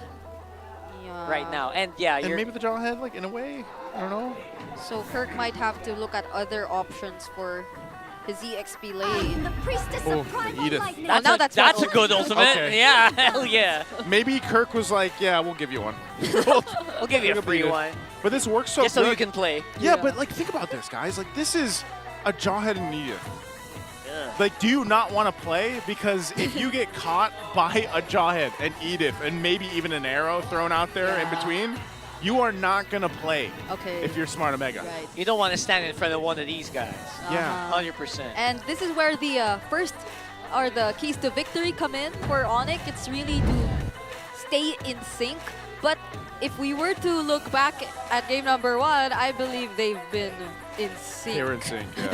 They were really in sync. And even the draft index, the lineup rating They're in is sync. favoring them so far. Like, I don't care who you are. It's so Whoa. in sync. Oh, that's, the Wait, like, tunes have been is rubbing that right? off on the casters. Anyway, All those ping I checks. couldn't help it. Yeah, it's all right. I couldn't help it. You know? You know? One day I might join in. You know what? Let's go ahead and jump into the land of dawn. wait. It's game number 2. right. Match point right now for Onic Philippines. We'll see if Smart Omega can go ahead and bring it to a game 3. Okay. Can't count him out here, so we'll see if Andorra also gets a better start this time. Finally gets his buff without any problems now, so that's a start. Yeah, for now. For now. But the way that Omega is showing up in the mid lane sort of shows us that they are really planning to play it a bit more aggressive. So that's one thing we were waiting to see from them. But King Kong, though, okay, that was close again. King Kong, no fear at all. Let's go straight into the mid laner of the opposition and just give that raw damage. Now everyone zoning in. That's 4 people up on mid, trying to make sure Andorio is secure. A better start for this time around. And Omega, they're the ones on the chase now. King Kong's low. I don't think he can fight anymore. And now everyone has to make a run for it. Oh, man. So again, a lot of the early action here, but it is Omega coming out with the upper hand on that one. Oh, no care. Make a chain, forces a flicker out of Super Friends. He's fine though. Okay. So this is the Smart Omega we failed to see in game number 1. And Andoryu was officially able to cross the river and get some creeps away from Onic Philippines side. So these are major developments if we were to compare it with the way they played the first game. But still, so far, the lead is pretty manageable for Smart Omega. It probably will really matter when it comes to the first objective, considering that there's a chip. And we're yet to see them actually make use of all those Y-Walks shortcuts in this game. Yeah, I don't think they could also be too aggressive as well, because Super Friends will probably see them coming from a mile away with all of these traps. Look at those traps. there's a whole lot of vision provided from this. They're going to blitz the turtle, though. So fast right now. No way for Andorio to actually contest that, Bottom? and he knows it. He's playing up on the bottom. Killer with a solo kill on the Jome. I don't... if you're Jome, you know you're scratching your head right now. Yeah, he probably is. Just when he mentioned that he's gonna beat up Killer in lane. Oh, man. Oh, boy. He even burned the flicker there. That was a total 1v1. I mean, Kelra used his too, so... But obviously you win that too as the Harith here, so... Yeah. Interesting. Yeah, and there's no threat yet from, or for Onic Philippines, at least for now, because Super Yoshi still hasn't gotten his hands on his ultimate, so they're pretty much free, but... That's very spicy here. Andorio getting the arrow. hit with so many traps, so many stuns. Can't even move. He's out. Down for count, but Super Friends is as well. This time around, that shortcut really helping get the team into position. That's only going to be a 1-for-1 after all is said and done. Yep. So 1-for-1. They're still going in the mid lane, and Kauro was just kind of holding that down. So, yeah, the shortcut usage is going to help them on the macro level. But, again, you can see it. When you get knocked into the air or you have the Abyssal Arrow that hits you, you have so many things if you're Smart Omega that you have to really watch out for. As long as they can avoid that, then maybe they win some of these fights by utilizing that chip pick. Yeah, and to be fair, I feel like Andoryu did attempt to at least make use of that slight advantage that they had in the early stages, but the Onic Philippines are just too quick to respond still. And since they decided to fight that in the mid lane near where Super Friends was, but now compared to what we've seen in the first 2 minutes, Onic Philippines, I feel like they're much more in control now. They can position themselves way ahead of Smart Omega, and that's going to be a problem, but also something they can find a solution to given that they have the chip. Yeah, Smart Omega will clearly have to play around the chip. It's almost in the same essence where I was like, they had to do that with the Lui in the previous game. So as long as they have a better iteration of that now for game 2, that would be best. They go ahead and try to get the space around this turtle to set things up. You still have Andorio working on the buff, so they're just going to kind of delay this. Oh, an arrow is going to land on Luis. Trying to delay them. Actually, Luis is the one who's absorbing a brunt of the damage here. A little surprised that Onic didn't just straight up rush that turtle, but now they're waiting for Andorio. He's not coming. They said, you know what? Let's take this. We have no visual. We have no confirmation. And they feel like they're ahead. Look at that. Beautiful throw as well. It's a 5-man shortcut. King Kong securing that turtle once more. Covers up on front. Zaman Force not going to help him at all. Some good damage coming in from Onic right now. Only losing out on Kelra. And they are still going. Yeah, the killing spree in action for King Kong. Although he didn't get the kill, the mere fact that there were multiple members of Smart Omega who were already 30% below allowed him to just freely fight against Smart Omega. And in as much as there was near perfect timing with the shortcuts. I mean, Andorio was able to make it in time. Also lay out the electrifying beats against the members of Onic Philippines. It just wasn't enough. They were tanky enough to deal with it. And even Kirk with the prolonged or slightly longer fights can just really respond with the Primal Wrath. Community prediction here. Whoa! Andorio! Andorio down for the count with just one combo, essentially.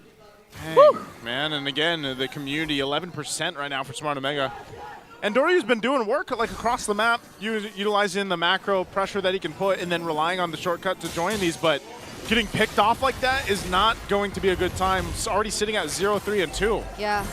Honestly, I feel like Andorio's been attempting to do a lot to manage the lead that Onic currently has, but the way that Onic is just able to equally respond to these somewhat expected isolated or split pushes coming in from Andorio is becoming a problem because there's no other member you could expect to do the same job that Andorio does. You need to accompany Jome, especially at this point of the game. Okay, but there's just so much pressure from Onic Philippines. It's like there's a constant reaction forced out of Smart Omega. They're not able to play what they really want to do. At the very least, they're not 2-level or 3-level gap like for game 1, right? So they're doing something better here. Not necessarily, you know, good enough yet, but we'll see. It'd be better if they're able to, you know, focus on maybe even just contesting that first Lord, because right now this turtle is going to be started up by Onic, and with this minor lead that they have, they might not actually want to contest this, but Super Yoshi goes in. Oh, he's trying to go in here. Shortcut might be a little bit too late, but they will be able to secure that turtle. Boom goes Super Yoshi. Definitely evaporating in front of the Onyx might here. Their firepower is just off the charts. Yeah, and I feel like he was intending to land that shortcut on Kelra, but he was tossed away from whichever he wanted to place it on. And Onic right now, even under the turret, not even respecting that turret whatsoever, just removes Luis just like that. And this is tough because you have these fights that are breaking out. Jome is usually on the other side of the map just trying to pressure the turrets down, and maybe that's the decision of we can't win these fights and let's just try to get some map pressure. Well, King Kong, you know, he's gonna get out of there just fine, but that's the thing, you know, it's like you have a hero that's known to give you a macro advantage, that's the chip, but it's Onic Philippines that's just out-macroing you everywhere. Oh. Flying in, unstoppable force, and you're not going anywhere, Jome. He is locked, he is loaded, and that's 2 down for Omega. Into the arrow! And the way he was able to time that flicker so well too, knowing that there would be a possible escape. Jome is just unable to play on this Granger, but hold on, Super Yoshi, he's holding a bush to himself. Okay. In the Philippines, we call that advanced thinking. Brusco did the dirty one on the Jome. Yeah. That's what we expected, though. Again, when you have that Jawhead and then you get Super Friends on the Selena, the fact that Brusco's been doing this even in game one with that composition too, the timing is going to be there. And it seems like they have found at least that sync that they've needed back with the super fam that they are. But Smart Omega, like I said, I think the biggest thing is their decision making. They're not even sure if they should just go ahead and keep pushing around the map. That might be the best case for them because now they find themselves facing an even bigger deficit, 5,000. Lord is up. And we'll see if they actually are ready to fight this one. Look at the positioning from Look Super at Yoshi. Yoshi. Throwing on the shortcut in the middle of the map. That's 5-man from Omega. They are trying to go for the fight, but Andoryu already eliminated means there's no way they can contest Lord this time around. Oh no, Super Yoshi in trouble.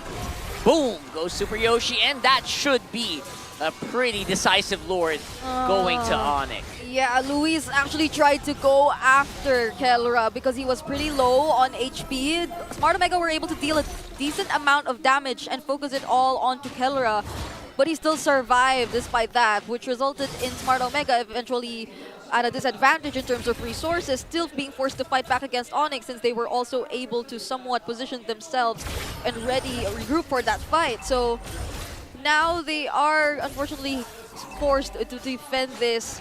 It was a very unfortunate sequence for Smart Omega, but we see that slowly the intentions are starting to show up. It's just that even the longer the game goes, the more Onic is also able to scale. I mean, at this point, this Selena from Super Friends, that many cooldown reduction he has already invested in. Oh, that's a little lot! Trying to go for it again. Andoryu is all alone, but here comes the shortcut, and here comes their backup. Bit too late, maybe. Keller still fighting up on the Zaman force here, but Jom once more just falls so easily without any reliable front line. Yeah. They are struggling. They are falling apart. And that's the difference. Earlier, you're able to take Keller away from the Zaman force, but now that you're not able to, all the shields, all the sustain, and all the dances are just showing up. So now Onic Philippines, they're already knocking at the base! Brusco.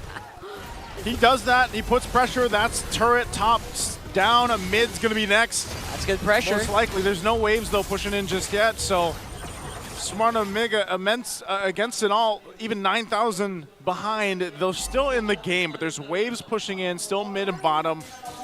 I don't know, they're gonna have to pull out a miracle to actually have a full defense unless Onic Philippines decides to just take the safe route here. Oh. Ouch. Look at that Doryu. If the minions were thrown in a little earlier, that they could have probably attempted to, since the Holy Shields would have been popped. Okay, but here's Super Yoshi again. Could this be an attempt from Smart Omega? Take two. Oh, spotted out. What is with the King of the Jungle game senses? That's just, he's locked in. Locked in, yeah. He's ready to grow the beard at this point. Again, it's free. It's almost free pickings for Onic Philippines. Like, that's kind of how it feels. And this was even back in the previous game. Now, yes, Smart Omega has survived up to this point. They've dealt with that base defense, but again, even in less than 30 seconds, this Lord is going to come up, and it's going to be very difficult for them to actually fight it. Now, I would like to see if they do, and they've gotten themselves in a position where they can actually go for a skirmish or a team fight, but with how far ahead Onic Philippines is the best option for Smart Omega just to go ahead and, you know, tidy up into the base and hope that they defend again? Probably, because even at this point, Onic Philippines wouldn't think twice about looking for a setup. Brusco has the immortality, so even when you do get to take it out, you've probably wasted multiple resources already just by doing that, which encourages Onic Philippines to just proceed with the fights. And Smart Omega could not afford to use up all their resources on a single target who isn't a key target for them at this point in time. And with Onic spotting Andoryu clearing the top lane, could they potentially be clearing it? Oh wow, it connected! They're absorbing so much poke here, even before the fight starts. Super Yoshi tries to go. I think they're going for broke here. That's going to be their last-ditch attempt, but Luis going to be evaporating as well. Taking out Kirk is pretty big, though, but the Lord still going over to Onic.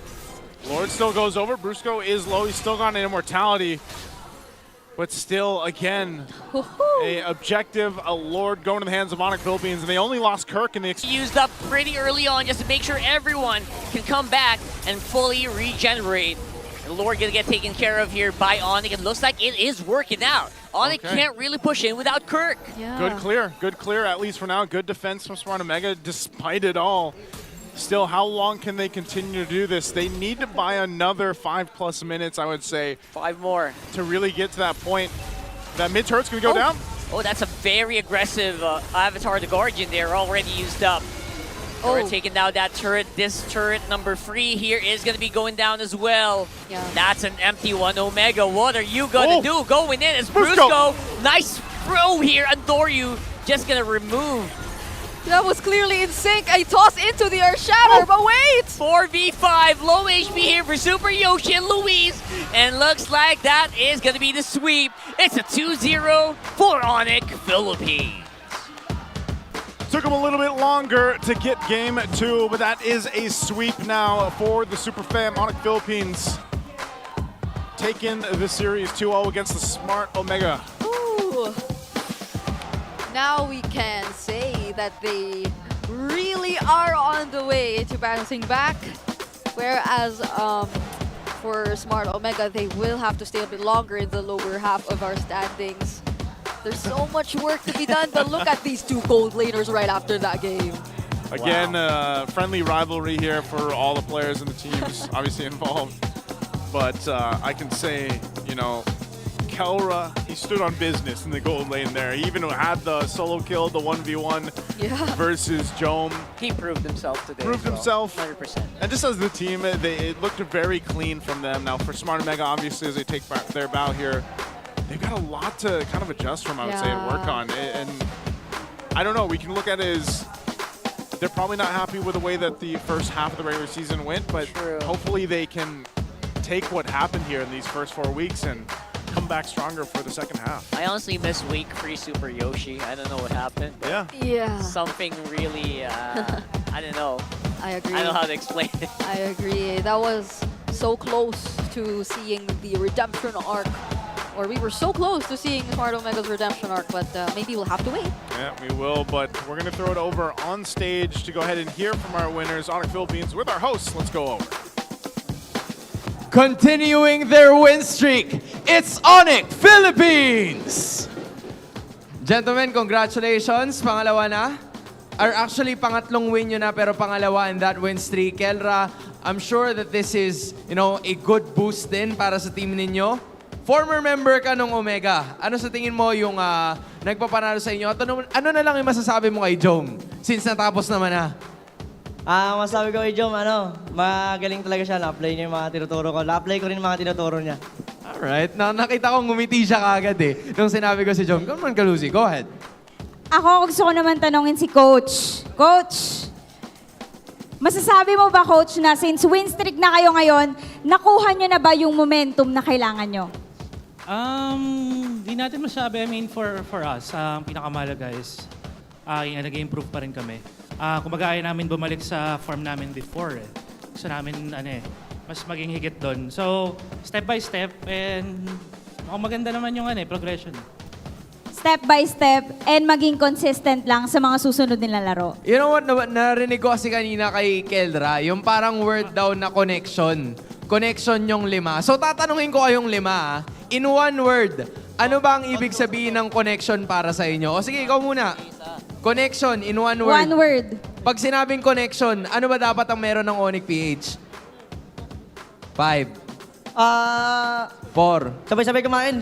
Sabay-sabay kumain. Sabay-sabay kumain. Okay, Kirk. Ano ba ang connection sa'yo? Lagi nagra-rank game. Lagi nagra-rank game. Buti kunumpleto mo, Kirk. King Kong.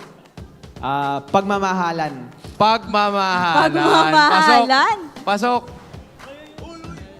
Hey, di pwedeng wala ka dito. Part ka na ng connection. Sama-sama. Sama-sama.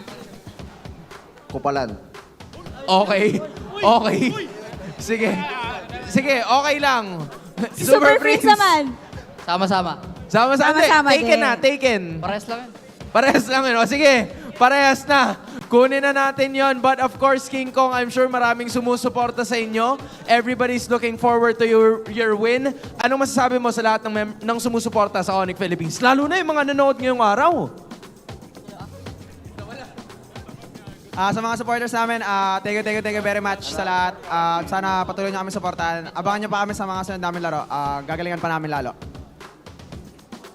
Maraming salamat. And once again, your winners, Onic Philippines. Gentlemen, you may now take your walk of victory.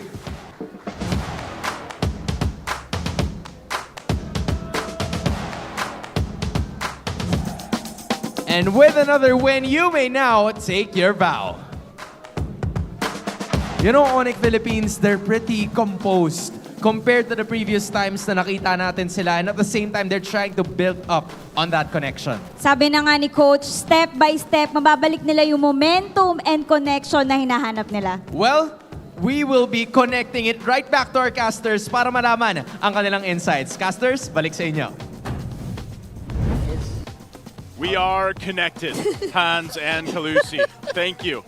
I'm so glad for Family Day on a Saturday. You know, Literally family.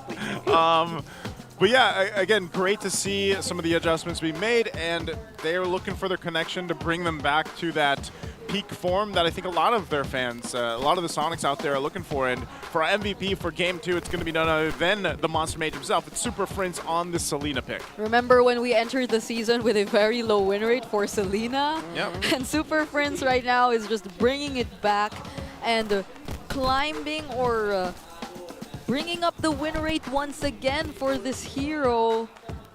It's been a very difficult early game for Smart Omega in terms of rotation, simply because of the placement of the traps and simply because of the countless abyssal arrows coming in from Super Prince. The moment he got his hands on the cooldown boots and the enchanted talisman, he just kept throwing all these arrows, disrupting Smart Omega from doing what they want to do.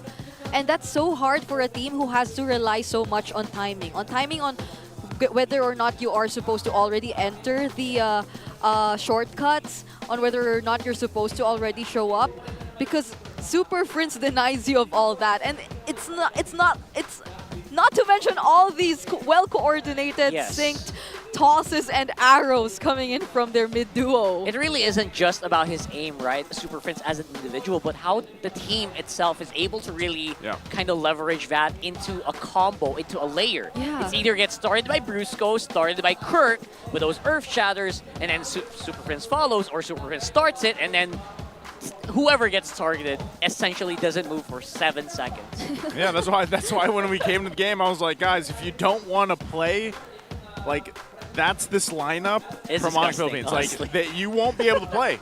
You're either going to be stunned by an arrow, tossed in the air from Brusco, or knocked it by the earth from Kirk. So that's how it is. That's another beautiful combo we saw in the last sequence too. The toss onto the Earth Shatter. Yeah. For Andoryu. Like, imagine that. Insane. And now some might say that was luck, but others will say no, calculated. No, not really. I don't You already casted the Earth Shatter before you saw a target in front of you. Imagine this Wombo combo. Brusco goes over, tosses them, they land on the Earth Shatter, they get knocked in the air, then the arrow hits. He gets hit with the arrow while in the air. Like, let me just not play. Let me set the phone down. Like, please, guys, stop. That's I can so only imagine hard. Omega in that moment. Yeah, and then once he gets down, there's the Blade Surge stun from King Kong too. Oh, God. So you just like, come on. How do you actually get out of that entire situation? And even despite us saying that, yeah, probably Smart Omega was able to farm a little bit more, and Dory was able to get his hands on his buffs faster compared to earlier. I felt like that slightest bit of hesitation from Smart Omega cost them so much in terms of how they were supposed to execute the chip. I felt like it wasn't entirely maximized. Same scenario again with the Louis. Exactly.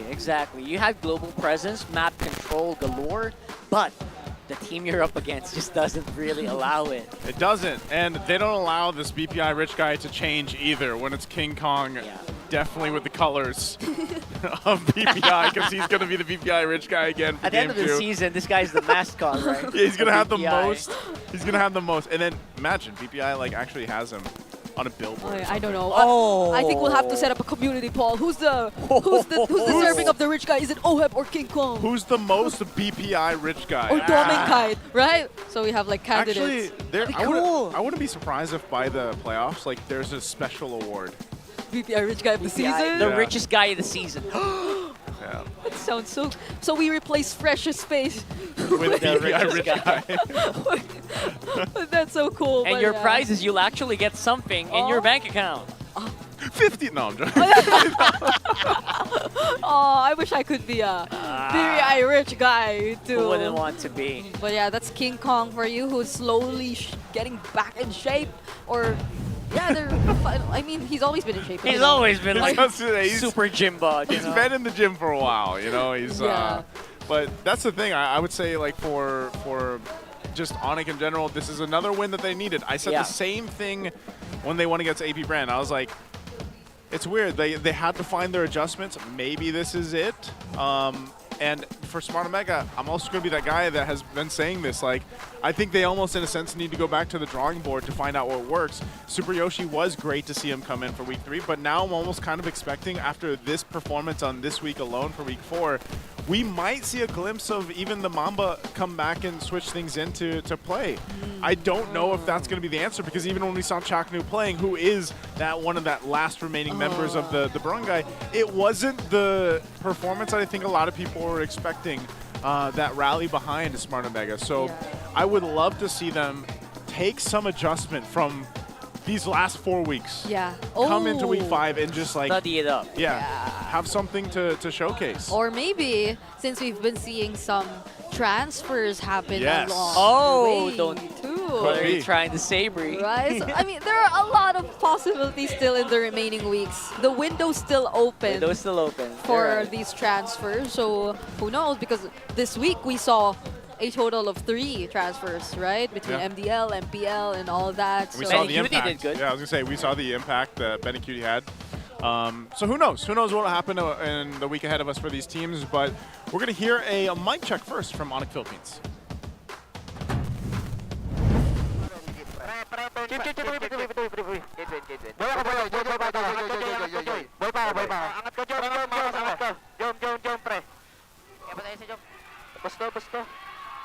Flicker jeep. Meron kayo, join. Patay sa akin to. Wala. Tara nga, sa akin. Walang tonto. Walang skill. Laban. Jump. Portal mamatay, oh. Tapos na.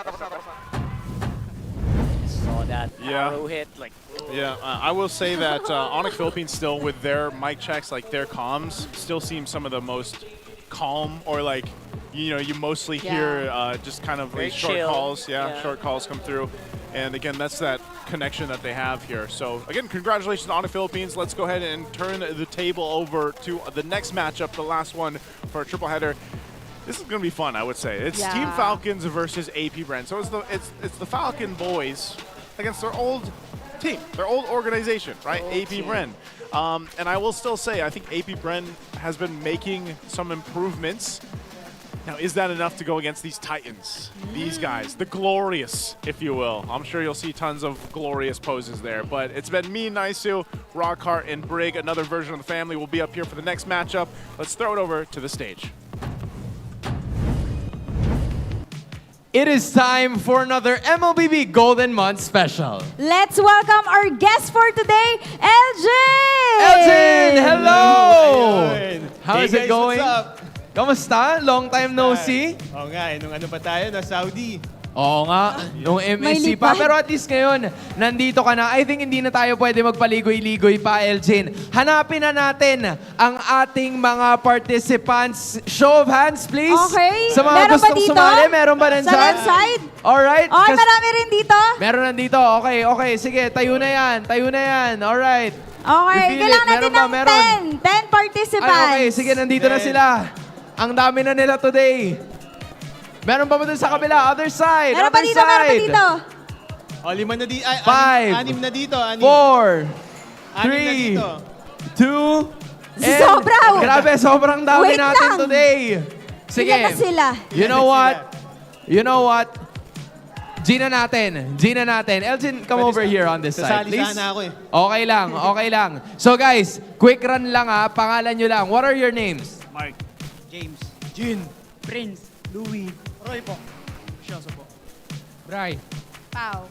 Kier, Han po. Ang dami nila. Yun ang napansin ko. Susubukan ko sanang isa-isahin eh. Pero sige, what are we gonna do, Kalusi? Ituturo muna natin yung sayaw. Ayan. Sabi ko sa'yo, Boss Elgin. Ready ka na ba, Elgin? Ayun. Ituturo Eto na ni yun. Elgin. Since umakyat kayo dito, requirement na dapat marunong kayong sumayaw. Natuturuan naman kayo ni Boss Elgin. Yun talaga pinunta Okay? dito. O sige, hawakan ko muna yan, Boss, para sa'yo ha. Pati ito. Ano ang step 1? Step 1, taas muna. Okay. Yan. Left, Do. right. 2, tapos, parang naglalaba. Sabi Yan, ko, laba. Tapos Kabila ng right. laba. Okay. Yan. Taas So, ulit. 1, 2, 3, 4. 4, then 1 minute, 1 phone. Yan. Yun. Okay? Sige, gawin natin. Okay, Sample nice. natin. Kerry? Practice. Sige, 5, 6, 7, and... Okay, lower.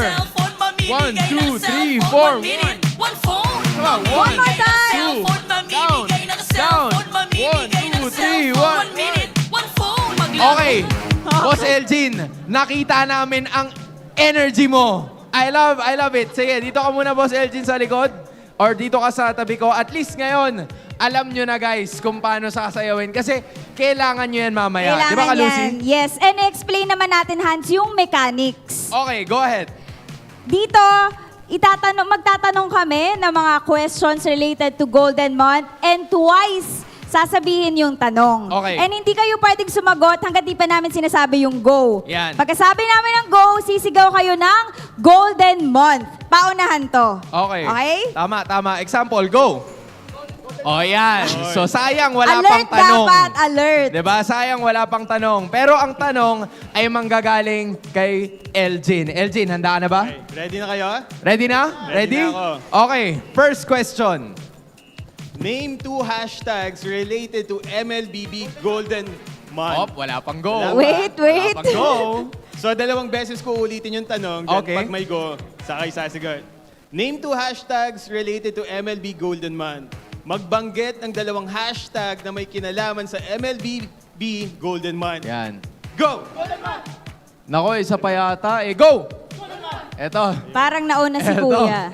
Okay, boss. Bigyan mo kami ng ilang hashtags? Dalawa. Hashtags. So what are those hashtags? Hashtag MLBB Golden Month, hashtag MLBB 1 minute 1 phone. Hashtag MLBB Golden Month and hashtag MLBB One Phone. Elgin, are those correct? Tamang-tama. Tamang-tama! Congratulations, pare. Dito ka. Sa may We have bandang our gilid. first winner. You finally got it. So guys, hindi sa pinipressure ko kayo pero 2 na lang ang natitira. Okay? Kaya pa yan. So you better do it now. Elgin, go ahead with the second question. Isa pa, after ng go, okay? Which hero has new skin for the Golden Month? Sinong hero ang may bagong skin para sa Golden Month? Okay. Go! Iba-iba. Parang Iba-iba? sabay-sabay Iba-iba sila. sagot, ah. Iba-iba, parang ang Pero hirap, no? definitely, iba-iba yung sagot. Iba-iba talaga. Go! Dito. Dito. Go ahead. Elena. Selena daw. Selena. Tama ba yun? Tama ba ang Selena? Mali. Mali. Ulitin mo yung tanong ulit. Isa pa. Which hero has new skins for Golden Month? Yun. Go! Dito ako. Okay. Bigyan mo ng tamang sagot. Ano ang skin? Ruby. Ruby. Elgin. Is Ruby correct? Tama. Tama! Congratulations! Yan. Punta ka na dyan. Isa na lang, Hans. Kalusi, sa'yo ko na ibibigay ang go, ha? Bahala ka na kung Sige. kailan mo gustong ibitaw. Isa na lang, ha? Pero Elgin, go ahead. Go Kaya ahead. pa yan. Bali si Kalisya magsasabi ng go, okay? Game. Who is the Golden Momshi?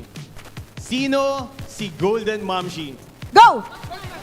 Dude. Nauna si ate Go, dito. go. Okay. Sino ang Golden Momshi?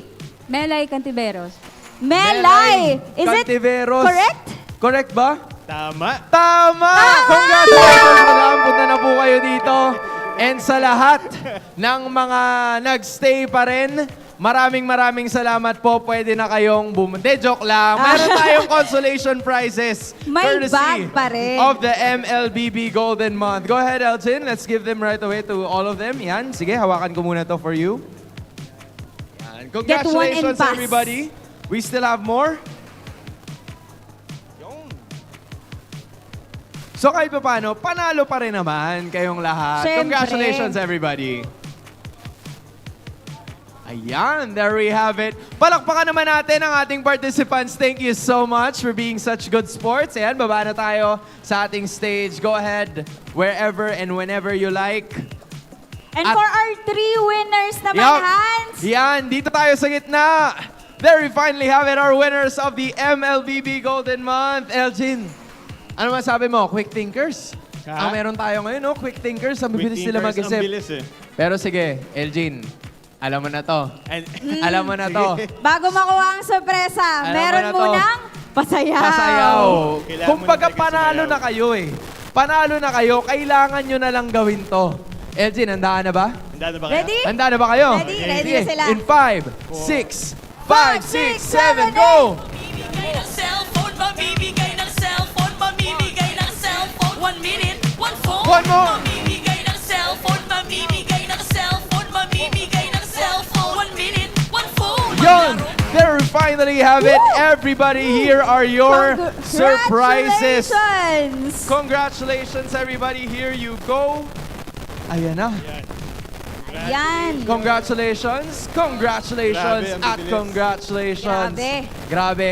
Eto na yon. I'm sure na pwede niyo ipakita yan. This is technically your moment. But at the same time, nasa inyo na yung box eh. Pwedeng isa pa. Okay? Isa pa, Hans. This time, One more. pagdating ng 1 minute, ipakita niyo yung box. Okay? Right? 5, 6, 5, 6, 7, go! Okay. Cellphone, Down, mamimigay ng down. cellphone, mamimigay ng Single. cellphone. 1 minute, 1 phone. Yun, Mamimigay diba? ng cellphone, mamimigay ng cellphone, Okay. mamimigay ng cellphone. 1 minute, 1 phone. There we Maglaro finally ka. have it. Congratulations to everybody. Congrats. Grabe, maraming salamat. Sige, dyan muna kayo. Tambay muna kayo ha. Kalusi, come over here because I think meron pang sasabihin si Elgin for each and every one of us, right? Yes.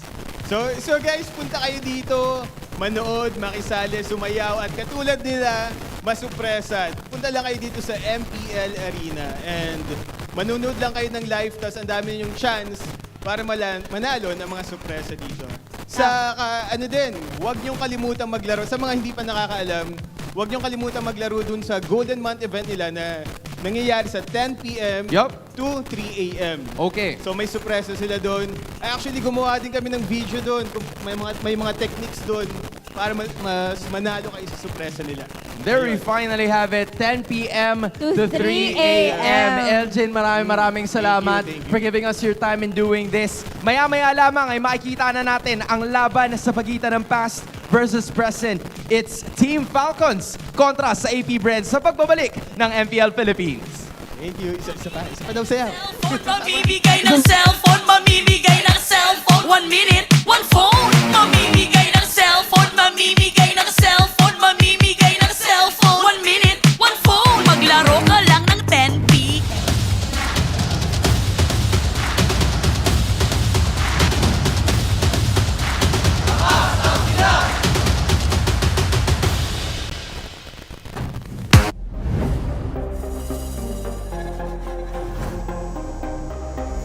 Mamimigay ng cellphone, mamimigay ng cellphone, mamimigay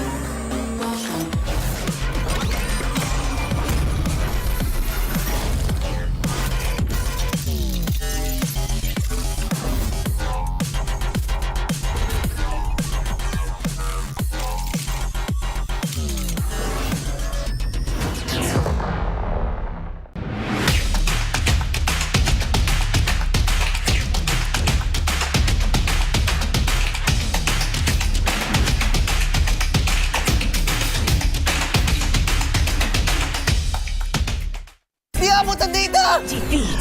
GG bro! Don't worry. The Only with Smart Power All 99. Hindi bitin with 10 gig data to power your games plus only Facebook or only TikTok. Load now.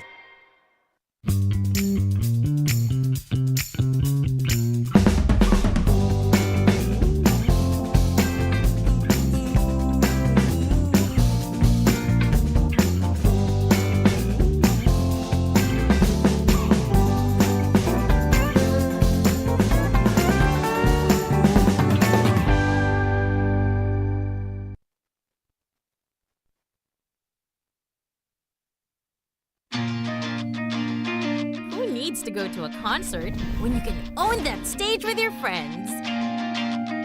Enjoy a night of impromptu bowling tournament.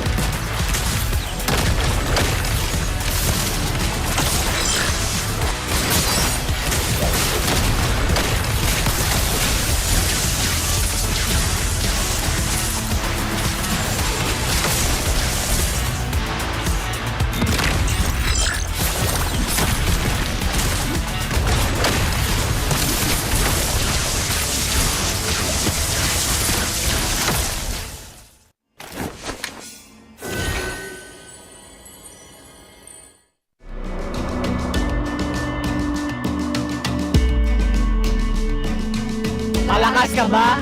Sali na!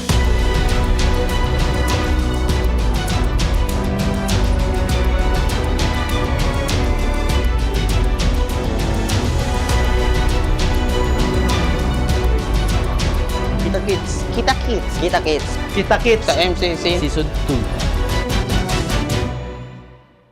Maraming salamat sa ating mga casters. Nandito tayo sa labas ng MPL Arena. Kasama natin, Kalusi, Hans Galleria, walang iba, kundi ang ML All Day PH. Boss, kamusta? Welcome to MPL. Maraming salamat po sa pag-invite sa akin dito. Talagang hindi ako makapaniwala na for the first time kasi na at sa tagal-tagal ko nang nanonood ng MPL, ngayon lang ako nakapunta dito. Well, you had a lot of contributions for us. Ang dami niyang naiaambag sa kultura ng MPL dito, no? Pero gano'n ka na po ba katagal na fan ng MPL? Since season 1. Since grabe Season yun. 1? So, sino yung favorite player mo? Si Carl. Si Carl Tizzy. Carl Tizzy, ang young goat. Makes a lot of sense. Pero yung season 1 kasi, Etermin pa. Wala pa si Carl. Yun, nagsimula kila Boss Doggy. Yun. Okay.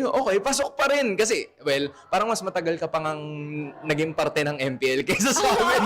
Actually.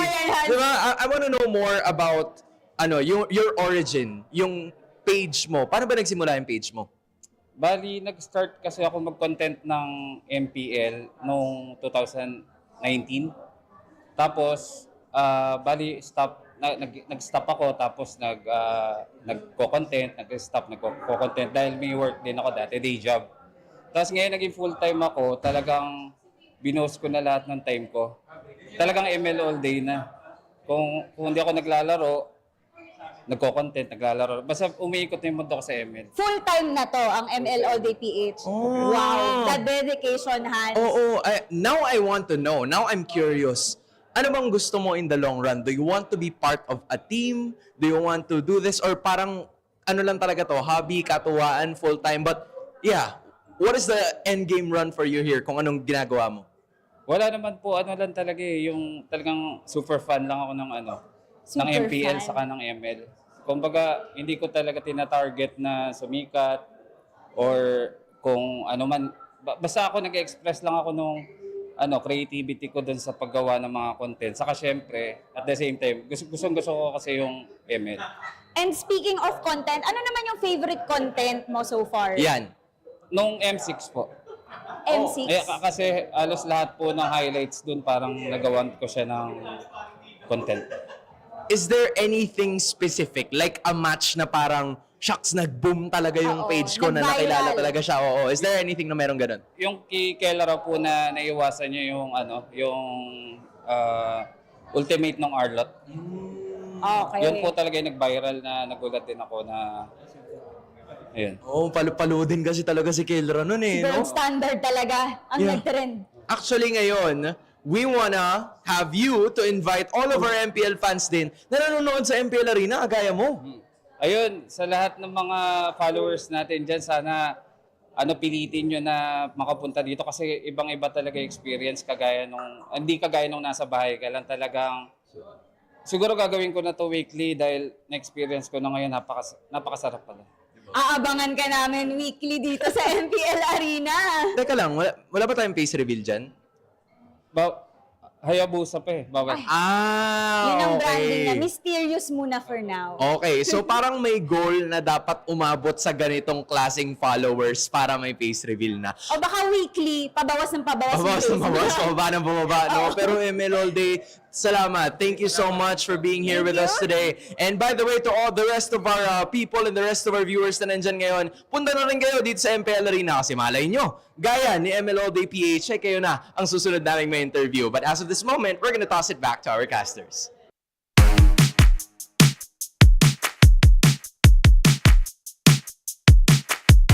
Mamimigay ng cellphone, mamimigay ng cellphone, mamimigay ng cellphone. 1 minute, 1 phone. Mamimigay ng cellphone, mamimigay ng cellphone, mamimigay ng cellphone. 1 minute, 1 phone. Mamimigay ng cellphone, mamimigay ng cellphone, mamimigay ng cellphone. 1 minute, 1 phone. Mamimigay ng cellphone, mamimigay ng cellphone, mamimigay ng cellphone. 1 minute, 1 phone.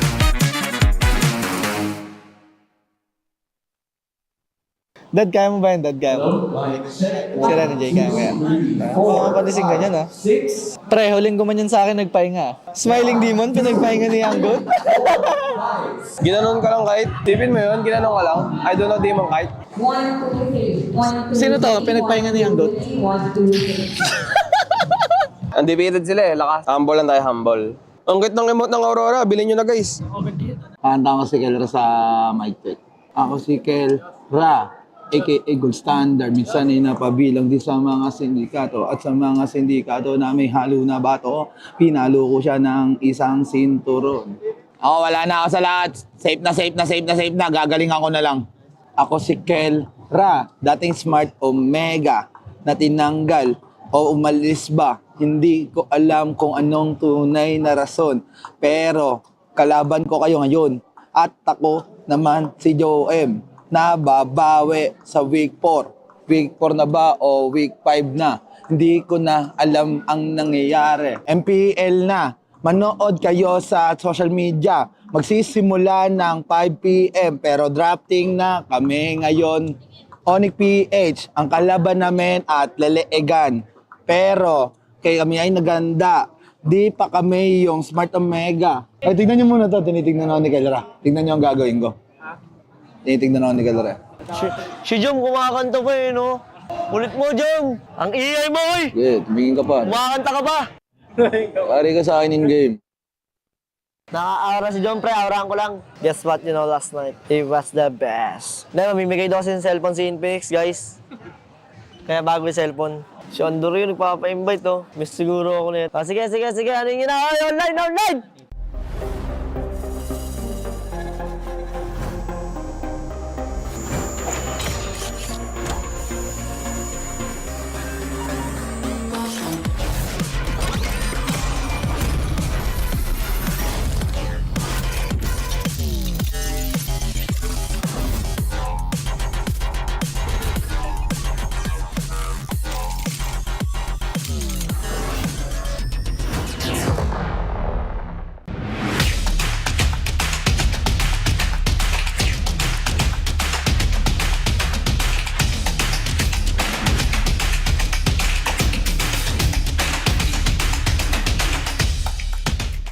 Di abutan dito!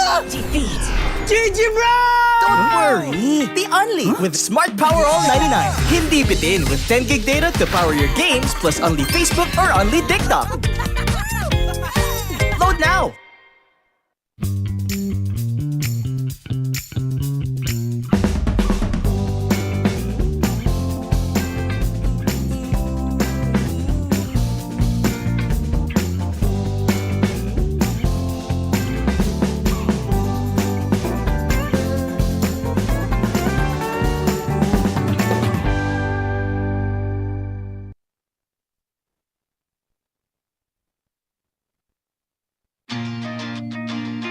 Who needs to go to a concert when you can own that stage with your friends? Enjoy a night of impromptu bowling tournament.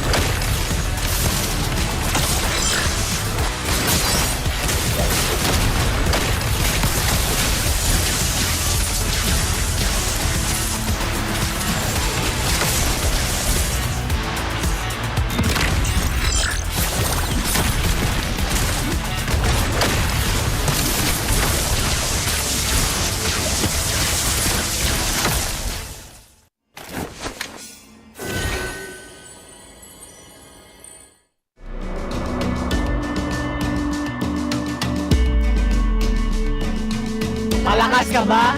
Sali na!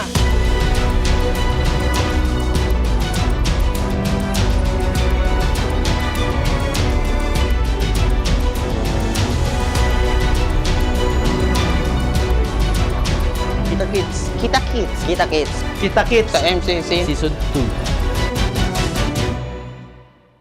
Maraming salamat sa ating mga casters. Nandito tayo sa labas ng MPL Arena. Kasama natin, Kalusi, Hans Galleria, walang iba, kundi ang ML All Day PH. Boss, kamusta? Welcome to MPL.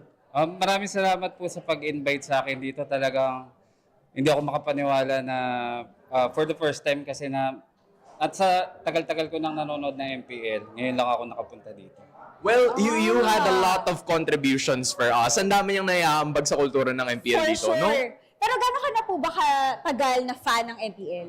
Since season 1. Since grabe Season yun. 1? So, sino yung favorite player mo? Si Carl. Si Carl Tizzy. Carl Tizzy, Makes ang a lot young of goat. sense. Makes a lot of sense. Pero yung season 1 kasi, Etermin pa. Wala pa si Carl. Yun, nagsimula kila Boss Doggy. Yun. Okay, pasok pa rin. Kasi, well, parang mas matagal ka pang naging parte ng MPL kaysa sa amin.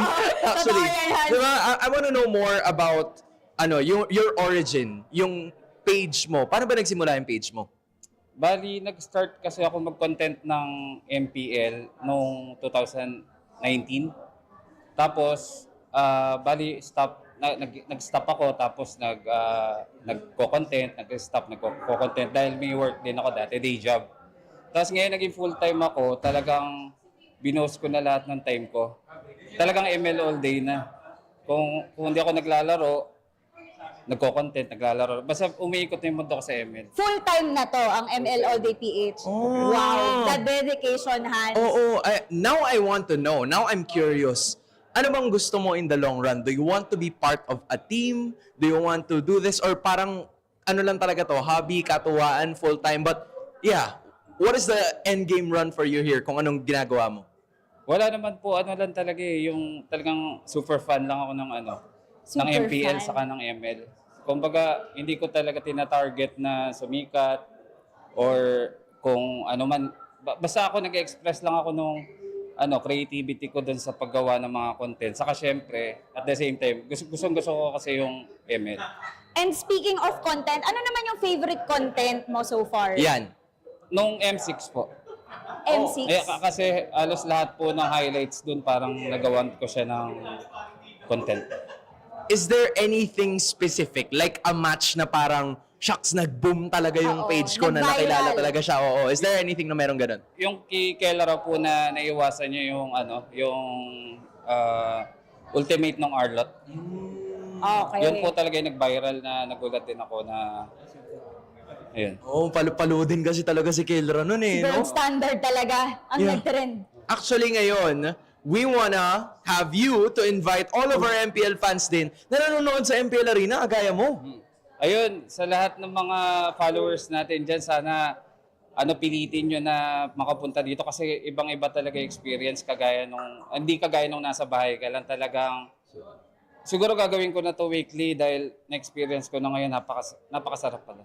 Aabangan ka namin weekly dito sa MPL Arena. Teka lang, wala ba tayong face reveal dyan? Hayabusa pa eh. Bawal. Yun ang branding okay. na mysterious muna for now. Okay, so parang may goal na dapat umabot sa ganitong klaseng followers para may face reveal na. O baka weekly, pabawas ng pabawas. Pababa ng bumaba, no? Pero ML All Day, salamat. Thank you so much for being here with us today. And by the way, to all the rest of our people and the rest of our viewers na nandyan ngayon, punta na rin kayo dito sa MPL Arena kasi malay nyo, gaya ni ML All Day PH, kayo na ang susunod naming may interview. But as of this moment, we're gonna toss it back to our casters.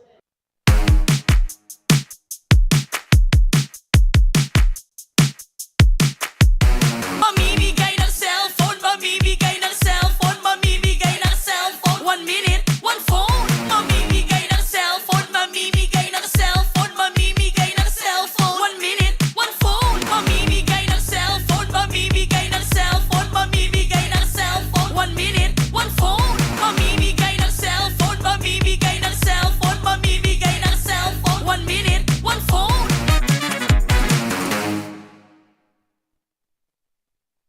Dad, kaya mo ba yan? Dad, kaya mo? Sira ni Jay, kaya mo yan? Oo, mapanising ganyan, ha? Pre, huling gumanyan sa akin, nagpahinga. Smiling Demon, pinagpahinga ni Anggot. Ginanon ka lang kahit. Tipin mo yun, ginanon ka lang. I don't know, Demon kahit. Sino to? Pinagpahinga ni Anggot?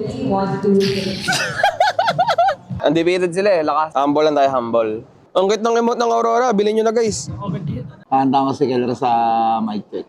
Ako si Kelra, aka Gold Standard. Minsan ay napabilang din sa mga sindikato. At sa mga sindikato na may halo na bato, pinalo ko siya ng isang sinturon. Ako, wala na ako sa lahat. Safe na. Gagaling ako na lang. Ako si Kel Ra, dating Smart Omega, na tinanggal o umalis ba? Hindi ko alam kung anong tunay na rason. Pero kalaban ko kayo ngayon. At ako naman si Joe M, na babawi sa week 4. Week 4 na ba o week 5 na? Hindi ko na alam ang nangyayari. MPL na. Manood kayo sa social media. Magsisimula ng 5 p.m. pero drafting na kami ngayon. Onic PH, ang kalaban namin at leleegan. Pero kay kami ay naganda. Di pa kami yung Smart Omega. Ay, tignan nyo muna to. Tinitignan ako ni Kelra. Tignan nyo ang gagawin ko. Tinitignan ako ni Kelra. Si Jom, kumakanta pa eh, no? Ulit mo, Jom! Ang ingay mo, oy! Yeah, tumingin ka pa. Kumakanta ka pa! Pari ka sa akin in game. Naka-aura si Jom, pre. Aurahan ko lang. Guess what, you know, last night? It was the best. Dahil mamimigay daw kasi ng cellphone si Inpex, guys. Kaya bago yung cellphone. Si Andor yun, nagpapa-invite, oh. Miss siguro ako nito. Sige. Ano yung online! Maraming salamat sa ating mga casters. Nandito tayo ngayon sa ground floor ng Green Sun kung saan matatagpuan natin yung mga merch booth. Tara, check na natin. Tingnan natin to, Hans. May nakita ako dito eh, oh. Parang okay to Parang okay to Hello, madam. maganda Isang to, magandang araw po sa inyo. Gusto ko lang po malaman actually kung ano ba yung mga dapat silipin ng ating mga fans dito pagdating nila ng MPL Arena. Pagdating nila MPL Arena, may ano kami dito, may bagong labas kami na jersey which is etong Team Liquid Season 15 jersey. Pwede. Season 15. So, yan po yung suot ng mga players. Yes po. And ito yung suot nila actually ngayon. Itong away namin. So, magkano naman po yung mga jerseys natin? For the jersey po, yung walang IGN is 2.5. Then, 2.5. Yung with IGN, pre-order siya, which is 2.7. 2.7. Gano'n naman katagal yon pag nag-pre-order? Gano'n katagal bago makuha yung order? Siguro 7 to 10 days. 7 to 10 days. Oh, not bad at all. Ikaw, Bag, mas gusto mo ba na may IGN yung sa'yo o wala? May IGN para sige. mafe-feel ko din kasama ako sa grupo nila. Sige. Ma'am, di ba mayroon pa po tayo dito? Ito po yung newest release nyo, correct? Ay, maganda yan Yes, may bagong release kami na na shirt po, which is 900 pesos lang siya. 900 lang, Hans. So para sa mga under a budget, kung siguro, di ba, hindi pa nila carry yung liquid na jersey, at least meron silang shirts, di ba? Tapos meron At pa yung maganda mga yung iba. tela, Hans. Maganda. Legit, maganda. Okay, sige. Iwan ko na to. Ito. Feeling ko dito, papakewin nyo lahat to pagbaba nyo. Magkano naman to, ma'am? 300 po. 300. Pwede no, di ba? Panalo ka pa rin. Hans, may nakita pa akong bag dito. Maganda rin to Lalo Sige na nga. sa mga tumatakbo dyan. Sige nga. Parang kailangan ko yan bukas. Di, ma'am, magkano naman yan? 1.2 lang po. Sobrang quality na nito kasi ang dami na rin yung bulsa, mga ganyan. Oo nga. Madaming bulsa, maliit lang. Pwede nyo lagay kahit saan-saan. Okay? So yan, meron din silang mga socks. Meron pa sila nung mismong, anong tawag dito? Yun? Towel. Yun. Yan. So there you have it. Maraming salamat. In case guys, pwede kayo pumunta dito. Okay? Rekta tayo sa kabila, Kalusi. Liga dito. Liga Ayan, dito. meron pa sa kabila. Dito naman tayo sa Team Falcons. Madam? Isang magandang araw sa'yo. Gusto ko lang malaman ano ba meron tayo dito. We have casual shirts here. We have black and white with same logo po ng Falcons. And they're 500 pesos only. 500 pesos. Ikaw ba pipiliin ka? Anong gusto mo? Yung black o yung white? 500 lang naman, so parehas na. Parehas na. Oo nga, pwede yung gawin yan. Meron pa tayong stickers, yes? Yes, libre pa. Libre. So, Libre yung stickers. parang Ayos gawin natin siya. So parang pupunta ka lang dito, di ba? Okay, Punta ka yan. dito. Punta ka dito. Hello po, pwede makahingi ng sticker? Sure po, pero kailangan yung binoy t-shirt. So kailangan bilhin yung? T-shirt. Freebie yung stickers. Okay. At least nagkalinawan. Di ba? Kailan ba yung boot naman dito, Hans? Hanggang bukas na lang po. Hanggang bukas. Kaya magmadali na kayo pumunta dito sa MPL Arena para makabili rin kayo ng mga merch ng mga favorite nyong teams. Correct yan. Team Liquid Philippines, Team Falcons, at lahat ng ating mga MPL teams, dito nyo sila makikita sa ground floor. So with that being said guys, patuloy lang ang suporta. Balik na natin sa ating mga casters.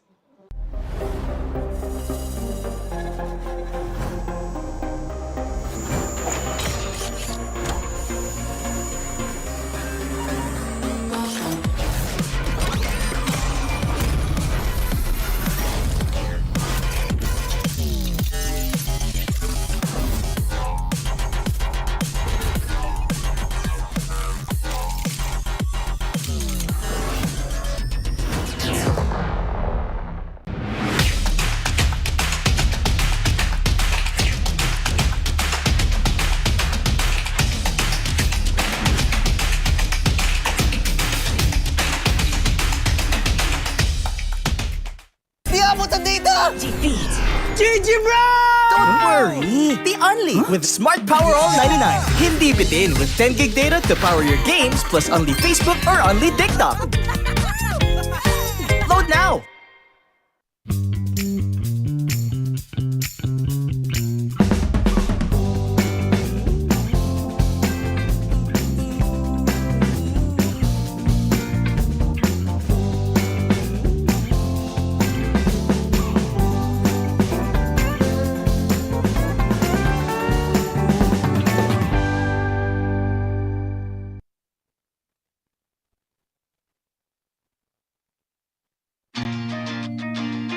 Who needs to go to a concert when you can own that stage with your friends? Enjoy a night of impromptu bowling tournament.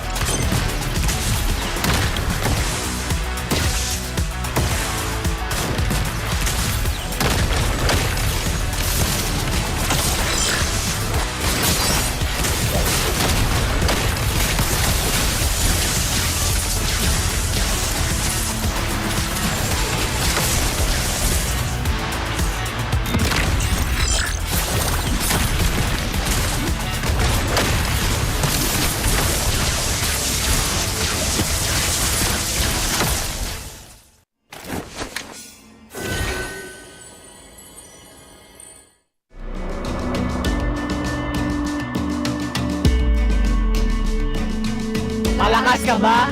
Sali na!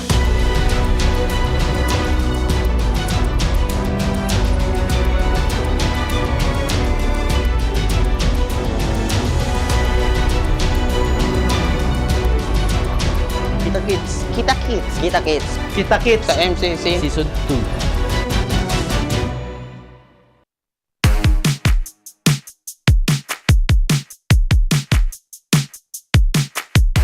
Mamimigay ng cellphone, mamimigay ng cellphone, mamimigay ng cellphone. 1 minute, 1 phone. Mamimigay ng cellphone, mamimigay ng cellphone, mamimigay ng cellphone. 1 minute, 1 phone. Mamimigay ng cellphone, mamimigay ng cellphone, mamimigay ng cellphone. 1 minute, 1 phone. Mamimigay ng cellphone, mamimigay ng cellphone, mamimigay ng cellphone. 1 minute, 1 phone.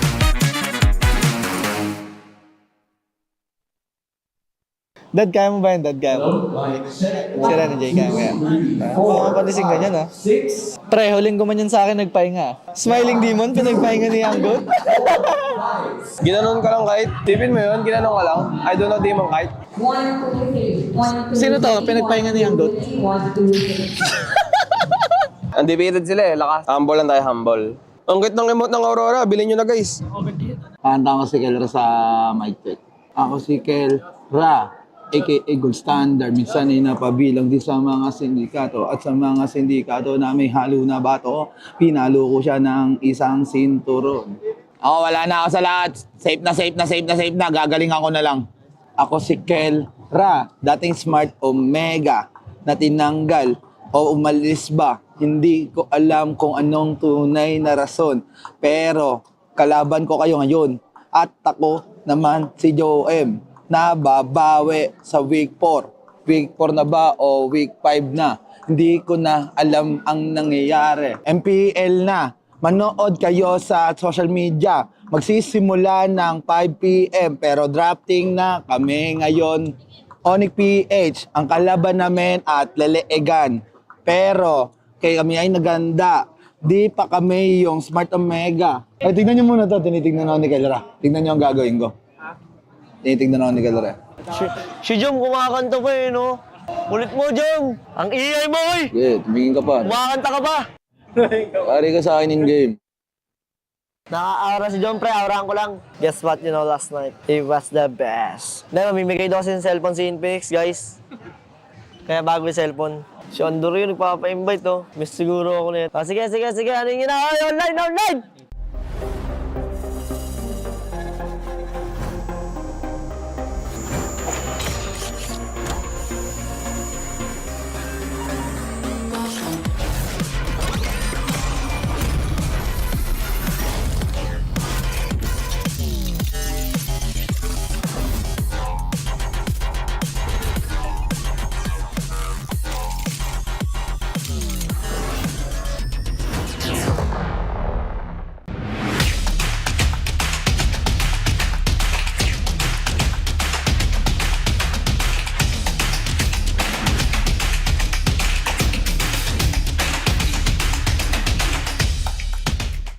Di abutan dito!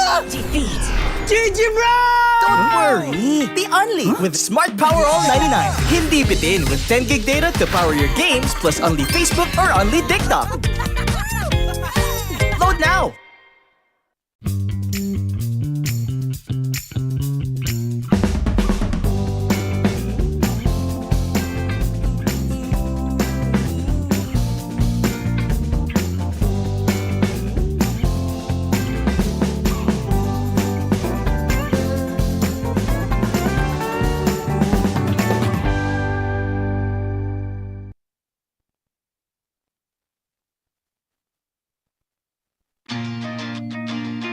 Who needs to go to a concert when you can own that stage with your friends? Enjoy a night of impromptu bowling tournament.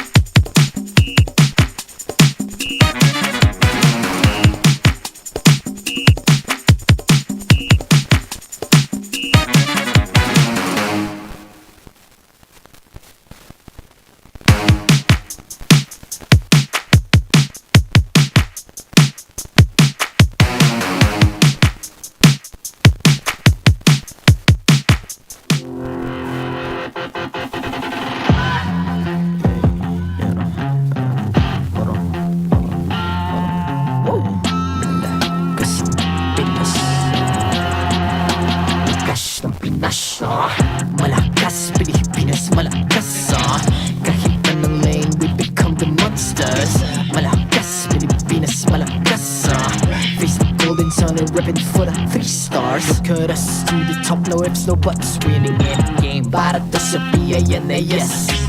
Di mo matitin ang aming boses sa new level. Nasa kalye man o mobile window, I become a legend. Weapon fire, we unite, we winners. Built with pressure, like diamonds are made of. Switch na lane na parang gera, HP racing, may reset up. Tagatang buhat, we hear that full load SS parang Layla. Susundan ko ang iyong bakas, kasama pataas, tagumpay natin to dahil tayo'y malakas. Para sa Pinas, nasa amin ang alas, hindi tuwa atras, kinikilala sa taas kasi kami ang malakas. Para sa Pinas, nasa amin ang alas, hindi tuwa atras, kinikilala sa taas, ganito kami sa Pinas. Wow! Hold on, yeah, malakas ang Pinas. We are laging every beat, no surrender, no retreat. Pag nagsama-sama, just imagine what we can achieve.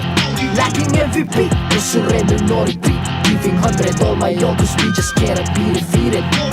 We are unstoppable, immune and invulnerable. Ready ang equipment, lahat frozen, malang crowd control. Pakita ko na jab like pow, east to the southeast.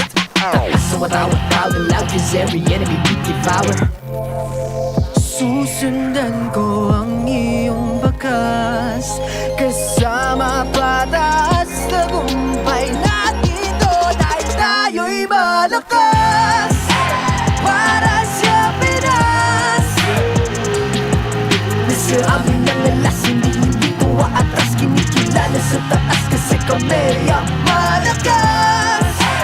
Para sa Pinas, nasa amin ang alas, hindi tuwa atras, kinikilala sa taas, ganito kami sa Pinas. Wow!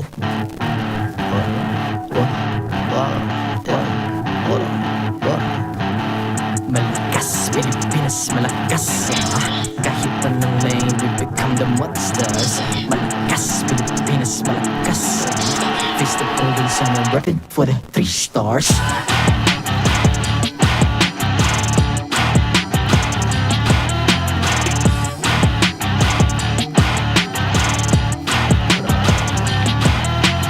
Ang lakas ng Pinas, we unite, be the stars. Ang lakas ng Pinas, we unite, be the stars. Ang lakas ng Pinas, we unite, be the stars. Ang lakas ng Pinas, we the stars. Ang lakas ng Pinas, we unite, we the stars. Ang lakas ng Pinas, we unite, we the stars. Ang lakas ng Pinas, we unite, we the stars. Ang lakas ng Pinas, we the stars.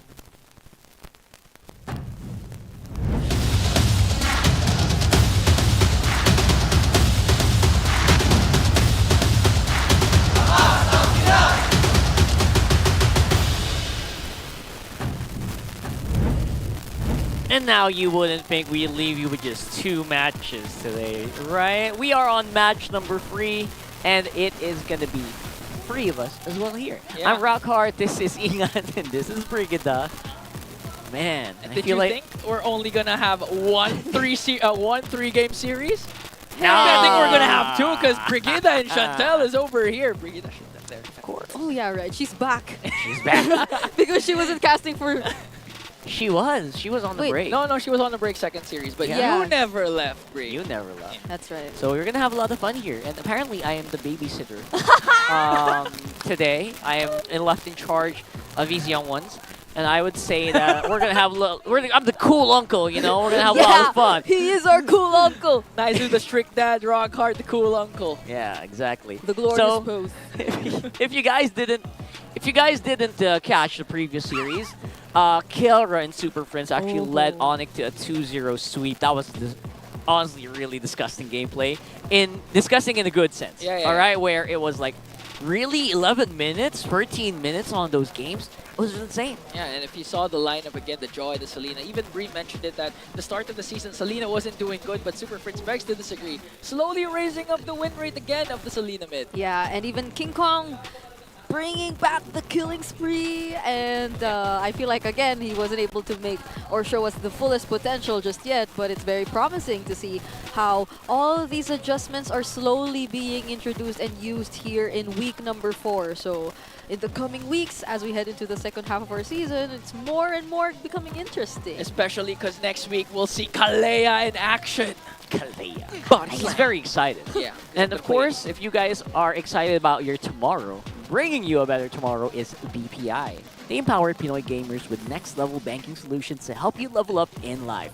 Digital deposit accounts, insurance, investment, loans, and more. That's why you should start saving for the epic future. Open up a #SaveUp account today via the BPI app. All you need is one ID, 5 minutes of your time, and you already have an account. So open an epic future together with BPI, whether it be at your nearest branch or here at the venue because they have a booth. So don't forget to check that out now. That's right. It's always good to plan for your future. Don't do what I do and just wing it. All right. And if you're Hey, cool uncle. Is that advice is for us true. and everyone?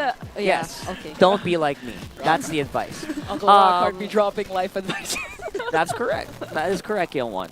And for the meantime, though, obviously, if you're feeling a little bit loose with your change, if you got some chump change that you want to cash in, maybe you can get it with the new Edith Prismatic Sentinel skin. It's pretty cool. There's a 30% off promo on it. You can also get it from a chest if you're feeling a little lucky. So join Edith and experience MLBB Esports Charm. You got a big MPL logo every time you cast a skill. I love it. Yeah, I believe Kurt just used it Yeah. earlier when they were doing all the tosses and knockups and layups and layups. Wow, Why did I do that? Oh, guys, as you can see, it's been a very long day. It's been a very long day, guys. Especially for her. Here's the infinite standings for you. Despite the win by Aurora earlier, it is still TLPH who is still on top of the leaderboards, but they are only separated by literally one standing. Yeah, so it's easy for them to catch up and eventually take the throne over the Cavalry. Meanwhile, Falcon and Onic not far behind, especially since Onic was just able to sweep Omega in the previous series. Yeah, but this is gonna be quite the challenge for AP Bren, currently sitting at 6th, Yep. because they are going to go up against the team who is currently in 3rd of our standings. That's Team Falcons. So this is just looking at the current standings overall. We haven't even dived into the history, the experience, and everything else. Just by looking at this, you know that they have a lot to do in order to somewhat get a win against the Falcons. And you know what? That's something as well that isn't shown in that standings is that Falcons right now is on the win streak. They have been really tearing it up.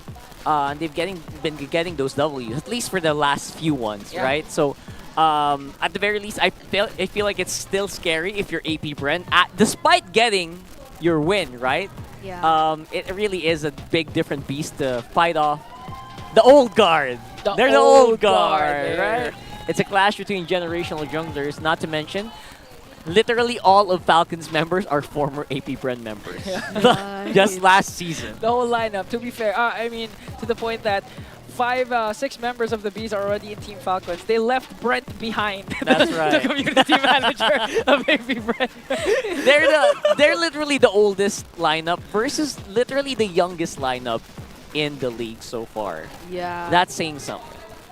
Definitely. I feel like a lot of us have also been having conversations here and there about all these achievements made by their former roster, which I believe they also have expressed that, yeah, you could not take that away from them, but you would also have to attribute it to their former org because they achieved it while being under that particular org. And speaking of generational junglers, oh my goodness, look at this graphic. That's exactly it, right? Because a lot of people have been attributing...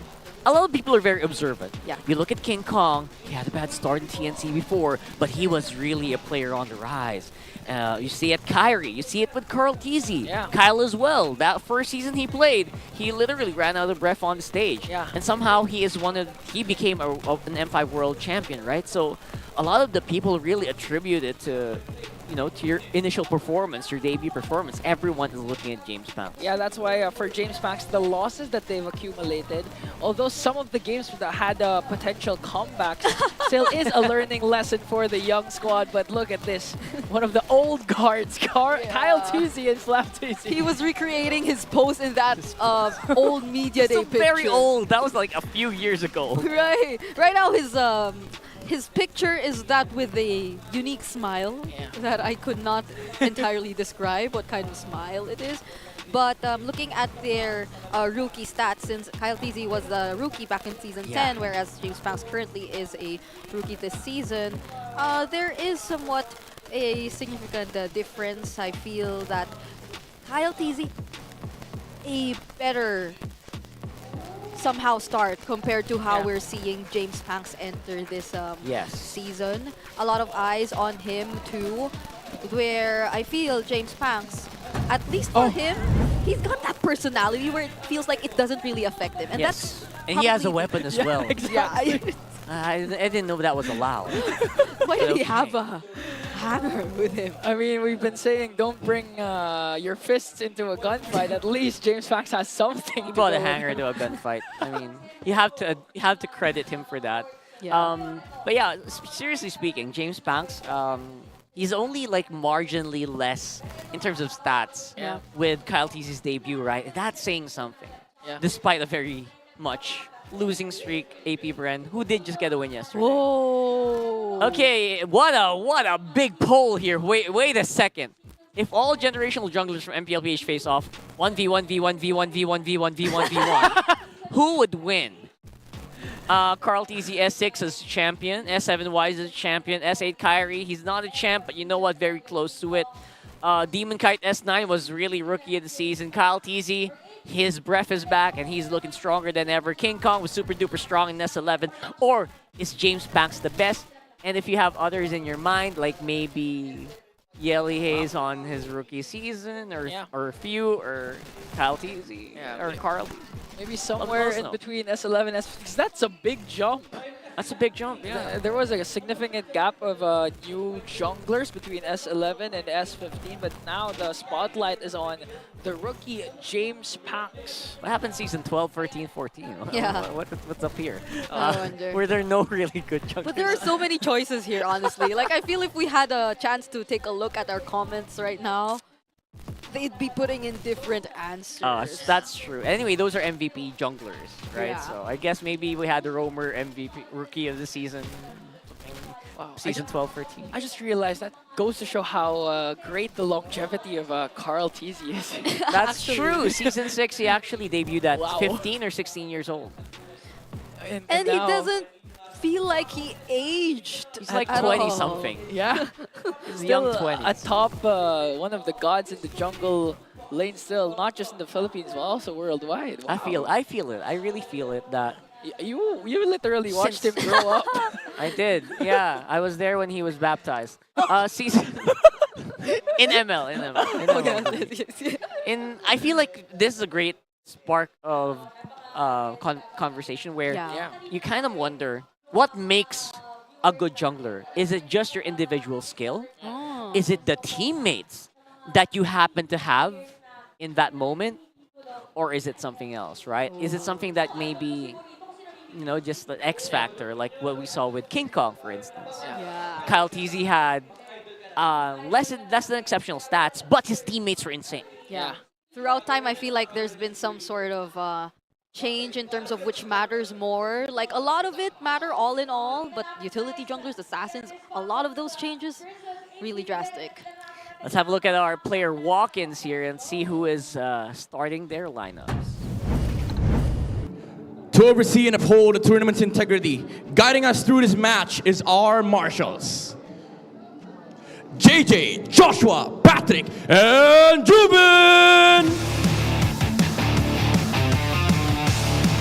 Legends, champions, titans, an epic battle awaits for the final match of the day. Soaring above the arena, it's Team Falcons! In the EXP, the Filipino cannon, Flap TZ! In the jungle, the young phenom, Kyle TZ. In the mid, ang idol ng mga kids, Few. In Rome, the master, Ogwen. In the gold lane, the bulletproof, Super Marco.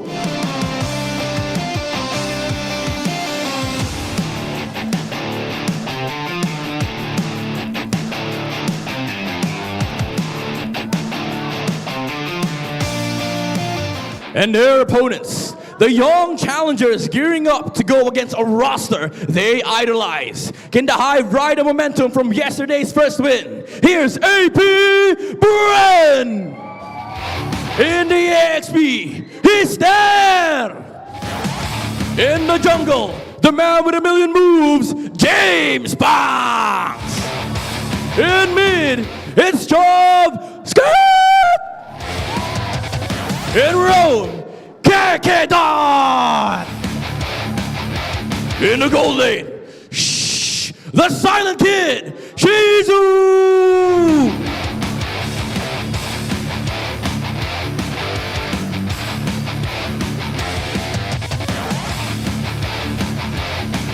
And their coaches, Coach Trevor and Coach Jeff.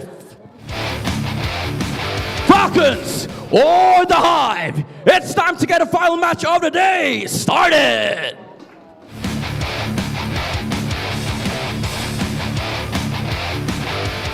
That is some insane intros being given to our team. Here is first Team Falcons. These players were the former lineup of AP Bren, once more M5 World Championship, each and every single one of them. Yeah, going on a win streak so far for these 5 young men. I could recall that Leo actually called them the run and gun strategy when they were up against teams like Onic Philippines, with how fast they were playing and revolving around the bulletproof Super Marco. Yep. Well, this is a team that they definitely have to conquer, given the multitude of achievements that they've already secured for themselves. But AP Bren would be considered as the team to challenge that in this series. They will be heading into this as the underdogs, but they are indeed fresh from a win. If Falcons have just a single loss, that's the opposite for them, but that doesn't mean that that will stop AP Bren from getting or bouncing back eventually in this season. They are yet to show us how they are fully able to adapt in this entire competition. But so far, a lot of highlight has been given to both James Banks and Shizu, which I feel we also have to pay much attention to, considering this spider graph. Yeah, that's right. And this graph will definitely show Falcons, despite the rocky start on week 1, has been really, really growing. Yeah. Especially in contrast to AP Bren here, who looks like, you know what, it's not a good start, but they got something going last match. The graph literally is dominated by Team of Falcons. A good thing there was a peak there for kill participation for AP. I was about to say Falcons AP Bren, but AP Bren. So we can expect AP Bren to play more together and play around the fact that they have James Banks and Shizu as their main course for their team. Yep. These two players, at least, they have such a drastic difference in terms of what we see when it comes to their personality. Yeah. But when it matters the most in-game, they do so much for their team. Let's see if there's going to be any changes today, and I'm really hoping there are, because AP Bren got to do a lot. Let's check the ping test. 1, 2, 3, or 3. 1, 2, 3, 1, 2, 3, 1, 2, 3, 4, 5. Mali ka, tol. Super Marco with the Savage. Anong Infinix na kaya to? Bago daw to eh. Practice with the finals MVP. Nag-ulti sa saig, kadita. Di ka pa? Di ka na makaka-out, boy? Hi, Falcons. Whoa! Goat ng MPL. Goat ng MDL. So, Beavers View, walang iya macho. Yep. Coach, No. kaya ba daw ng Old Gods? Sumabay sa Karen. Hey! Bago pa nag-umpisa yung palabas, alam nyo na kung paano magwawakas. Now the big one is finally here. Pagtitripan sa entablado. Yung animal ng ilustrado na basehan daw ng Horado. Laging flip top. Grabe mga young gods. Current din yun yung mga Onic. Hindi yun old gods Ilang kaya pupunta sa mag-anak ko? 13 yung pinalista ko. Hi guys! Shoutout sa inyong lahat. Pero gusto ko lang sabihin, maraming salamat. Shout out to you too, bro. We just got a message from James Panks. A nice message from James Panks, right? Here's the Infinix keys to victory, though. It should be very straightforward for them. It is, because knowing the history between these two franchises, for Team Falcons, it's as simple as showing them how it's done. James Panks has touched on this idea quite a number of times in earlier ping test or mic check. They are indeed considered as the quote-unquote old gods, or the team who's been here for the longest time. So their experience can do much in terms of the game that they're about to head into later on. But for the young bloods, for AP Bren, what's important is that they show them heart. They show them the hunger that they have, and that all that the learnings they've already gotten all through their experiences in the first few weeks. Because definitely this would be the time you'd want to eventually find your footing in the league. Now that you've already gotten a single win, you'd want to ride on that momentum and potentially get more. But for both, it's mostly just trusting the process. I feel like it's a little bit more applicable in the current situation of AP Bren. But for Team Falcons, you can say the same. After a very long time of resting and not participating in what we've seen for some of the recent international tournaments, we can see clearly that the fire is back in them and that they're looking to secure and get back on the bigger stage from this point onwards. I actually completely agree, especially for Falcons here. They did take a really long break, I think, all throughout Season 14, and look at them now. They look like they're around peak form. The last time we saw few even in action was he wasn't married yet. And then right after the break, I mean, congratulations to you once again in IC, but side selection will go to Team Falcons, choosing to go with the blue side. Maybe that's all he was waiting for, right? Yeah. I don't know. Maybe he's a lot more in the groove now that his life is really looking good. Yeah. And motivated. And highly motivated, probably, to get another crown for his queen. Something like that, you know? Yeah. That'd be cool. Sounds so inspiring. I mean, Few, whenever we talk about Few, him being here for so long, for all the seasons, with us witnessing his life story up until the point where he gets married, and it feels like he still wants to include like his married life up until or for the next possible achievements he's probably going to get. So you just know how big of a part this entire professional and competitive scene is to this guy already. You know, I wouldn't even be shocked if Few pulls off a LeBron route wherein he played with his son in the professional league. That would be insane. If that happened, Few and his potential children side by side in MPL. Oh my god. You're the GOAT. And you know the trend where they tend to name their children after some heroes. Yeah. So I can't imagine. what's Few's Well, we'll talk about child's that name later. We'll talk about that later. Maybe if you have any suggestions for Few's kid's future name, let us know in the comments. And for now, we are going into the drafting phase. Now, the drafts that we've had today are pretty spicy, to say the least, especially for the last match that we had.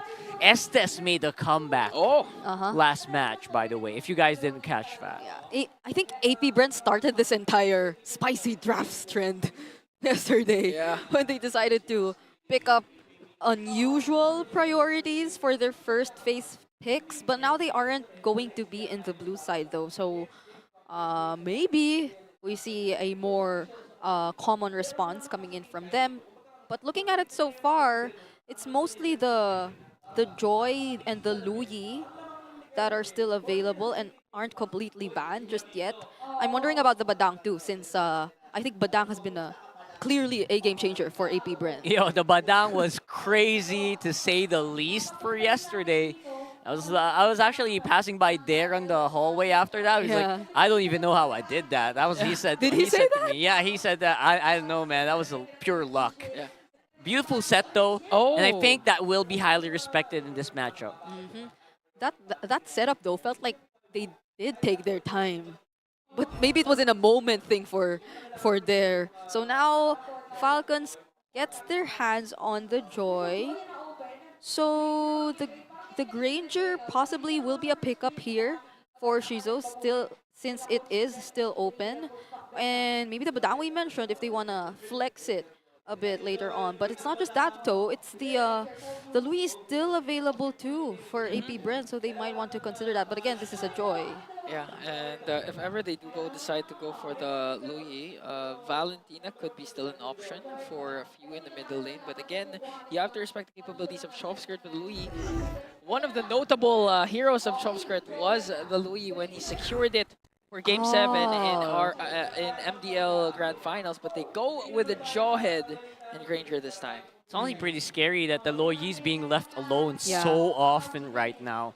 Sometimes, actually last game, it also left in the draft, like second phase. Yeah. So, I don't know, there's just not much emphasis on global response right now. And I gotta say, the Airfell also very underrated in these games. Yeah, probably the most well-respected at this point in terms of global presence is going to be the Chip, which is currently banned, or which was banned here by AP Bren. But yeah, again, even though the Irithel hasn't been that much of a priority, probably when you look at it from a perspective of what's really considered as Super Marco's comfort picks, yeah, that probably could be really considered to be one of it. And again, it guarantees you some sort of way to reposition yourself with a heavy crossbow, given that AP Bren might just be considering the pickoff route. And now they seal it in with the Hayabusa that will go into the hands of James Pang. So really the Jawhead Hayabusa combination, you'd want to keep yourself safe as much as possible as a goal laner of Falcons. Yeah, this Hayabusa also was very pivotal in a few previous games. So I will not be surprised if, you know, they just try to buy some time for James Panks to actually get into the groove. Because when James Panks gets into it, when he's locked in, he's a different beast, to be honest. Yeah, and this is what we are expecting from AP Wow, because this is the printed first time. photos. Vintage photos. This is the first time actually James Panks going with a different jungler instead of the usual Suyo and Joy. Yes, it is. So they take out... By the way, that's one of the most loyal... Very coordinated attack. member of the Bees. So I don't know if he just wasn't able to make it today and they made sure that he'll still be in the venue. No, he was here. He was here, yeah. Oh, so there are multiple Brents. Multiple Brents? Where did that come from? Are they using a multiversal portal or something? There's so many pictures, but yeah. So many pictures of Brent. Taking out the Selena. All right, we're looking for mid laners, right? No mid laners locked in for either one of these teams. Yeah. The Louis Farsa is still available. The Farsa would go really well for AP Bren, especially considering that it's also one of the comfort picks and notable picks of Shizu. Oh wow, he just got his hands on the Alpha Legend skin. I think that's a video. Congratulations. Oh, is it? Just kidding. I don't know. Why are we so doubtful? I feel like it's a video. I don't know. I'm a doubter. Anyway. Thought you were Did the that cool just uncle. release I a thought few you were the hours cool. ago? Yeah. I gotta get me that. I need that. Yeah, we do. Later on. But let's not be like nice and spend 6 million diamonds on getting a... Not that much. A lot of power picks in the mid lane are open now. Yeah, yeah, Louis, yeah. The Farsa still. I'm really looking at the Farsa for AP Bren again to complement their lineup and just to really cement the idea of burst, damage, and pickoffs. Also to supply them some sort of zone since the Jawhead alone won't be as reliable to serve as the sole front or zoning for AP Bren at this point, which is why they probably would have to pick up on a would have to pick up a tanky, sort of XP later. You know if they they're want gonna that. badang. You know they're gonna badang. Why are we even doubting the badang? It's gonna happen, right? Right, guys? I mean, no, James Banks went with the Hayabusa. We don't know, but there's the Farsa. Okay. And now where's the badang? Yeah. I'm excited. I'm kidding. I'm kidding. And then Falcons takes away. Not yet. Don't forget, Flap has been using Badang in Oh, the he first few can. weeks. That's a nice On denial. the I XP like lane, it. He can do it. Yeah. I like it. I like it. Yeah, well, this is Flap and this is Few. Two of the players who've been really, I don't know. The long timers. They've been constantly introducing some picks whenever there's an adjustment in the patch. I think even in the last SPS, Flap, right? Barrett's backsha. The Barrett's backsha. I just don't know about Faramis might be a good one here, but it might get destroyed by a feathered airstrike. So maybe one of Valentina. Yeah, Valentina is open. But still goes Faramis. Well, if the idea is Staying alive, basically, right? and just to use it aggressively, which could be one way to look at it. If since AP Bren, as it looks, they should be playing this very aggressively, right? They have a Hayabusa Farsa Jawhead in their trio mid.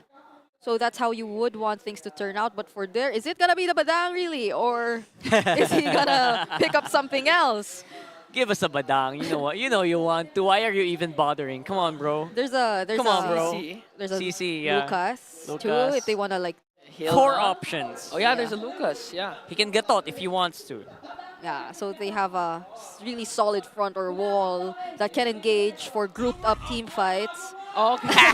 But why are we doubting this? Yeah, we shouldn't doubt this anymore. Why are we even doubting? Again? Right? We give him so many options. CC, you want to go Lucas? No, I'm gonna go Badang. That's there for you, bro. If it ain't broke, don't fix it. That's right.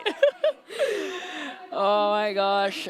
Looking at the lineup of AP Bren, if things go well for them in the early game, this could go. Yeah. Even before 16 minutes. It's a very promising early to mid game lineup. But even when Yeah. it comes to the latter portions of the game, just allow James Pax to farm. He can gain absolute easy access to the backline heroes which are present for Falcons. He can be the one to constantly force out the Nether Realm. He can be the one to hunt down Super Marco. It just that he needs to really land all those Quad Shadows and those Shurikens, since again the recent adjustment has been more on Hayabusa not just freely using the ultimate whenever he wants to, even though he doesn't have the stacks. So that's probably just one thing they have to consider. But other than that, Falcons, I feel like they're playing it really safe. I saw multiple Purify spells across the board. Let's see if that's going to result to anything good here. We do see a lot of Purifies and 4 Flickers here for AP Bren. to Mobile Or are they going to be the Legends. aggressor here? Or will they have a problem in the jungle? Kyle TZ really scary on that Joy so far. See how they rotate.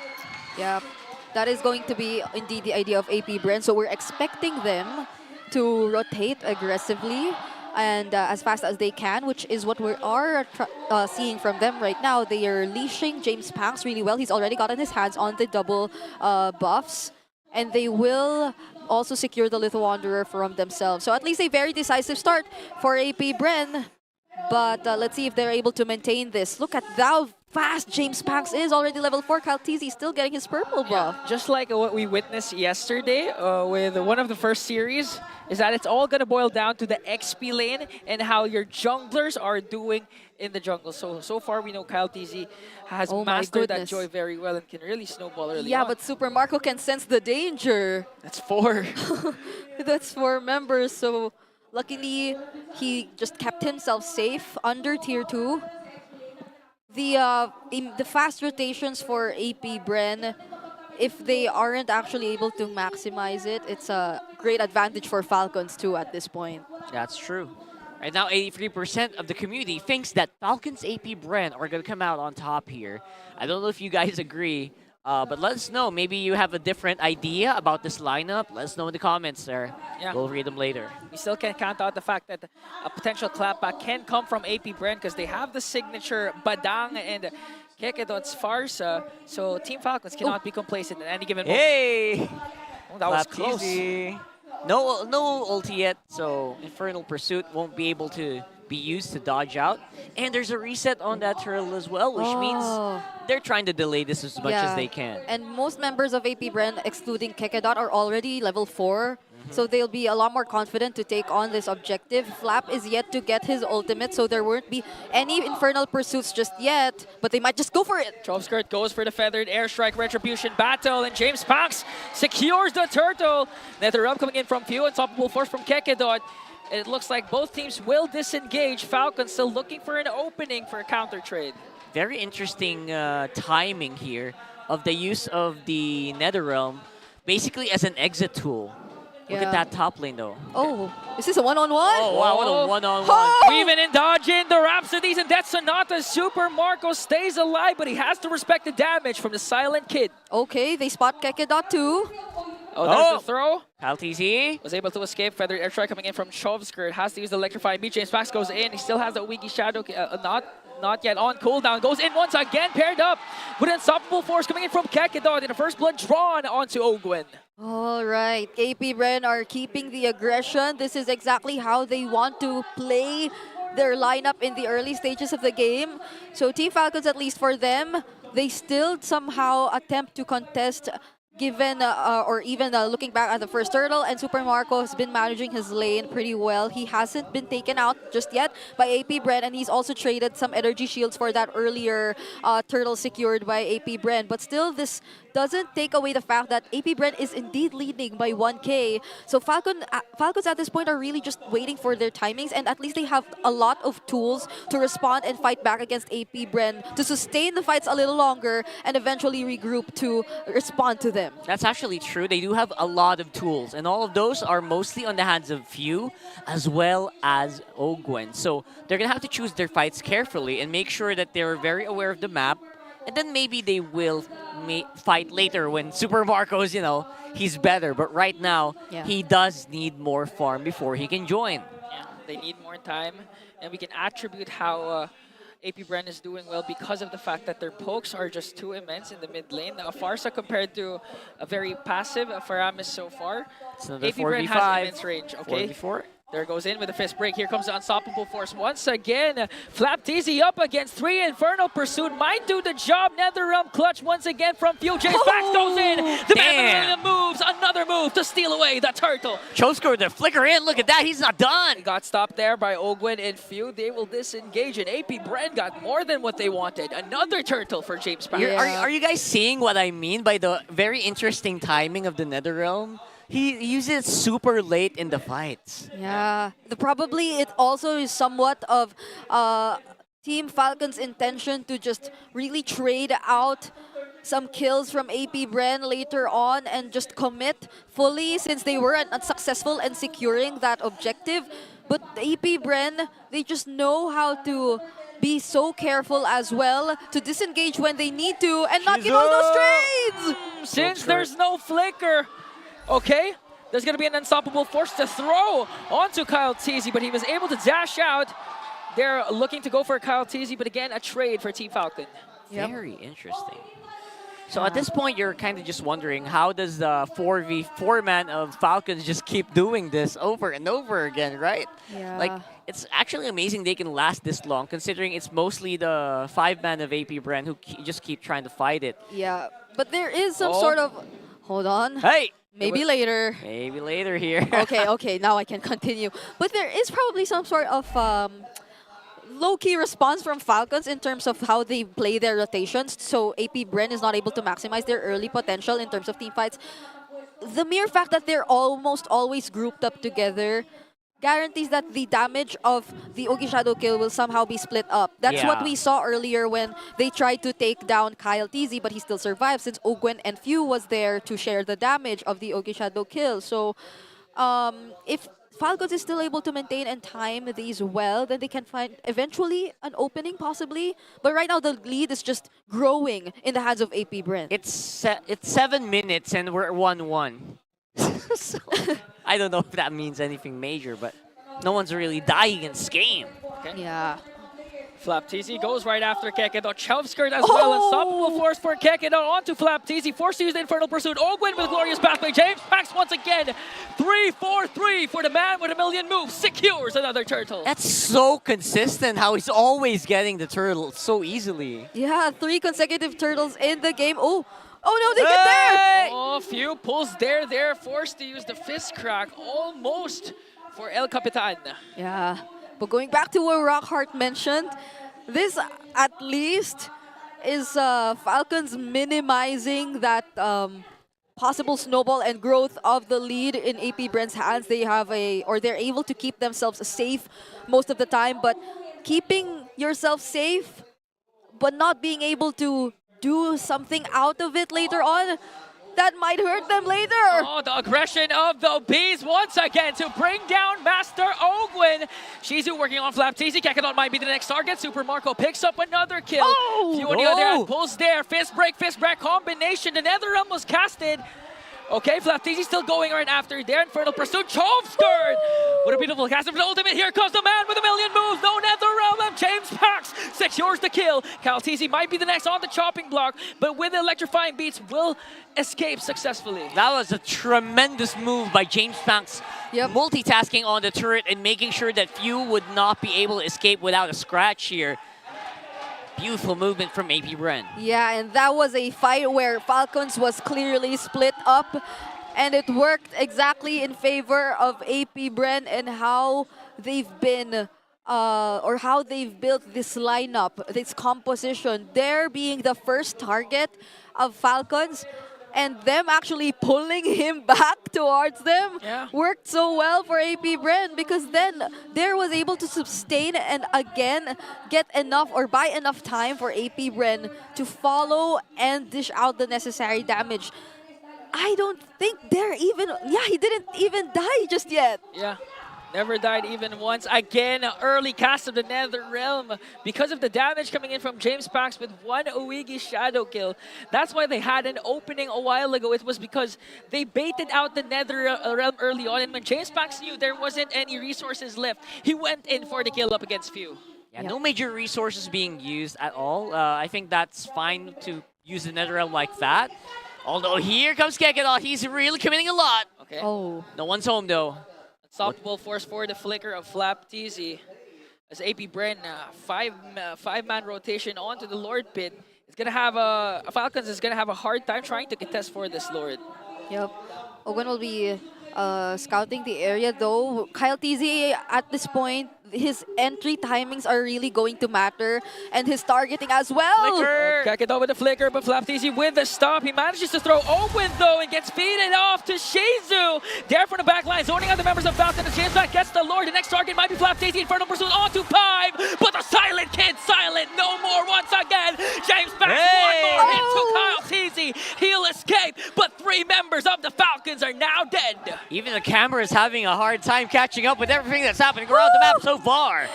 Kalteasy and Super Marco were the only members left, and now it is so difficult for Falcons. Few on his stacks. I bet he's barely been able to get the necessary or the right number which will make you confident enough to always engage in a fight, because every now and then they find a way to take him down even despite this very low scoring game. So AP Bren have clearly snowballed and are approaching an almost 10k gold lead. Feels like they've found a recipe. They've found an identity here. Trying to blow it up, and there you go. Oh, there's big the damage from Chovskirt with the feathered airstrike. 11 minutes in, one inhibitor has now been taken down for the side of Team Falcons. Yeah, things could have been so much worse for Falcons in that defense. Only... Oh, Ogwin, dangerously low here. They were able to stop the feathered airstrike coming in from Chovskirt, but Super Marco, the bulletproof is now gone. Next target is Flapteasy. Kalteasy has to back off now. Who's this? Ogwin going up against four, maybe able to take down Chovskirt, but the price for his life. Three members now for Team Falcons. It's only Few and Carl remaining here. Oh, James Pax, they have minions there. Kekadon's ready to eject someone. Shizu just dishing out the damage. Immortality pop for Kekadon. The killing spree coming in from James Pax. And an unbelievable win for AP Bren. That was fast, that was surgical, and that was insane coming in for AP Bren. Oh my goodness! The momentum is real for the Bees! They're riding on that momentum, and they surprised us in this game. Not even with the draft. They didn't surprise us with the draft. Not unlike really. Yesterday. But the way they executed this lineup accordingly, in line with its conditions for it to really work. It was a surprising to see AP Bren perform that time because it didn't feel like they had the jitters anymore. They really weren't hesitating and going in. Yeah, every move was decisive. Every move was calculated, specifically from James Panks. Imagine going up against Kyle TZ with his joy. Yeah. He's just in Hayabusa 3-4-3 turtles plus the... wow, hands down to these rookies. I bet he could Insane. be. I bet he could be this guy we're about to see, right? Yeah! It's like it is. So James Panks, despite a little bit being hands-off in the first few minutes, was able to really reel in that MVP performance. And James Panks definitely showed off a lot more moves in this game compared to the previous ones. Unbelievable. 3 consecutive turtles, which weren't entirely turtles that Falcons did not attempt to contest. They did attempt to contest all those turtles. And Kyle TZ was there. But I would have said I'd commend Kyle TZ despite the multiple times wherein we would have thought that he was already behind in terms of levels and all that. He actually caught up pretty well, but when it comes to the retry battles, it's always James Panks who prevails. Which is saying something, right? Kyle TZ usually very on point with the retribution, even beating out some older, more veteran players compared to himself. So James Panks being able to do this is really saying something. Yeah, the next gen is literally here. We had some sort of a drought when it comes to the next generation junglers, and James Panks literally showing us that he's here. S15, a jungler, might be him. Yep, and these signature picks, they're starting to really, or I'm really starting to get them associated with these players of AP Bren. The Badang on there, the Parsa on Chov Skirt. They're already making a statement. Not to mention the jawhead of Kekedot, who was very eager to keep tossing members of Falcons all around the map. And that probably caught them off guard too. Like, you would be mindful of the angles of your positioning considering your lineup as Falcons. You wouldn't want Flap to always be in the front lines, same as Ogwen. But at the same time, still grouped up together to some extent so you could share the damage later on. But that worked for AP Bren multiple times. If you do get to share the damage for James Panks, you get to share the damage from the Feathered Airstrike That's too. true. That is the biggest problem of the Feathered Airstrike. Aside from the fact that it could really tear through or go through the defenses of the NetherRealm. Because it wasn't just the Feathered Airstrike, right? There were so many other damage factors they had to consider. Not to mention sometimes they're just straight up baiting the NetherRealm. Yeah. Right? It A doesn't lot even of get used in the times. battle. Yeah. And so when Falcons groups up together, you have to worry about the Feathered Airstrike, the fist break. Yeah. So many The things. ejector. The ejector. So many And problems. actually, you called it early on. Sometimes the Feathered Air, the NetherRealm was really casted in Later. later Yeah. or Yeah. even earlier. Not quite on time. but, Weird timings. AP, and I'm looking at the comment section right now. A lot are asking and commending AP Bren and asking who are their coaches. So the guys, for your clarification, the coaches behind the Bees are of course Coach Jeff and Coach Ben. Mr. Pong himself. Mr. Pong himself, They the have mastermind. 4. They have 4. you get to see it once you look there, but oh, now I'm a believer of the Silent Kid. He was our rich guy all along. Really? I didn't think that was gonna be. Look at that sneaky smirk. I thought it was gonna be James for sure. Yeah, but Interesting.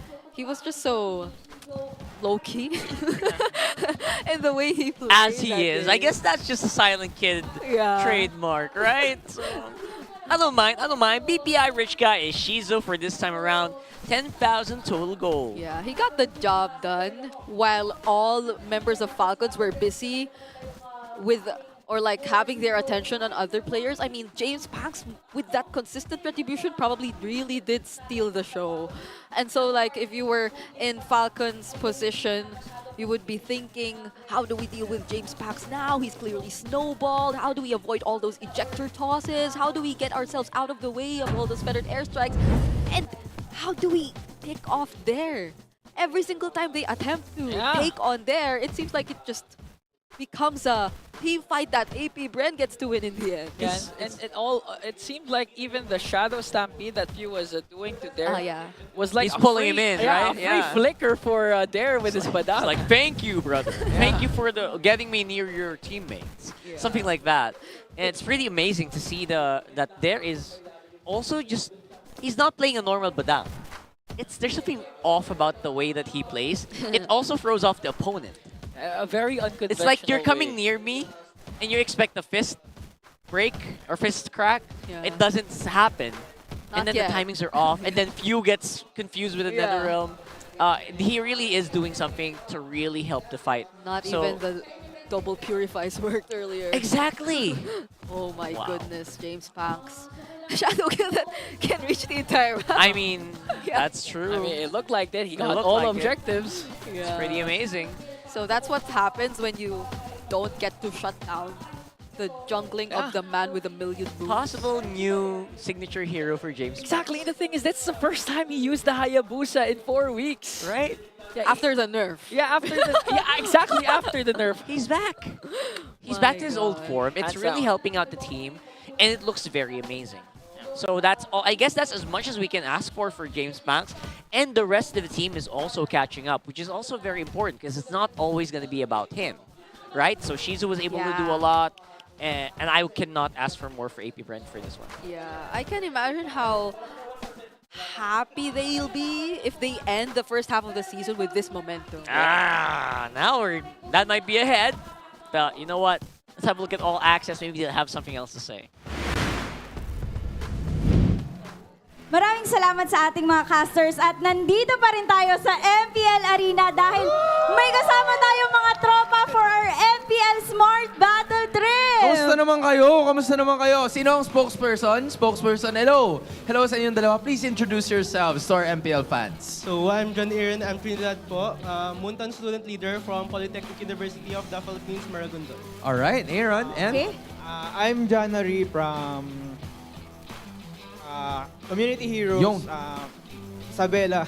Okay, so Isabela. community heroes and Ang layo Anong oras ka bumiyahe? Parang 8 hours ang biyahe pag Isabela to Manila. 8 hours? 8 hours. Grabe ang dedication effort, nila, yeah. Hans. Okay, Aaron and January, kamusta naman yung experience nyo dito sa Battle Trip? As for me, super fun experience po since nakita ko po yung nilook up kong player kanina, ina Oheb and Edward. Ah, that's fun. That's fun. Heaven and Edward? Kailan mo ba sila sinusuportahan? Since when? Dati pa. Like matagal na. Probably nung magkaampi pa sila. Right? Now, for January, I wanna know. Kasi before the start of the broadcast, right? Meron kayong mga ginanap dito. Parang nagkaroon ng mini field trip. So anong mga natutunan nyo with all of those na nabanggit ng ating casters and of course the production staff? Nakakatuwa yung parang mga programs na ginagamit nila, parang sobrang complicated rin pala. Medyo mahirap rin pala yung mga ginagawa nila para sa production. Pero enjoy naman. Yeah. Enjoy naman. January, I'm sure maraming mga nanonood dyan na gusto rin nilang sumali sa Battle Trip. Paano ba pwedeng sumali sa Battle Trip? Para sumali sa Battle Trip, search nyo lang sa Facebook yung MLBB PH, Community Heroes and Student Leaders. Okay. So yun, MLBB PH, Community Heroes, and Student Leaders. If I remember correctly, may kailangan na form doon. Tama ba? So, hahanapin lang po nila yung post regarding the battle trips. Tapos, they can fill up all the information needed for the battle trip. Alright, there you have it. Guys, thank you for being with us today. Salamat. Salamat. Hopefully, dumami pa tayo next week, right? For sure, manood na kayo dito at bumalik na tayo ngayon sa non-stop MLBB action as we head back to our casters. Look at those young ones exploring esports. Good time. You never know. Maybe one of those children is going to be the next generational jungler. Oh, Never or know. the next gen of casters. Or the next Brigida. Or the next cool Uncle Rock. Or the next Andori. Or the next Who is not included on the list for some reason. That's why there's an H. There. Right. Asterisk. Asterisk, God. yeah. We'll talk about that later a lot more because I saw some. We Brigida saw something on social media that's very interesting. The FINA Cup, by the way, is happening right now, and that's an exclusive league for female pro players and the official qualifier for MLBB Women's Invitational. The tournament is currently ongoing and will last until May 27. So let's all support this growing league that empowers more women to be esports pros. Yes, my Right, fellow your women. fellow. That's right. Right. You're gonna be working there for sure, 100%. Yeah. I mean, we've seen even, again, just last week, I think, Team Liquid launched their female team too. So that's Yeah. a pretty interesting development. We are about to see more and more female competitive players. So watch out for that. And they're going to EWC, right? So that's gonna be An amazing trip. it's gonna be an amazing trip. You guys know what's gonna happen. Blue side for Oh, here we go again! AP Bren. I don't know if it's gonna be spicier. Maybe they don't wanna. Here's the thing, right? Yeah. Let's talk about what happened here. Because if it works like this now, Yes. maybe in their minds, guys, do we need to change anything? No. Do we need to try something that we tried yesterday? No. Maybe they'll just stick with what they did in game I number agree. one. Yeah. Which is why as much as I like AP Bren on the first pick, maybe it's not as spicy as we think. But what can we expect? What are we hoping for? For me, if AP Bren doesn't change up anything, maybe we would see the Esmeralda, as you mentioned, in the XP lineup against the Badang. Wow. Yeah, I don't think Dare's not gonna change the Badang, right? He's just having so much fun with Yeah. it. Maybe Flap goes with Espe. Or he goes, Right? Or he goes damage too. Oh, we Like never know. a punching hero, bringing back the Paquito. Paquito? No, I'm just kidding. You guys We're just trying going, to put out some theories out there. Yeah, because I really feel like if you are AP Bren, you're Pong, you would say, guys, let's try that again. Maybe it'll work this time, right? So that's something that I am going to be so excited for. Let's see if that's going to happen here for the draft. For Yeah. game number 2. All right. If this does go and if we do get to see a similar trend to what we usually see, there's supposedly the Fanny being banned out next. The Eve or the Luyi. It's pretty much a go-to ban. But it would be all the more interesting if we get to see a respect ban or something. Like a possible Badang being taken out and respected too by Falcons. But that will be probably something we get to see later on in the draft. For now, it's just really the go-to standard bans we're seeing. Yeah, big go-to standard bans. Also a bit surprised that we're still seeing Zushin. I feel like Zushin just has been losing a lot lately. So I mean, there have been some adjustments by the players. feels like it's effective. Yeah, Right. the kinda switch it up in terms of the items, the priorities, but yeah, I think there's still much respect to it. Similar to the Badang, even though it's nerfed, right? Teams still pick it up. Still pick it up, Teams right? still ban it out later on. So Exactly. yeah, is this gonna be a mid lane ban again, or are they gonna take out one of the jungle or gold trades? There's too much on the table, honestly. We still haven't seen it ban on Chip. The Badang finally getting banned out, but it's by AP Bren. Yeah, and oh my gosh, they ban out the Johet! Loyi is open, Chip is open in this draft. No Johet first picks. No Johet for first AP pick. Bren. I was looking forward to that as well. It's a nice try. I'd consider like two of their core heroes for their winning lineups have been taken out. The Badang and the Jawhead, but they replace it with one of the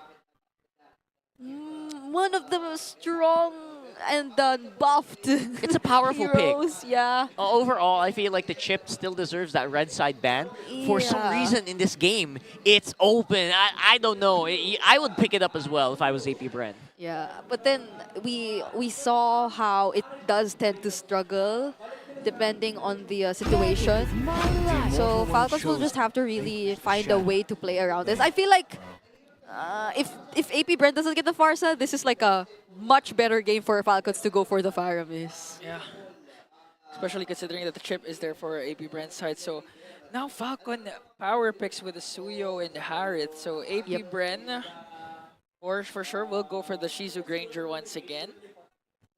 Uh, At this point, do you secure the dare pick already? I mean, the Badang is gone. It's gone, man. Yeah, so if you were going to look for a pick, probably a flex pick, the CC. Gatot is there. Gatot is pretty good. Yeah. But although they already revealed the chip, so that might be a little too much.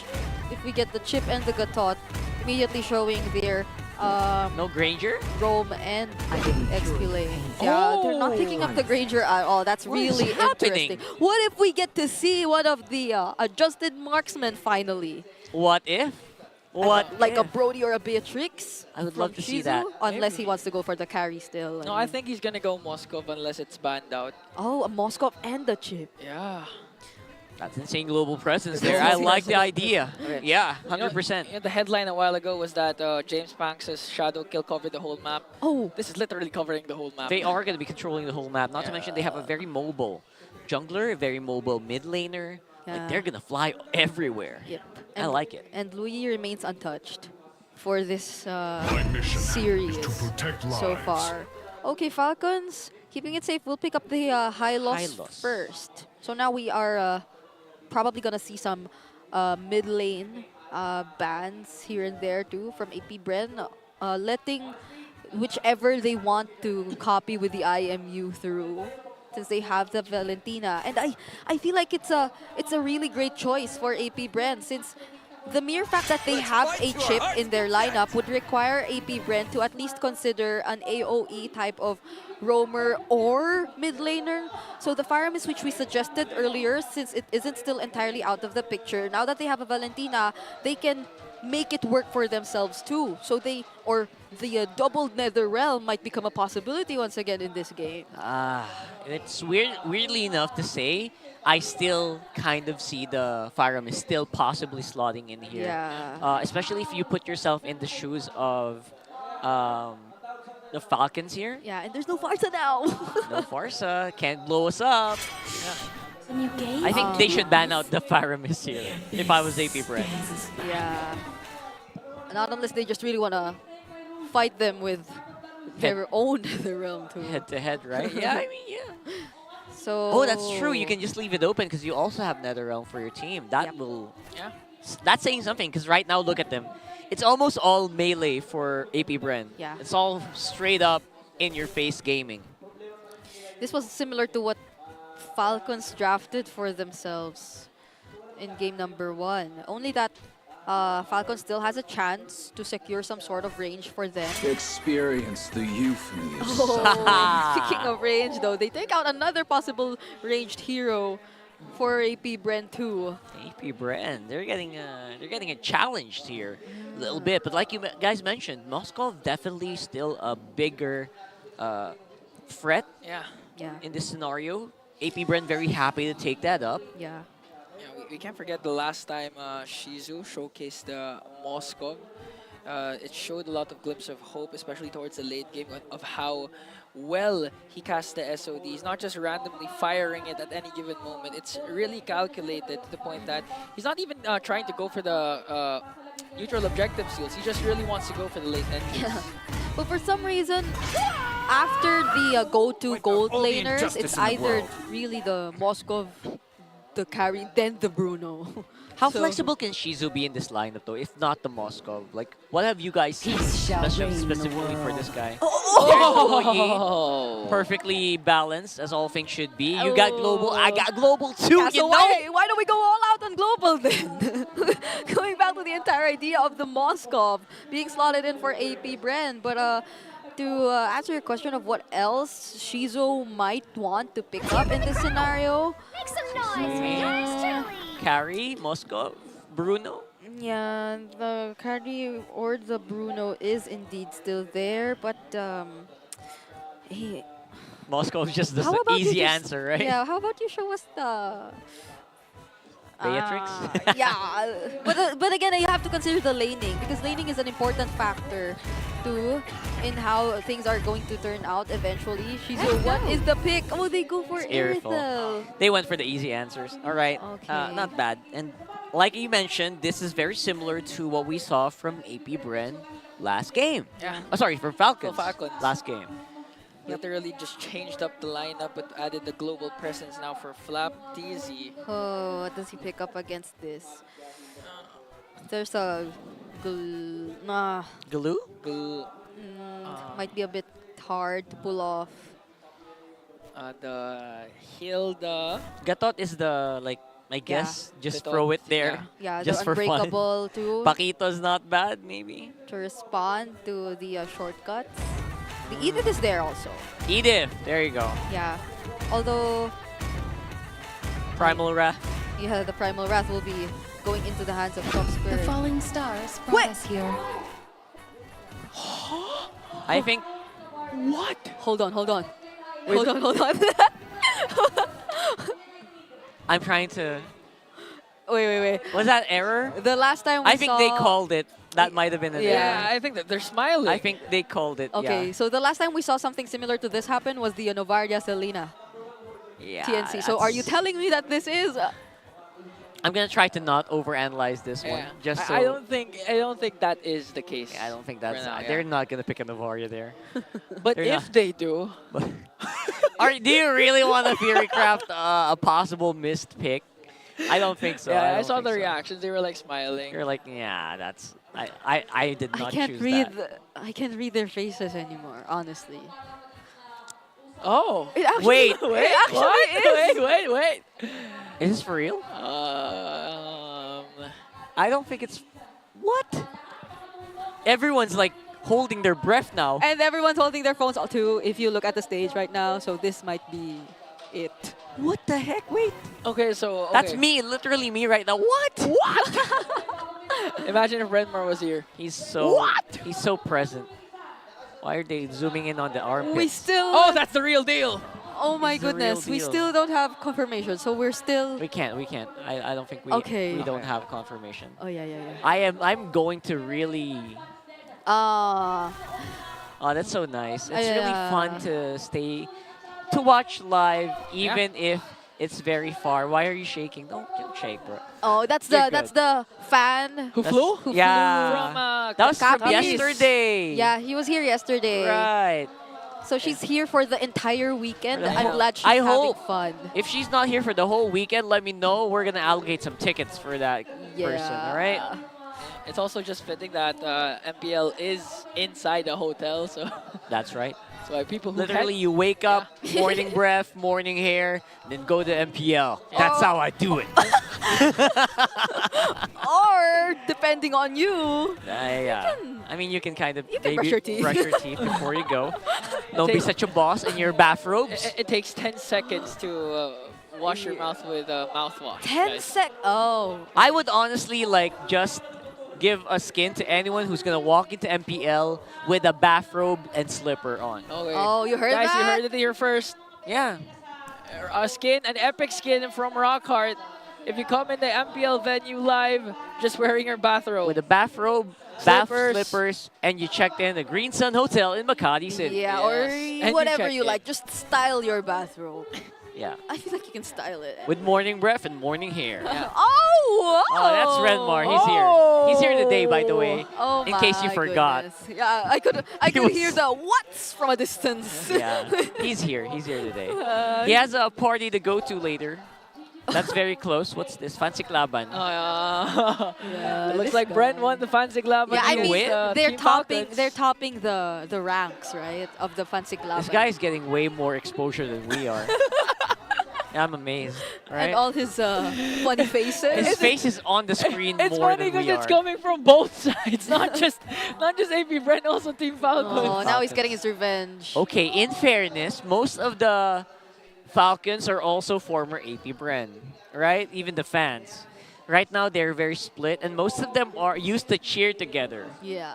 right? Yes. There you go, the usual That's buff, the buff. for James Spanks, as usual, always present every day. Yeah. And the rest of the squad is very happy to be here. He missed his chance. Missed his chance. Oh my goodness, this is a message for Flap. He's Flap, basically asking for... We need some airfare. airfare. I need airfare to North America. That's what the message said. I think these are the family members of James Spank. I think so, yeah. Might be, yeah. So Remember that one mic check where he was like joking about, oh yeah, oh no! Oh, no. Hey! So clearly Who the are one these on people? the left is our good friend Kai Sam. The Who are one in the, these who is the people? one in the middle? I don't know. I can't really recognize. Oh. Jeez. Oh, Piñas represent. man, shout out to our fans who didn't fly here, but I'm still took not over 3 it. hours to drive to go to the venue. Shout out to you guys. I'm still not over it. Who showed my picture? I know, right? Who among you guys showed my picture? Whoever that was, good job. You can't find any from me because when I was born, cameras weren't invented. Hey! I'm kidding. Hey! Someone got a ticket for him, From his and loved it one. is a loved one. I'm not sure if girlfriend or. Oh, that's so nice. Most probably. You know, around all the people watching right now. Wait a minute. Wow! No way. That's a flex. Oh man! No way. So it basically says they're already 3 3 years years strong. together. Because of the game. The 3-year duo. Yeah. Oh, come on. I just want to play ML more. Same. Oh, What's this? Oh. Do they miss each other? See what I tell you? Most of the fans are literally it's Oh split in my half. God. Oh, that's I see what you now mean. we know who the That's what Hans reminds me of. A young wolf. A young wolf with no beard. Right. That is Wolf when he was like 15, this? 16 years old. really? Yes, that's true. That's a true story. I mean, he's still 20, right? No, Wolf is 30. Oh no! 34? 32? 22. I think he just turned 30, 31. Oh, why did we have to reveal it though? Mia got I think he's watching. That's why I said he was 20. He literally did that to me before, so I. Oh, really? So we're quits. I get it. That's revenge right there. Yes, we're very old. And while we keep waiting for things to get settled, we're seeing so many pictures of people who I do not know are aware that they're being shown on Wow, wrong team, but sure. They're not playing today. screen. He's getting everything. Still the wrong team. So rich. He has. Okay. Look at his diamonds. He has 49,000 diamonds. Who is this person? Whose account is that? Is that Renmar? This guy cannot walk out of the stage. Whose today. account is that? That might be Renmar. Is that Renmar? No, it's No, not. it's not Renmar. He has 39,000 diamonds, guys. Sir, would you want to Would you like- share some of your... So this is the guy you have to ask for. I should also draw for the alpha while we're waiting. Hold on. I don't have diamonds left. I should ask. Draw. And where did you spend all of them? Guys, how much is the alpha? Anyone in the comment section can let me know. 10,000. Yeah, we're waiting. Seriously? Minimum. Huh? 10,000? Are you sure? Oh, that's another Yeah, I flex. think so too. Hey, it's Illuminato. I know this guy. Let me. I'm gonna walk up to this guy later. Wait, Hey. Okay, I'll try to draw it. We play together. What's that on his... Hey. Yo, who's maybe this? you should. That's happy birthday. Happy birthday. Happy birthday. Happy birthday. I love this. Oh my gosh. I am loving this. These people just have no idea that You they're have being no idea shown that on you're getting screen. shown to hundreds of thousands of people. Or maybe You know, they guys, do. Among everyone watching around the world, What? literally these guys in the venue are the only ones having fun right now. Yeah, they got buffed. They got. Everyone's waiting for the game to start. These They So guys are love we. this. They love this moment. Yeah, just These to guys make have it so clear. much fun. Love it. Just to make it clear, we're waiting for the game too. That's me. Oh, I see you. Hey, it's I you. see my bald head also. Hi. We're also here. How about you? What about me? Yeah. Me too, me. Wait, maybe we can show off a few pictures of our own. Hold on. Show us too. What can I show? I'm trying to look for something. Let's look I for can something to show. Oh! Who's that? Is that? I thought it was midnight. I, thought don't it think was it's midnight. midnight. It is. Is it midnight with a big nose? What? Hole, nose hole? Oh yeah. I wonder who showed that picture. though. Who was that? Come on, guys. Oh. I am quite. I'm quite happy. I to think we see. have enough time to check the I hope to they check show the us. live stream. I think we have enough time to check the live stream. I think so. I am on the way. Okay, guys. We will be answering questions. Yeah, answer some questions on the live stream, bro. This might be the perfect time to ask for the Brigadudes to ask a Brigida whatever question you guys want. The Brigadudes. The Brigadudes. Is that the official Brigida? Yeah. They're the Brigadudes. For men, it's Brigadudes. For females, No, can be Brigigals. Brigigals. Yeah. Or in Brigida's words, my fellow women. Fellow women. What's up, fellow women? I would like that. I like that. Fellow women. Okay. Hey, what? We're trying to Look for a good one. Look I for a good legit one. Okay. am wondering What? It's been a of while. whether or not. Hey! There we go. There we go. Okay. Wait. Double check it. So it was the glue. Oh, It was the glue. I told you, boys. I told you. All right. The cool Uncle Rockhart called it. He called it. He called it. No, I mean, it just makes so much sense. But honestly, I have hesitations in calling that because it could get beaten up. Not gonna lie. Yeah. But now we have it all settled and cleared up. It is gonna be the glue to complete the lineup of Falcons. Welcome heading into to this Mobile match Legends. against AP Bren, who again are currently on match point. So they'd have to win this game in order for them to potentially secure the series. But if not, AP Bren riding on that momentum, that would be a huge statement if they take down the Falcons. After beating Omega yesterday, sets their eyes on Team Falcons. Wow, just wow. Wow, just wow. Yeah. Okay, looking at the emblems real quick. So Shizu on a very aggressive emblem combination, Quantum Charge with the Fatal and Master Assassin as well. Oh my goodness. Very aggressive. Early punish that can go for Team Falcon. But Look at Gekidot that. was able to stay alive with one flicker. The flicker has been burnt though. All right, that's a good effort from the early game here. But again, this is AP Bren who feel like they have everything put together. They're completely different AP Bren that we've been seeing for the past weeks. Yeah, and this reminds me of how AP Bren did execute their early game for game number 1 too. Falcons just seem to return the favor, and now they're the ones who are playing a much more dictating pace in the early game, really limiting the movements of AP Bren. Not until probably Gekidot really gets his hands on the ultimate. Falcons will remain in control of especially the river side. Yeah, and I also like what I'm seeing with Blue. This time they're the aggressors controlling the mid lane once again.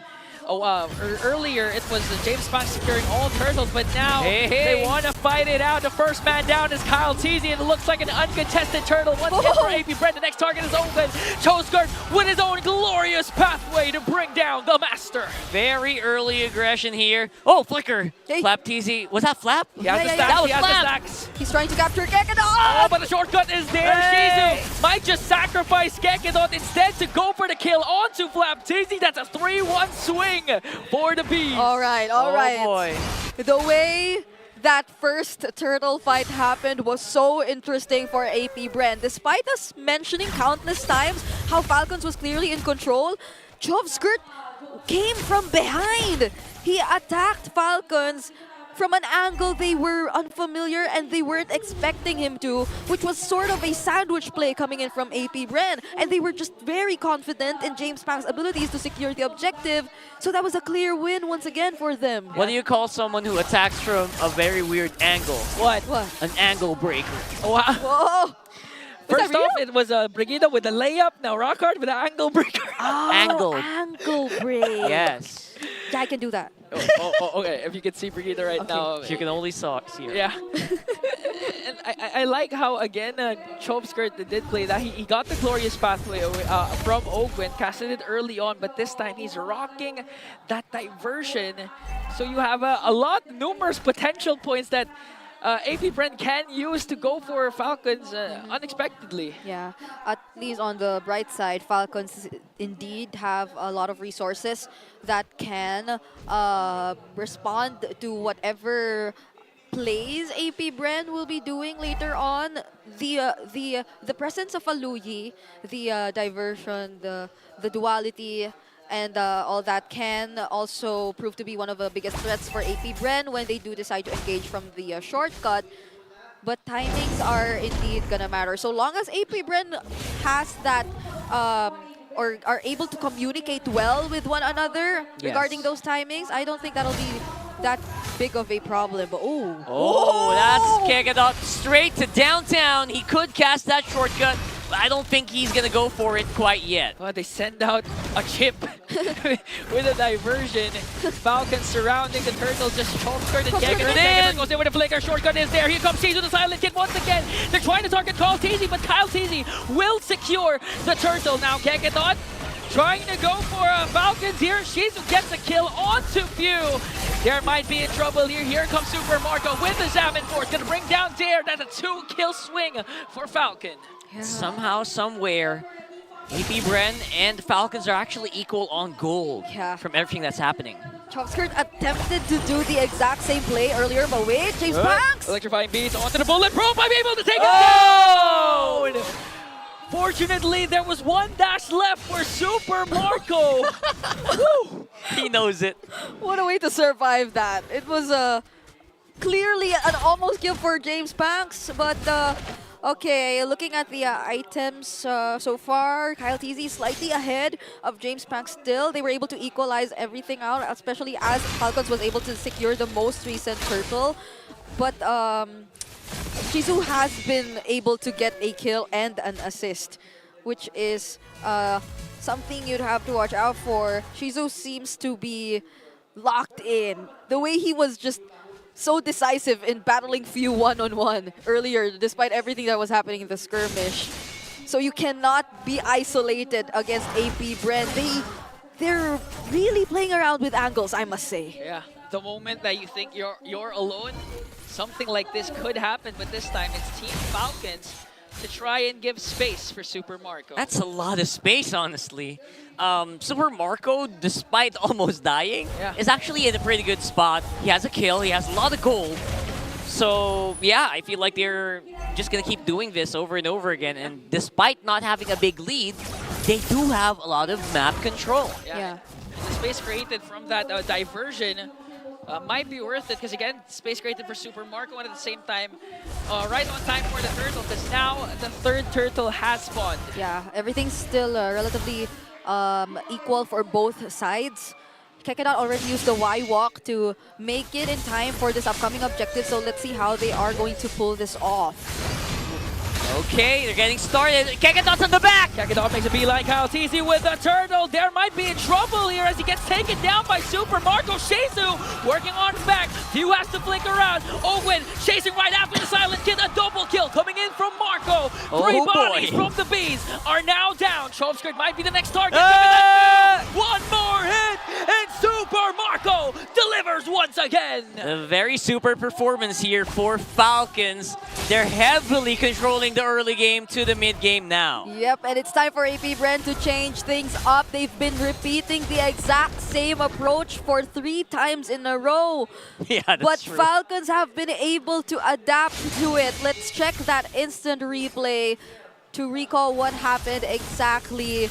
There was a clear intention from Kekedot to just go for Few, and Shizu, after him being able to take down Few earlier in the most recent or the previous objective take, he tried and attempted to go for that exact same route. But this time, Falcons are aware of that, and so they group up together, they make sure that Few is well protected.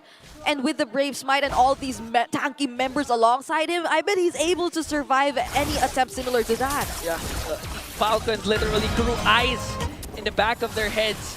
And now they want to go for more again, a diversion. Kekedot is surrounded. They're waiting for an opportunity to strike. Owen leading the charge. Chomskirt has the ultimate of the Suyu. And now Falcons taking away the purple. But James Pax, did he get it though? Oh, they're looking for it. And so far, I think this is the correct move.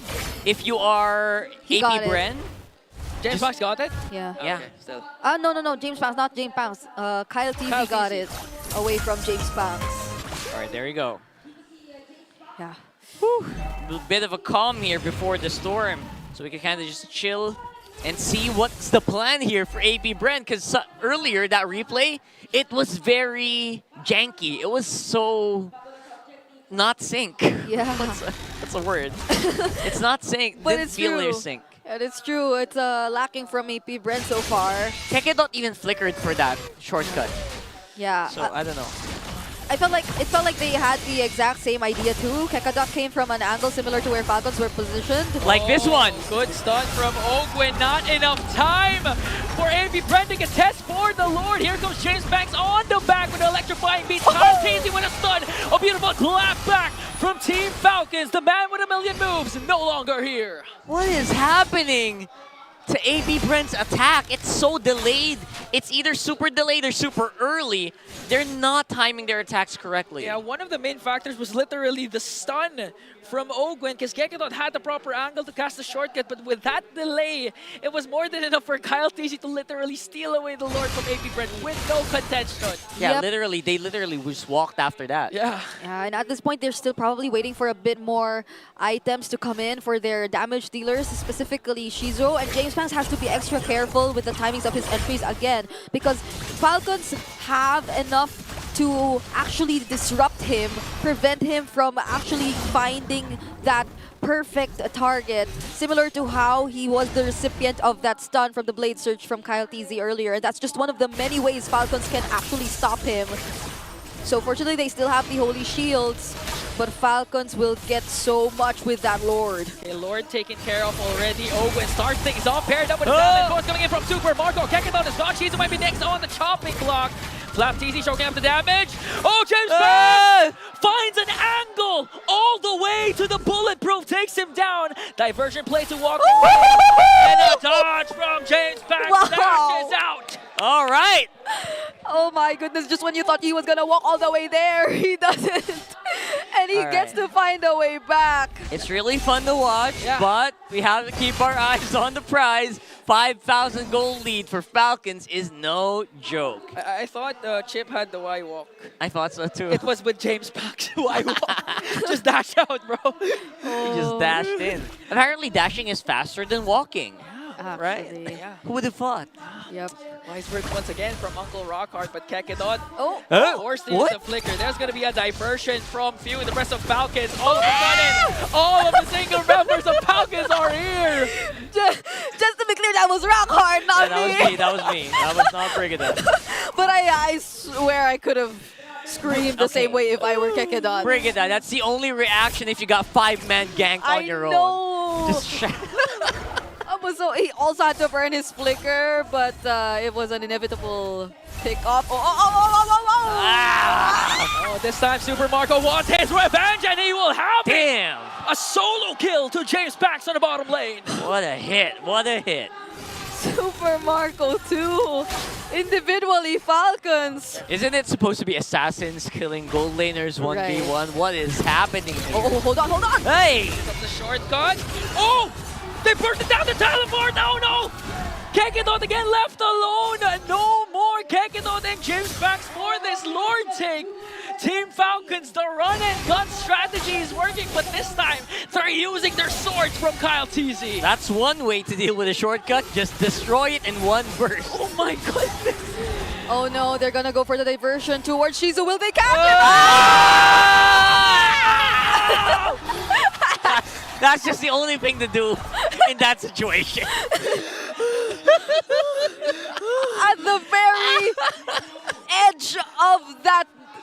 I can't. Oh my. From a Faramis to a Luyi making clutch plays after clutch plays. There's a reason why Few is the most veteran player among everyone. His game sense is definitely through the roof on that one. And all they need to do is just make a very calculated move, and this game could be over. All inhibitor turrets are now taken down. Falcons not even waiting for the Lord anymore. AP Bren has 5 members. Oak went with a glorious pathway just to delay AP Bren. They're now awaiting for the Lord. Will they be able still to defend? Flap TZ goes in with a split. Here comes Super Marco with his Zaman Force. An opening might be here for AP Bren. Super Marco quite low, has to back off. Chase backs working. What's happening? Flap TZ. Few as well has to walk away. Choke skirt in, but Ogun was there in Flap TZ to dish out the damage and they take care of the Lord without suffering any casualties. Okay, commendable defense coming in from the Bees. That timing of the curtain call, that being able to land on Super Marco and another member of Falcons right when they were the recipient of the turret shots, did not allow for them to attempt to fully put an end to this game. Super Marco was forced to flicker away just to ensure that he will still survive. Unfortunately for Falcons, he did, but that was able to prevent the siege coming in from Falcons. So AP Bren, they're still hanging on, but Falcons might still want to go for it. Keyword definitely there is survive, right? That's all they're doing right now.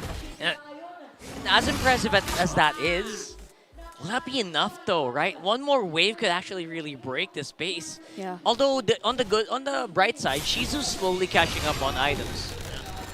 A pickoff would be ideal here for AP Bren, so Kekenot needs to find the perfect angle, especially if you already used the diversion. If ever they want a chance to contest for the next Yeah, one. and she's already picked up the Sea Halberd as well. You have to respect the sustain coming in, not just from Flap TZ and Ogun, but Super Marco, when you find him in the Zaman Forest, just generating all those shields which keep him alive and aggressive whenever there is a team fight.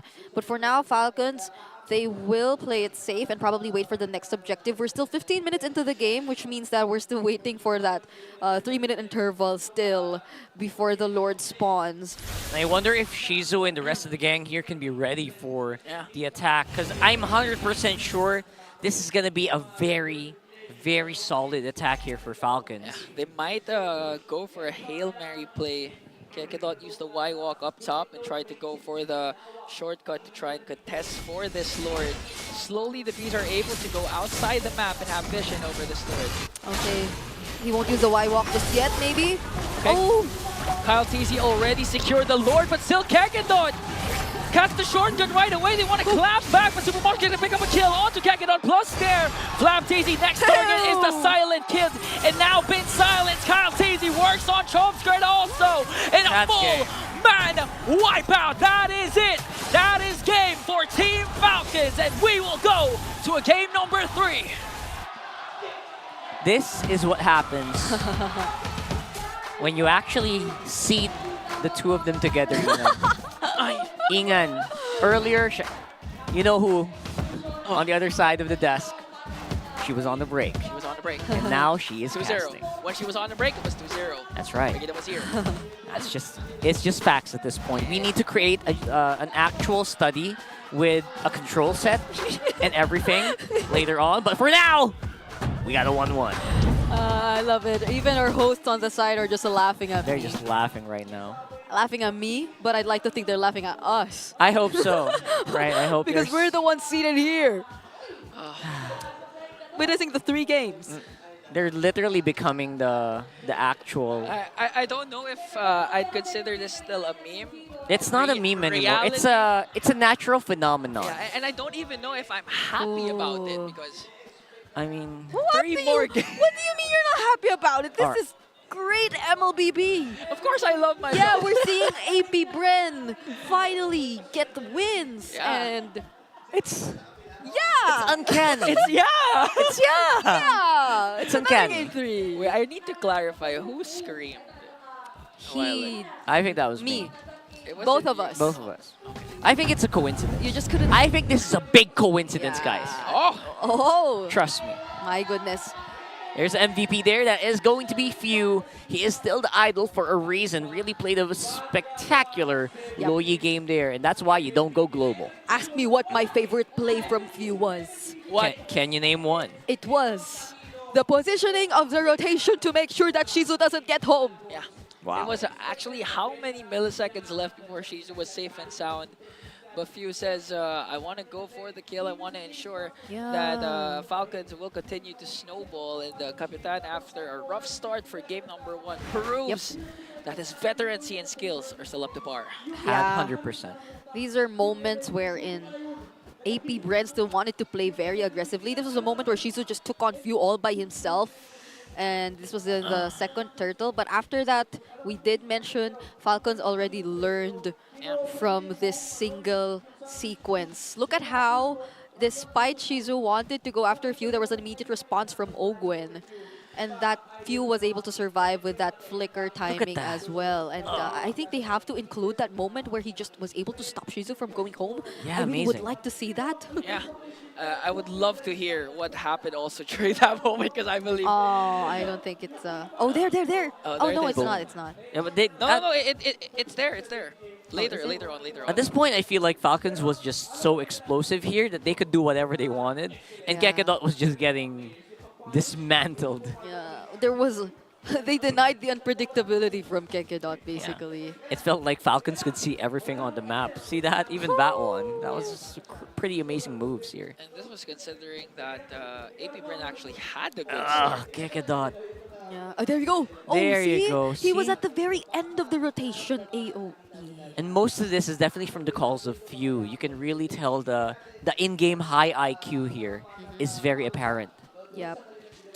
Once they were able to find some room to operate, and Kyle TZ was able to get his hands on more objectives compared to game number 1, it was a completely different outcome for the Falcons and for AP Bren as well, who might have struggled to some extent in that game, which I would like to think had also something to do with the respect just coming in from Falcons during the draft. They took out 2 of their iconic heroes, which allowed them to gain those wins so far. The Jawhead and the Badang taken out needed the AP Bren to adjust as well, but we haven't seen it much in this entire game. You know, I completely agree. I think that's something that a lot of people overlook is they don't bother doing the respect ban against AP Bren. I feel like they have them calculated, they have them read. But you know what? If you just keep doing that, AP Bren sometimes just falls flat on their face, which is, I think, something we've seen here today.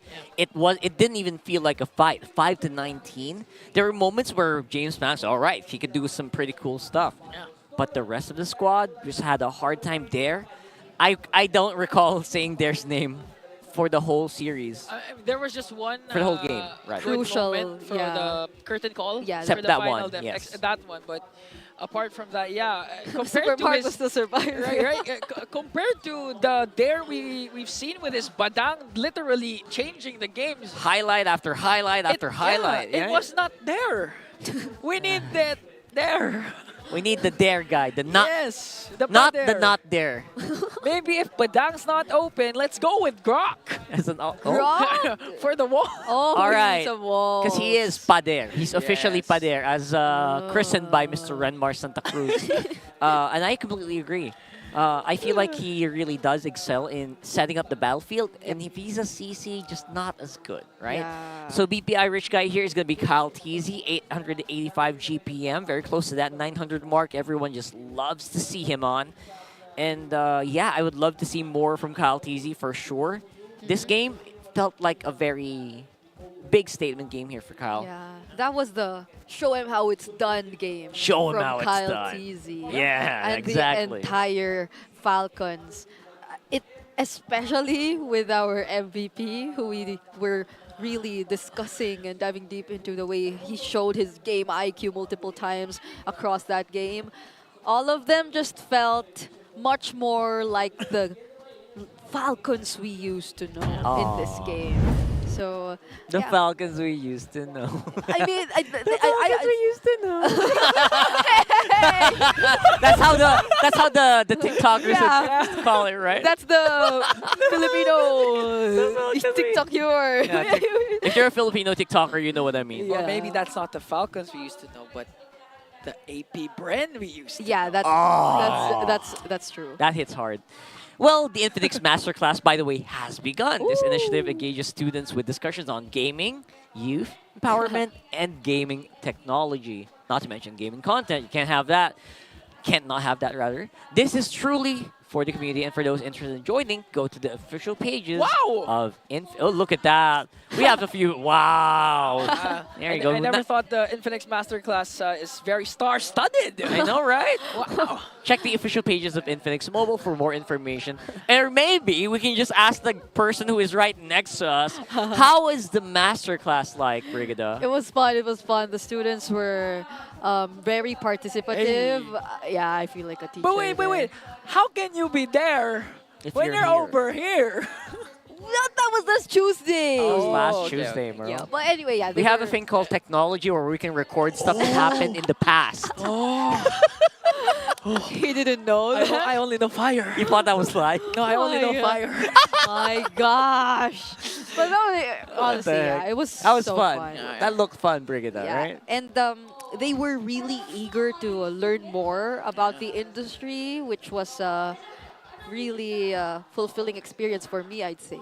Like, with the minimal amount of experience. Wait, so Inan, Brigida became a teacher last Tuesday. For a apparently. day. Yeah, I imagine that. Right? It was just more of sharing anyway. So like I get to ask them questions too. I get to share my experiences. You and quizzed them?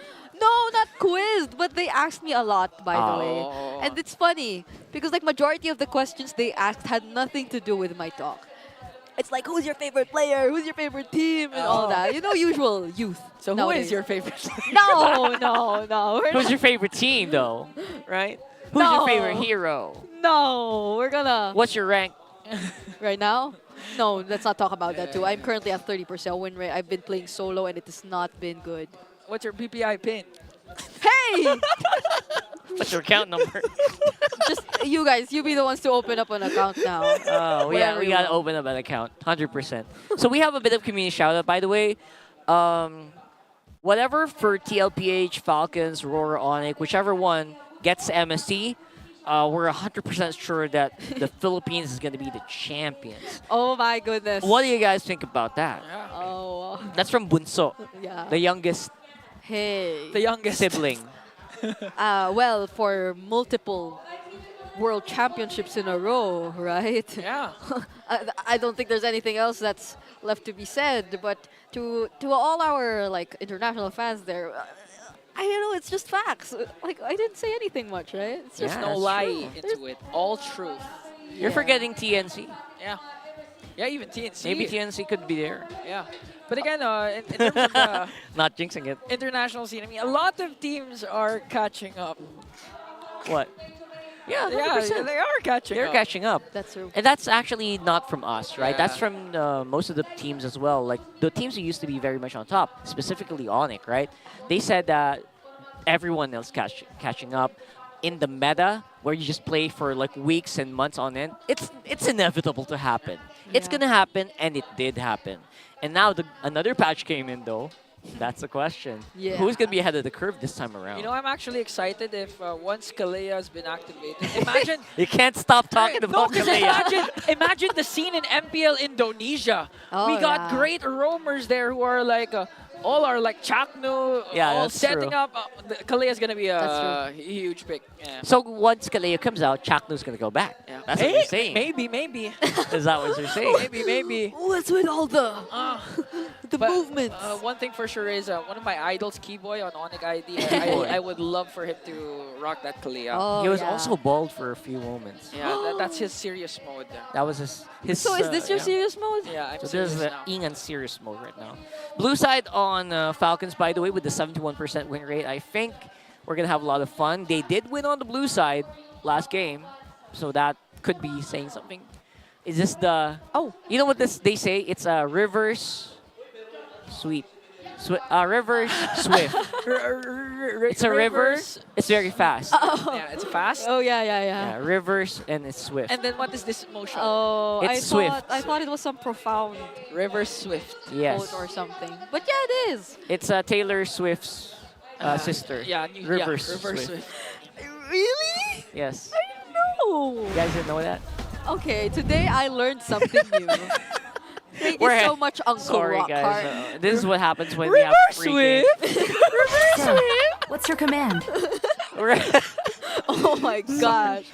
Game Okay. free the draft here, folks. We're back on serious mode. Okay, the talk of game number 2 was the respect Team Falcons had over the power picks or the favorite picks of AP Bren, namely the Jawhead and the Badangan. It looked like the Badang is open, but Jawhead is not.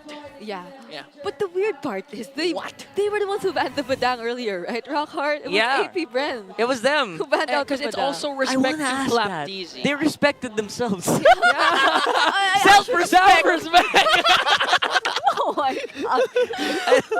I wonder don't know. what the answer to that is. I don't know why, bro. Forgive us, it's been a long day. Especially for me. No, it's because of you. Yeah. Also, the Badang is open right now. Maybe, just maybe, we'll get to see it. Now we're gonna see Yeah. Suyo, first pick for the side of Team Falcons.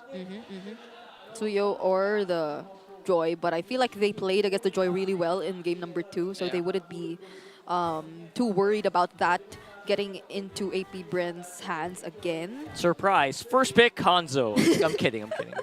Oh, they're pulling an AP Bren. Secure the next best thing in the gold lane, the Irithel. Maybe. Then just trade off for what's left, Joy or Suyo. Yeah, if it's Falcons, then that would probably be their next option, if not the Moscow. Sounds perfect, yeah. But We didn't see a lot of Moscow today. yeah, but it's probably gonna be the Joy. the Joy or Suyo, right? Wow, what perfect timing! So, is it gonna be the? No. They don't need to get the Suyo just yet. So maybe the Padang again. Badang, they want to go. You're winning with it. What are you guys doing, right? Like, just go. Yeah, go. Just get it up. Just go Get take the- it if you're winning. Get the Phobius. Phobius? is up for grabs. For their Yeah. Over there. For their The immortal one he's yet to chose play me to the vanquish Phobius so shadows. far. Oh, they I just secure the Suyo immediately. They don't leave it for later anymore. So is it gonna be the Badang paired up here, or are they gonna pick up something else? The chip is available too, but would you wanna go for a chip Okay. again? Okay, no is the answer, or not yet, because it's still available anyway. Okay. Badang, Suyo. They got their comfort picks now for Falcon. I mean, what do you get here?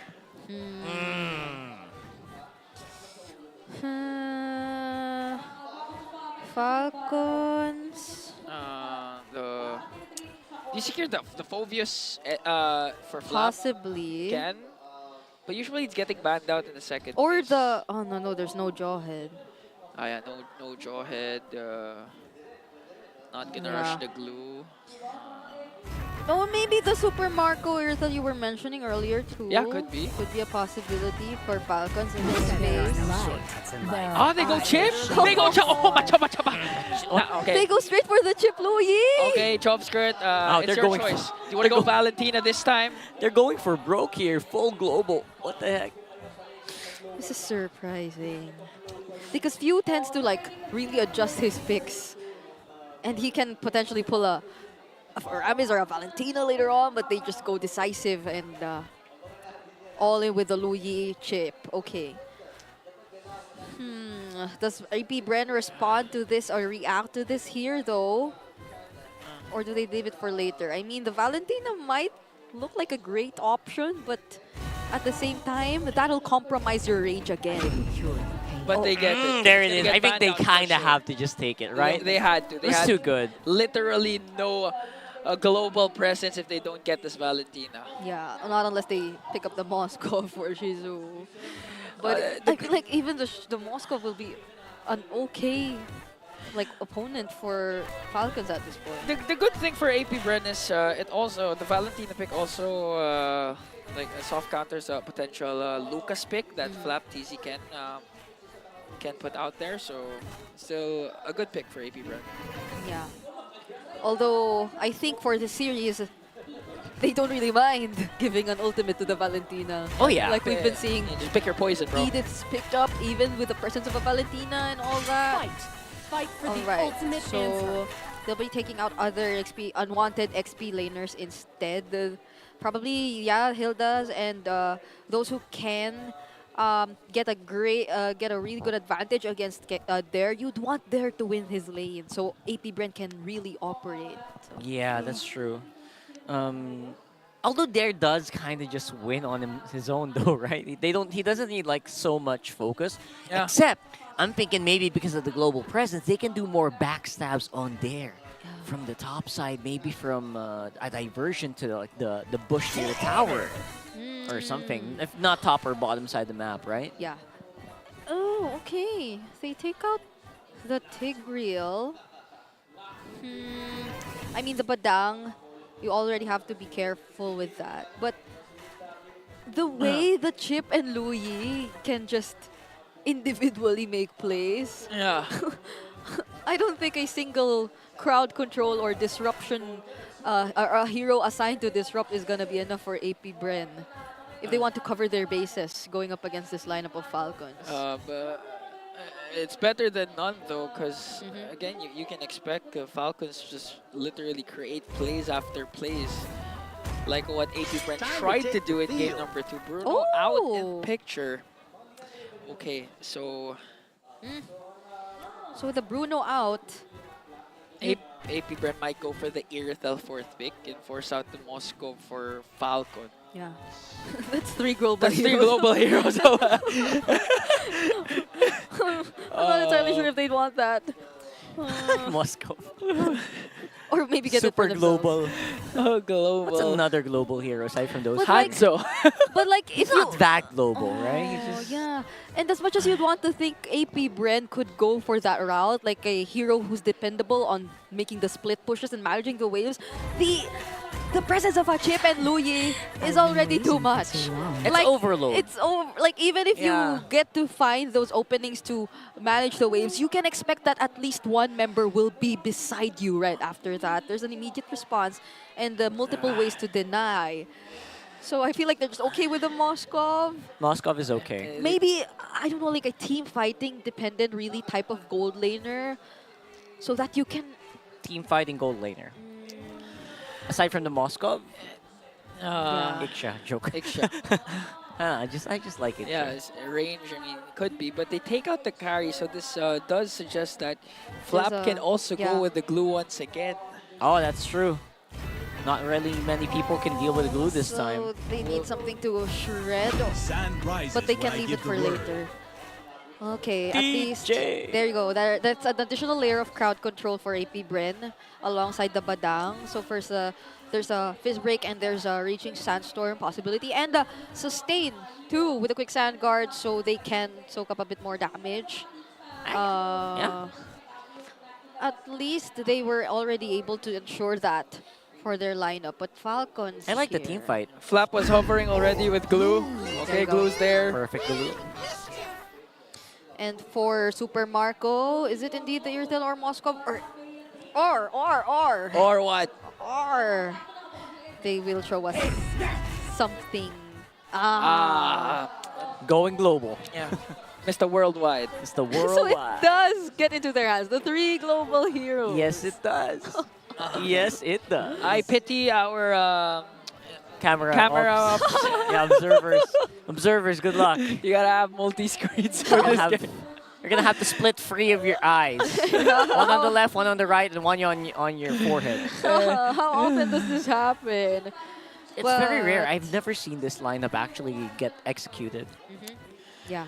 I mean, if one team could execute it, it would pretty much be Team Falcons. I've only seen like Chip and Loyi, not with the Moscow. Okay, so it's either an Irtel, a Beatrix, or okay. Beatrix! Oh! Okay. Yes! Okay. Thank you. That's the team fighting hero. Or marksman. Guys, you gotta read the patch notes. Do you know how broken Beatrix is from 30-second cooldown on Wesker ult to 12 to something? Wesker's so fun to play. 12 to 20? Yeah, you can expect Insane. big plays that can come from Shizu. It's really good. So many changes to Bea. Yeah, so we're finally seeing it today. First time after the patch, right?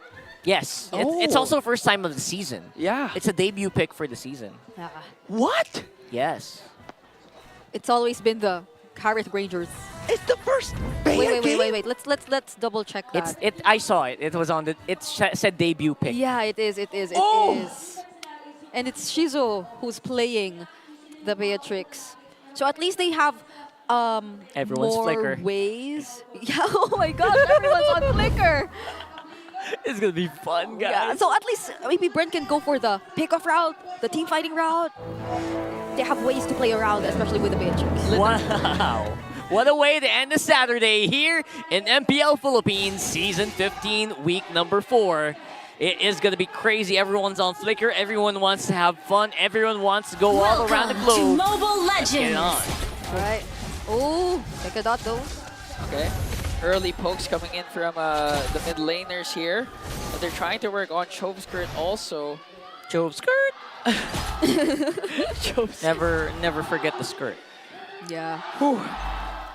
They're managing the mid really well. Quick look on the emblem combinations. Of course, we'll be paying attention to the Beatrix. We haven't seen it in a while. It's a Tenacity, Quantum Charge, and Thrill. But she is on the Assassin emblem, whereas Super Marco still decides to go for the Common emblem and the Master Assassin. So laning really is a very important factor here, especially for AP Bren. They just really need to manage this because you have to expect that no area is safe in this map once Falcons gets their hands on their level 4. Yeah, literally. And for Chomsker to be wise with what ultimate you'll be potentially getting later on as soon as you get level 4.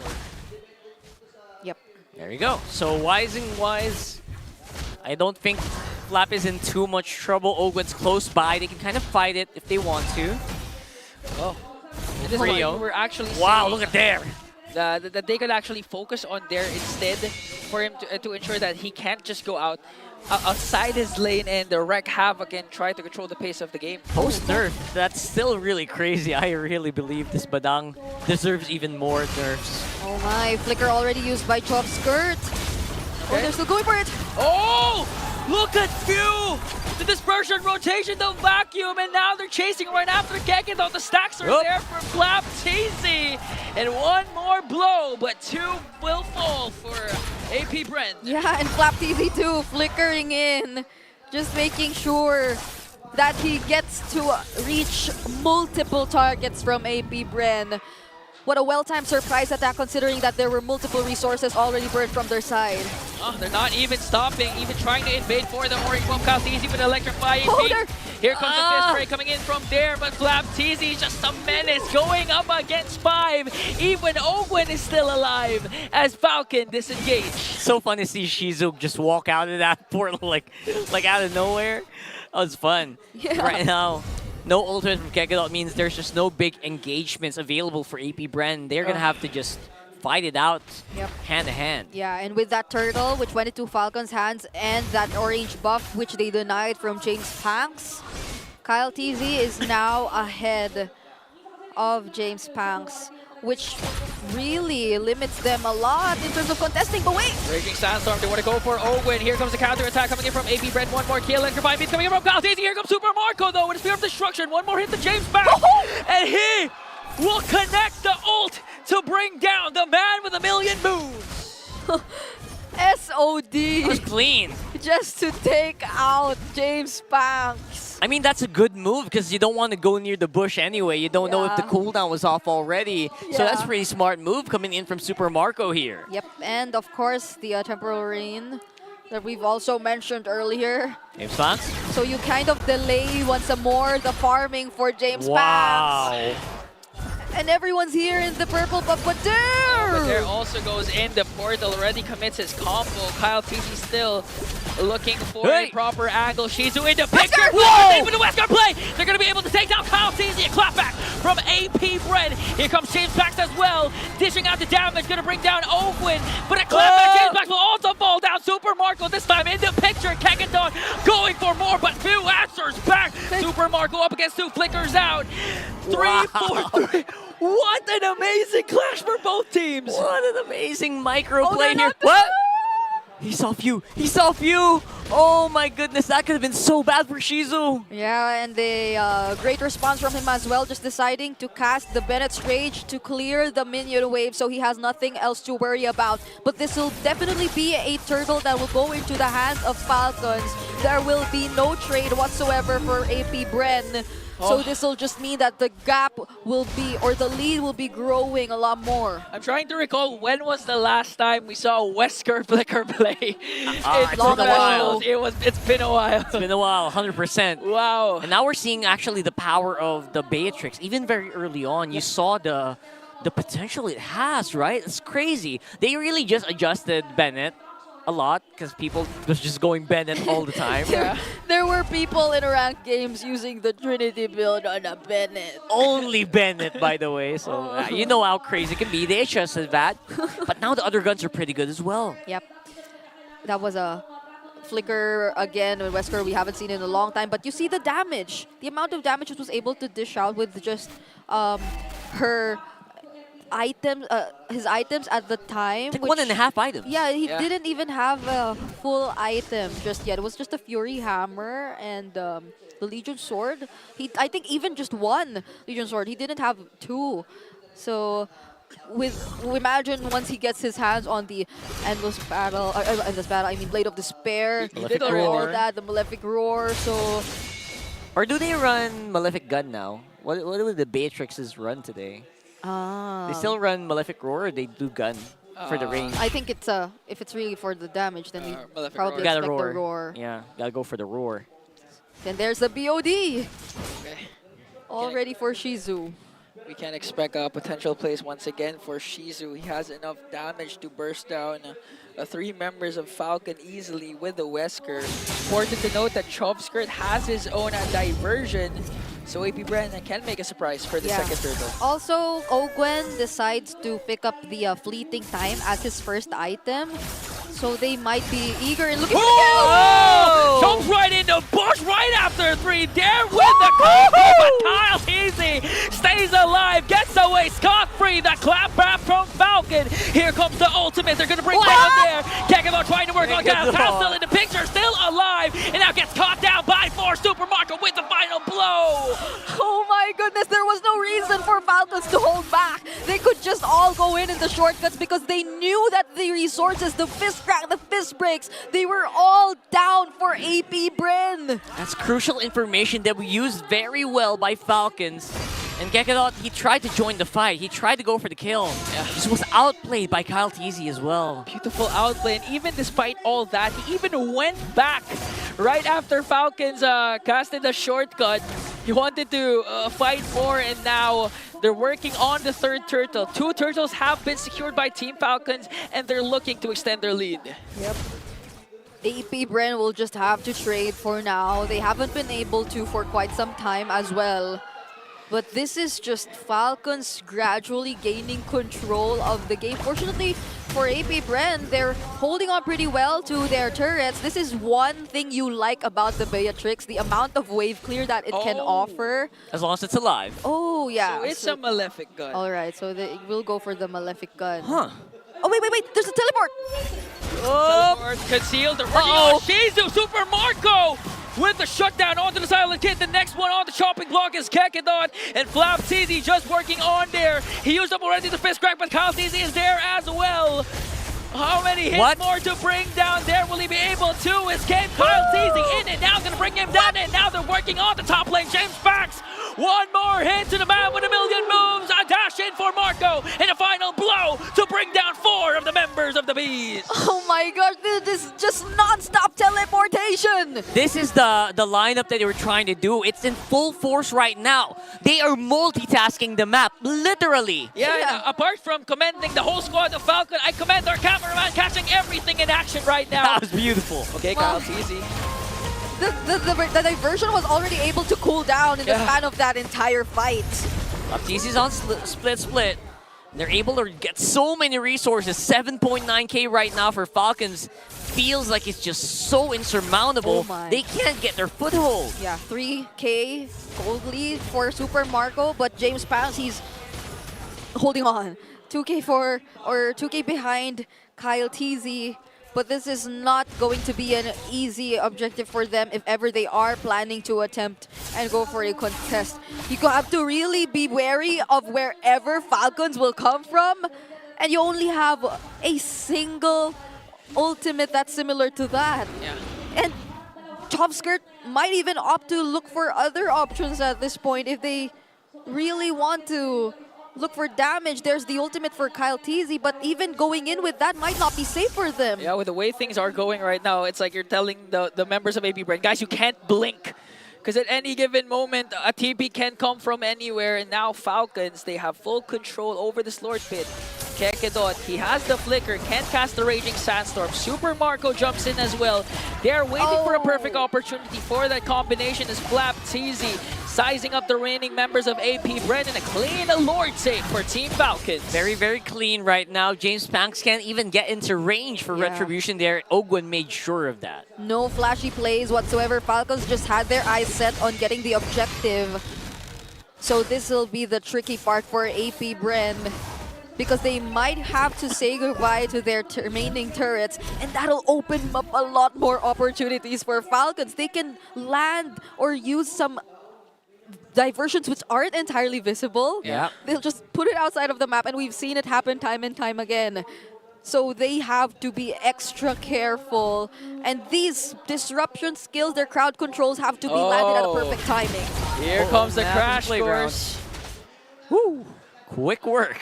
Okay, that was just to zone out AP Bren and make quick work of the mid lane turret. Lord sieging in onto the top lane. They still have their holy defense. James Panks also this time picks up a Malefic Roar. Imagine that damage even when Kekedot has them Athena's shield already.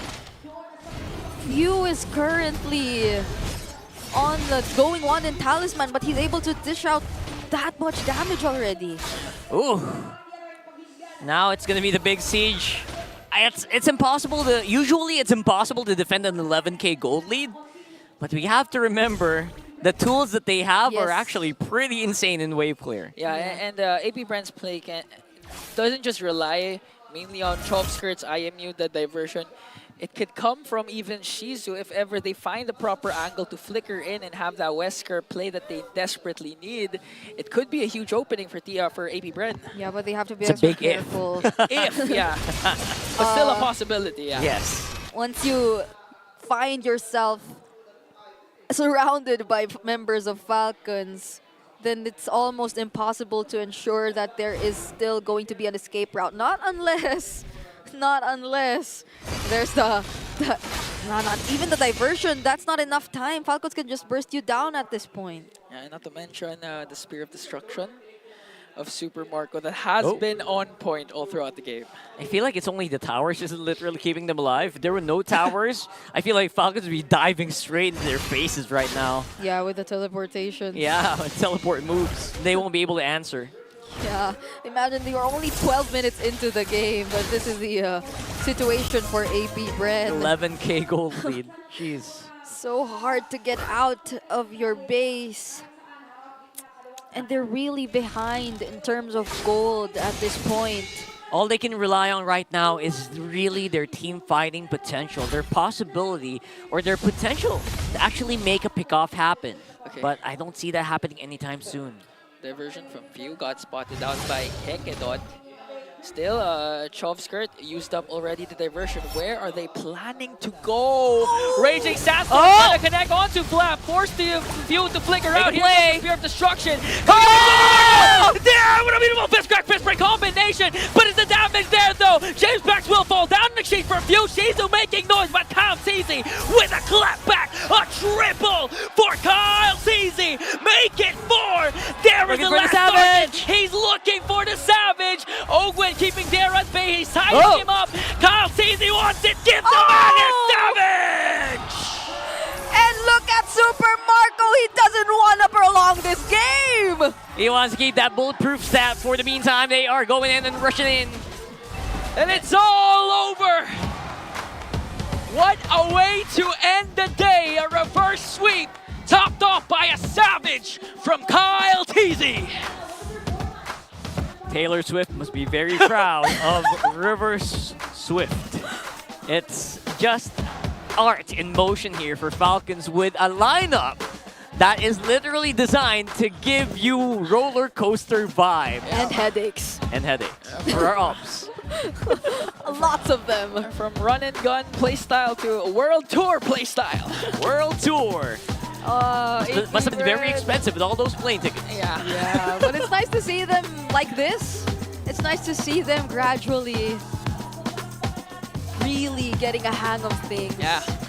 Yo, in that last one, they really tried. Yeah, I that mean, was close.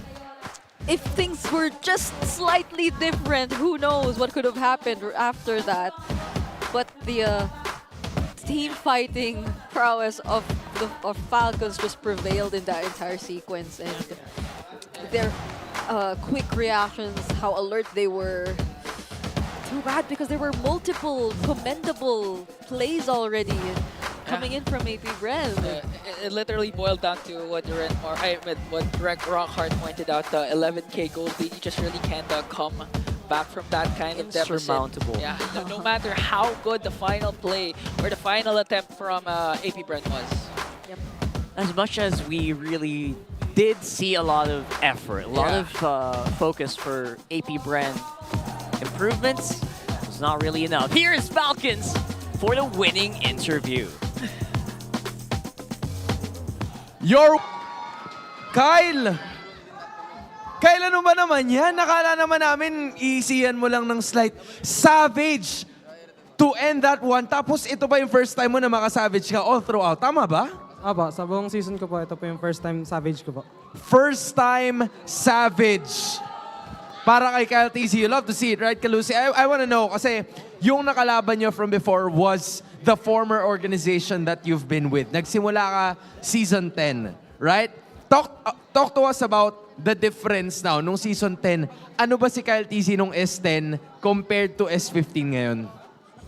Yung dating yung season 10 na Kyle TC, sobrang pressure niya kasi rookie season niya eh. Tapos ngayon naman wala na akong pressure sa katawan.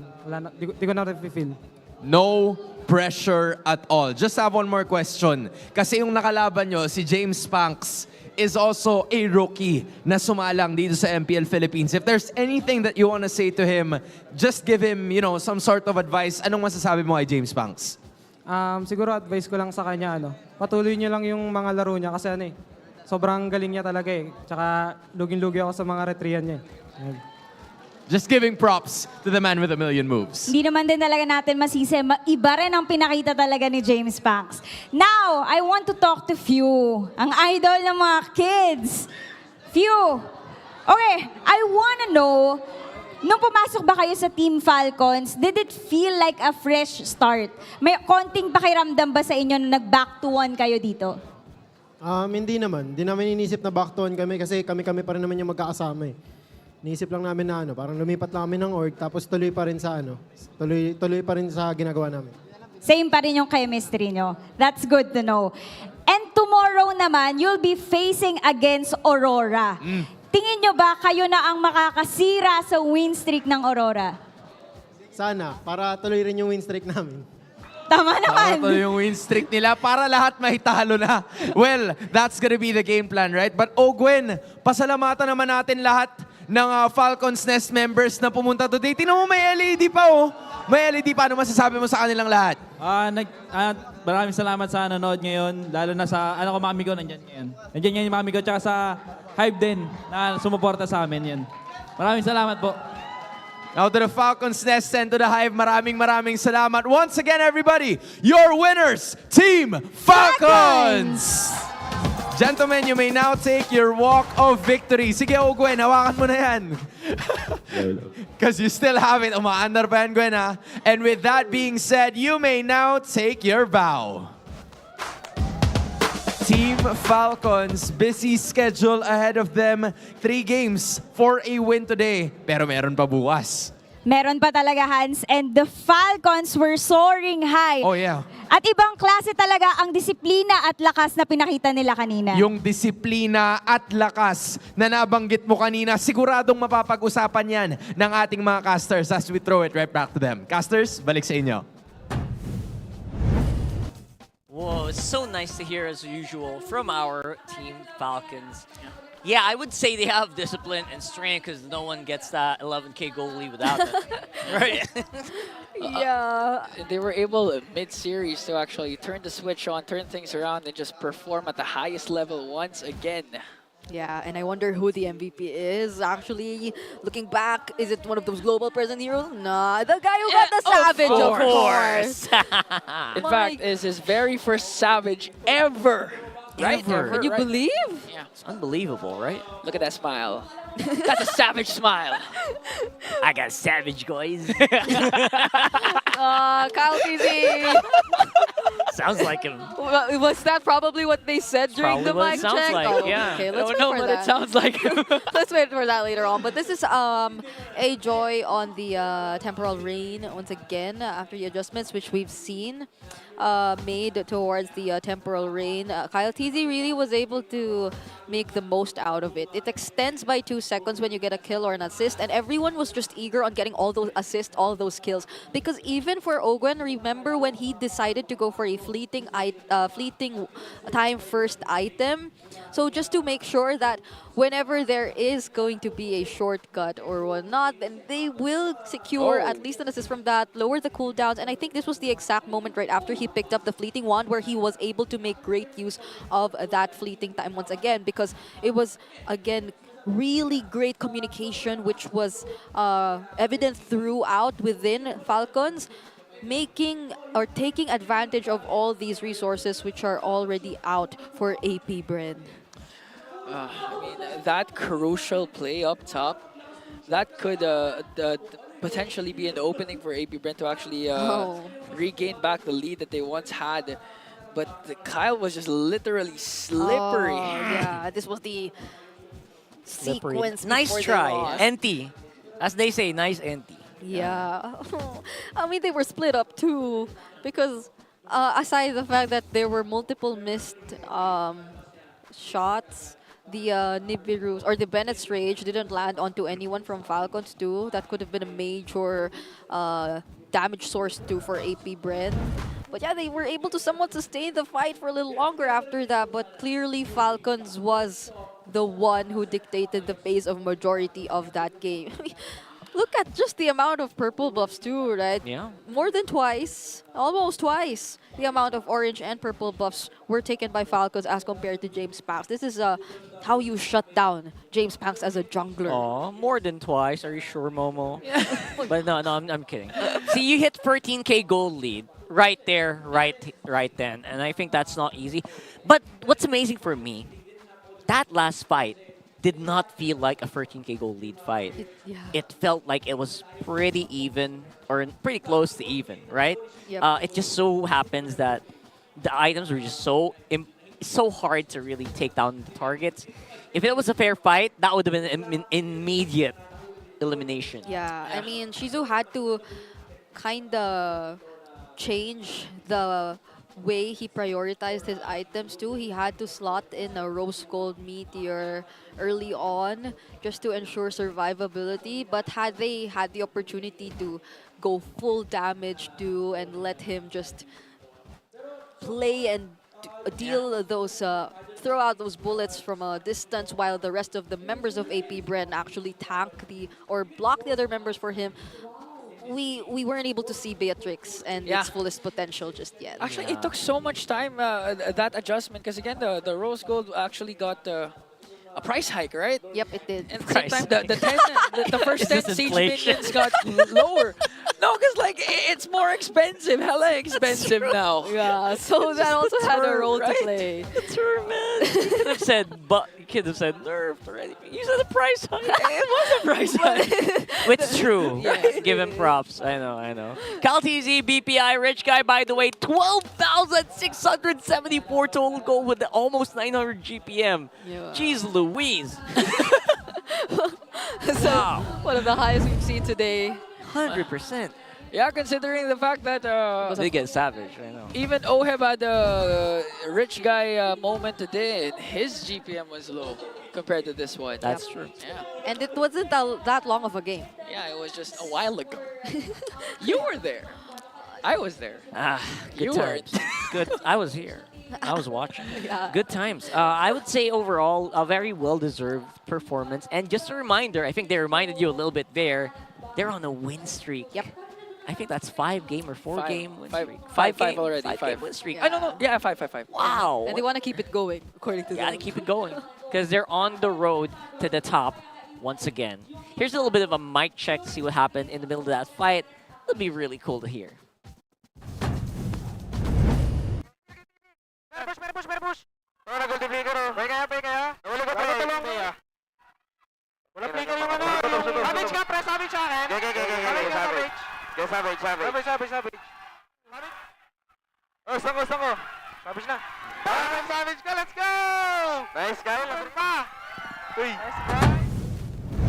Very good call, very smart and coordinated counter attack Yeah. for the Berry Bush. Berry Bush. Perry Bush. That's what I Yeah. heard. Perry the Berry Bush. Platypus Bush. Is that it? And actually, what I find funny about that entire mic check is the fact that they were the team who had a lot of global presence, but they were the ones calling.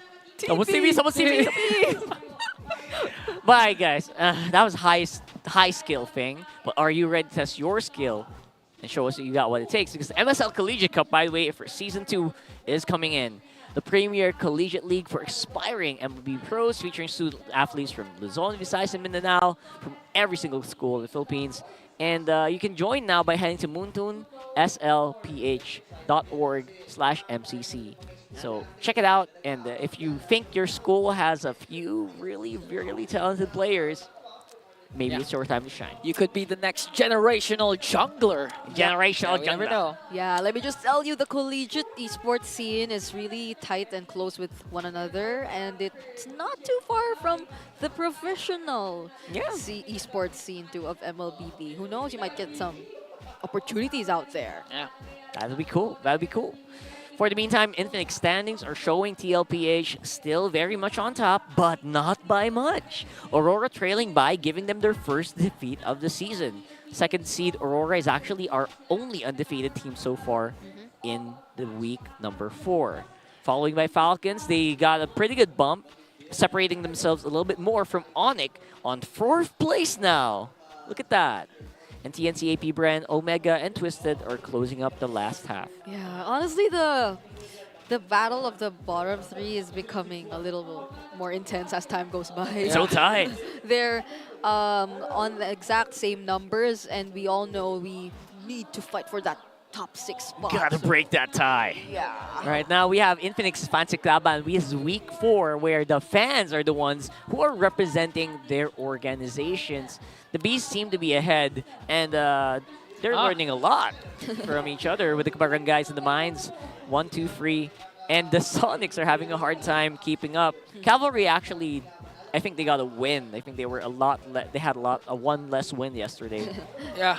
This is why Brent is flexing their wins every time.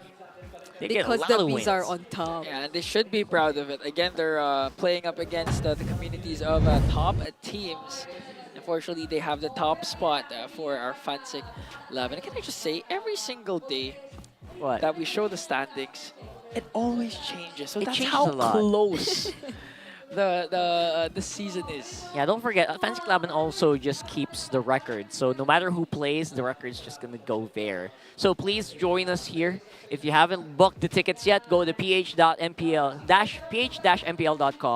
and you can book your tickets there. I think we still have a few tickets for tomorrow. I have to double check that. But it has been a real pleasure, guys. Hope you guys had fun with that one. Surely I had fun. Yeah, how about you? The kind of different average game time today is interesting. Yesterday they were all long games, but today it was kind of quick. Kind of quick. That's saying something about the patch, which I don't think we've completely explored just yet. So maybe tomorrow might be a completely different story. That's going to be it for us, though. I'm Rockhart. This is Ingan. This is Brigida. Babysitting duty is over for me. We'll see you guys tomorrow. At dito nagtapos ang lahat ng mga laban natin for that Saturday triple header. Kalusi, I don't know about you, but I was on the edge of my seat for at least 2 of those matches. Same here, Hans. Kasi unang match pa lang, a streak has been broken at tuloy-tuloy ang liwanag na nilalabas ng Aurora. You know what? If streaks are broken in that matchup, streaks were continued by Onic Philippines as they prolong it by the Super Family. At idagdag mo pa yung savage na nakuha ni Kyle TC to propel Team Falcons right up in the standings. And of course, it was our Golden Month celebration, kaya may nakapag-uwi na naman ng mga surprises. Iba talaga ang aksyon at sorpresa na mararanasan natin dito sa MPL Arena. But you know what, Kalusi? Hindi pa dyan nagtatapos because Week 4 is just about to end tomorrow, right? That's right, Hans. And it's also the final day of the first half of the regular season. Kaya huwag niyong papalampasin yan at sama-sama pa rin tayo dito para tunghayan ang Lakas ng Pinas! Kita-its bukas!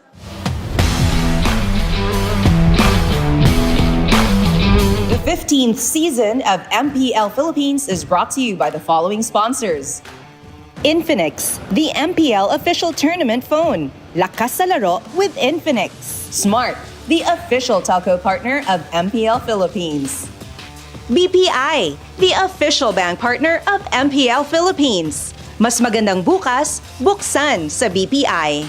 Our partner in esports, Time Zone. Join the fun at Time Zone. TT Racing, for those who dream, work, and play. TT Racing has your back. Don't miss any MPL action by following our official Facebook and subscribing to our YouTube channel. Follow MPL PH on TikTok for more content. Experience the Lakas ng Pinas of MPL PH Season 15 action live at Green Sun Hotel. Grab your tickets now via official MPL PH website. All the regular season tickets are now available at 200 pesos. MPL Philippines is monitored and supervised by the Games and Amusement Board.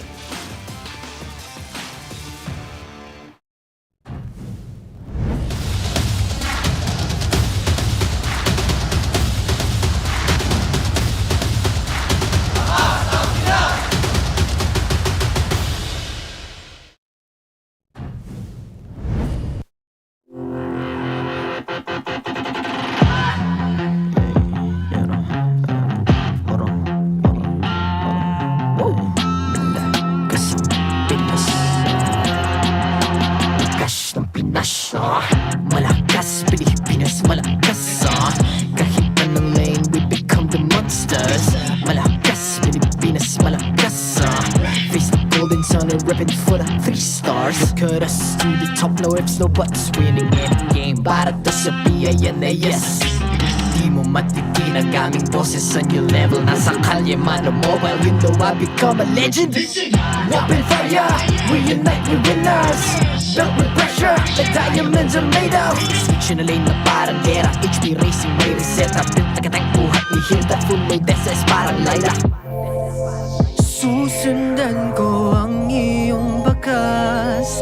Kasama pataas. Tagumpay natin ito. Dahil tayo'y malakas. Para sa Pinas.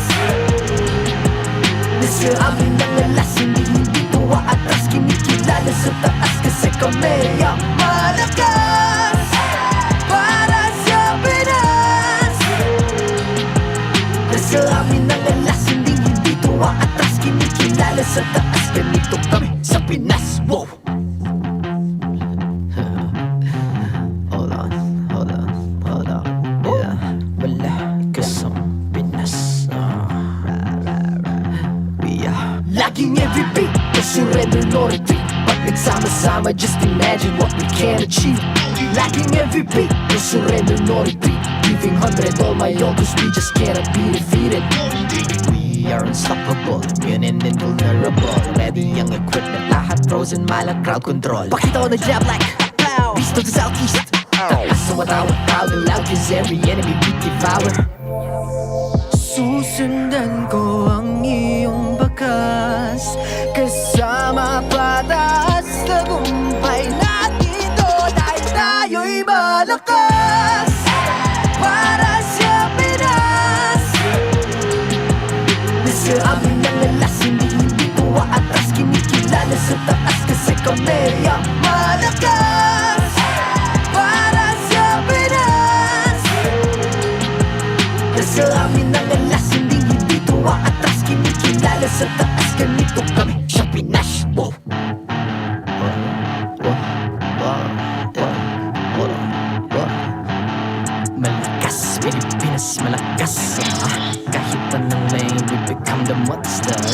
malakas, Pilipinas malakas. Face the golden sun and reppin' for the 3 stars.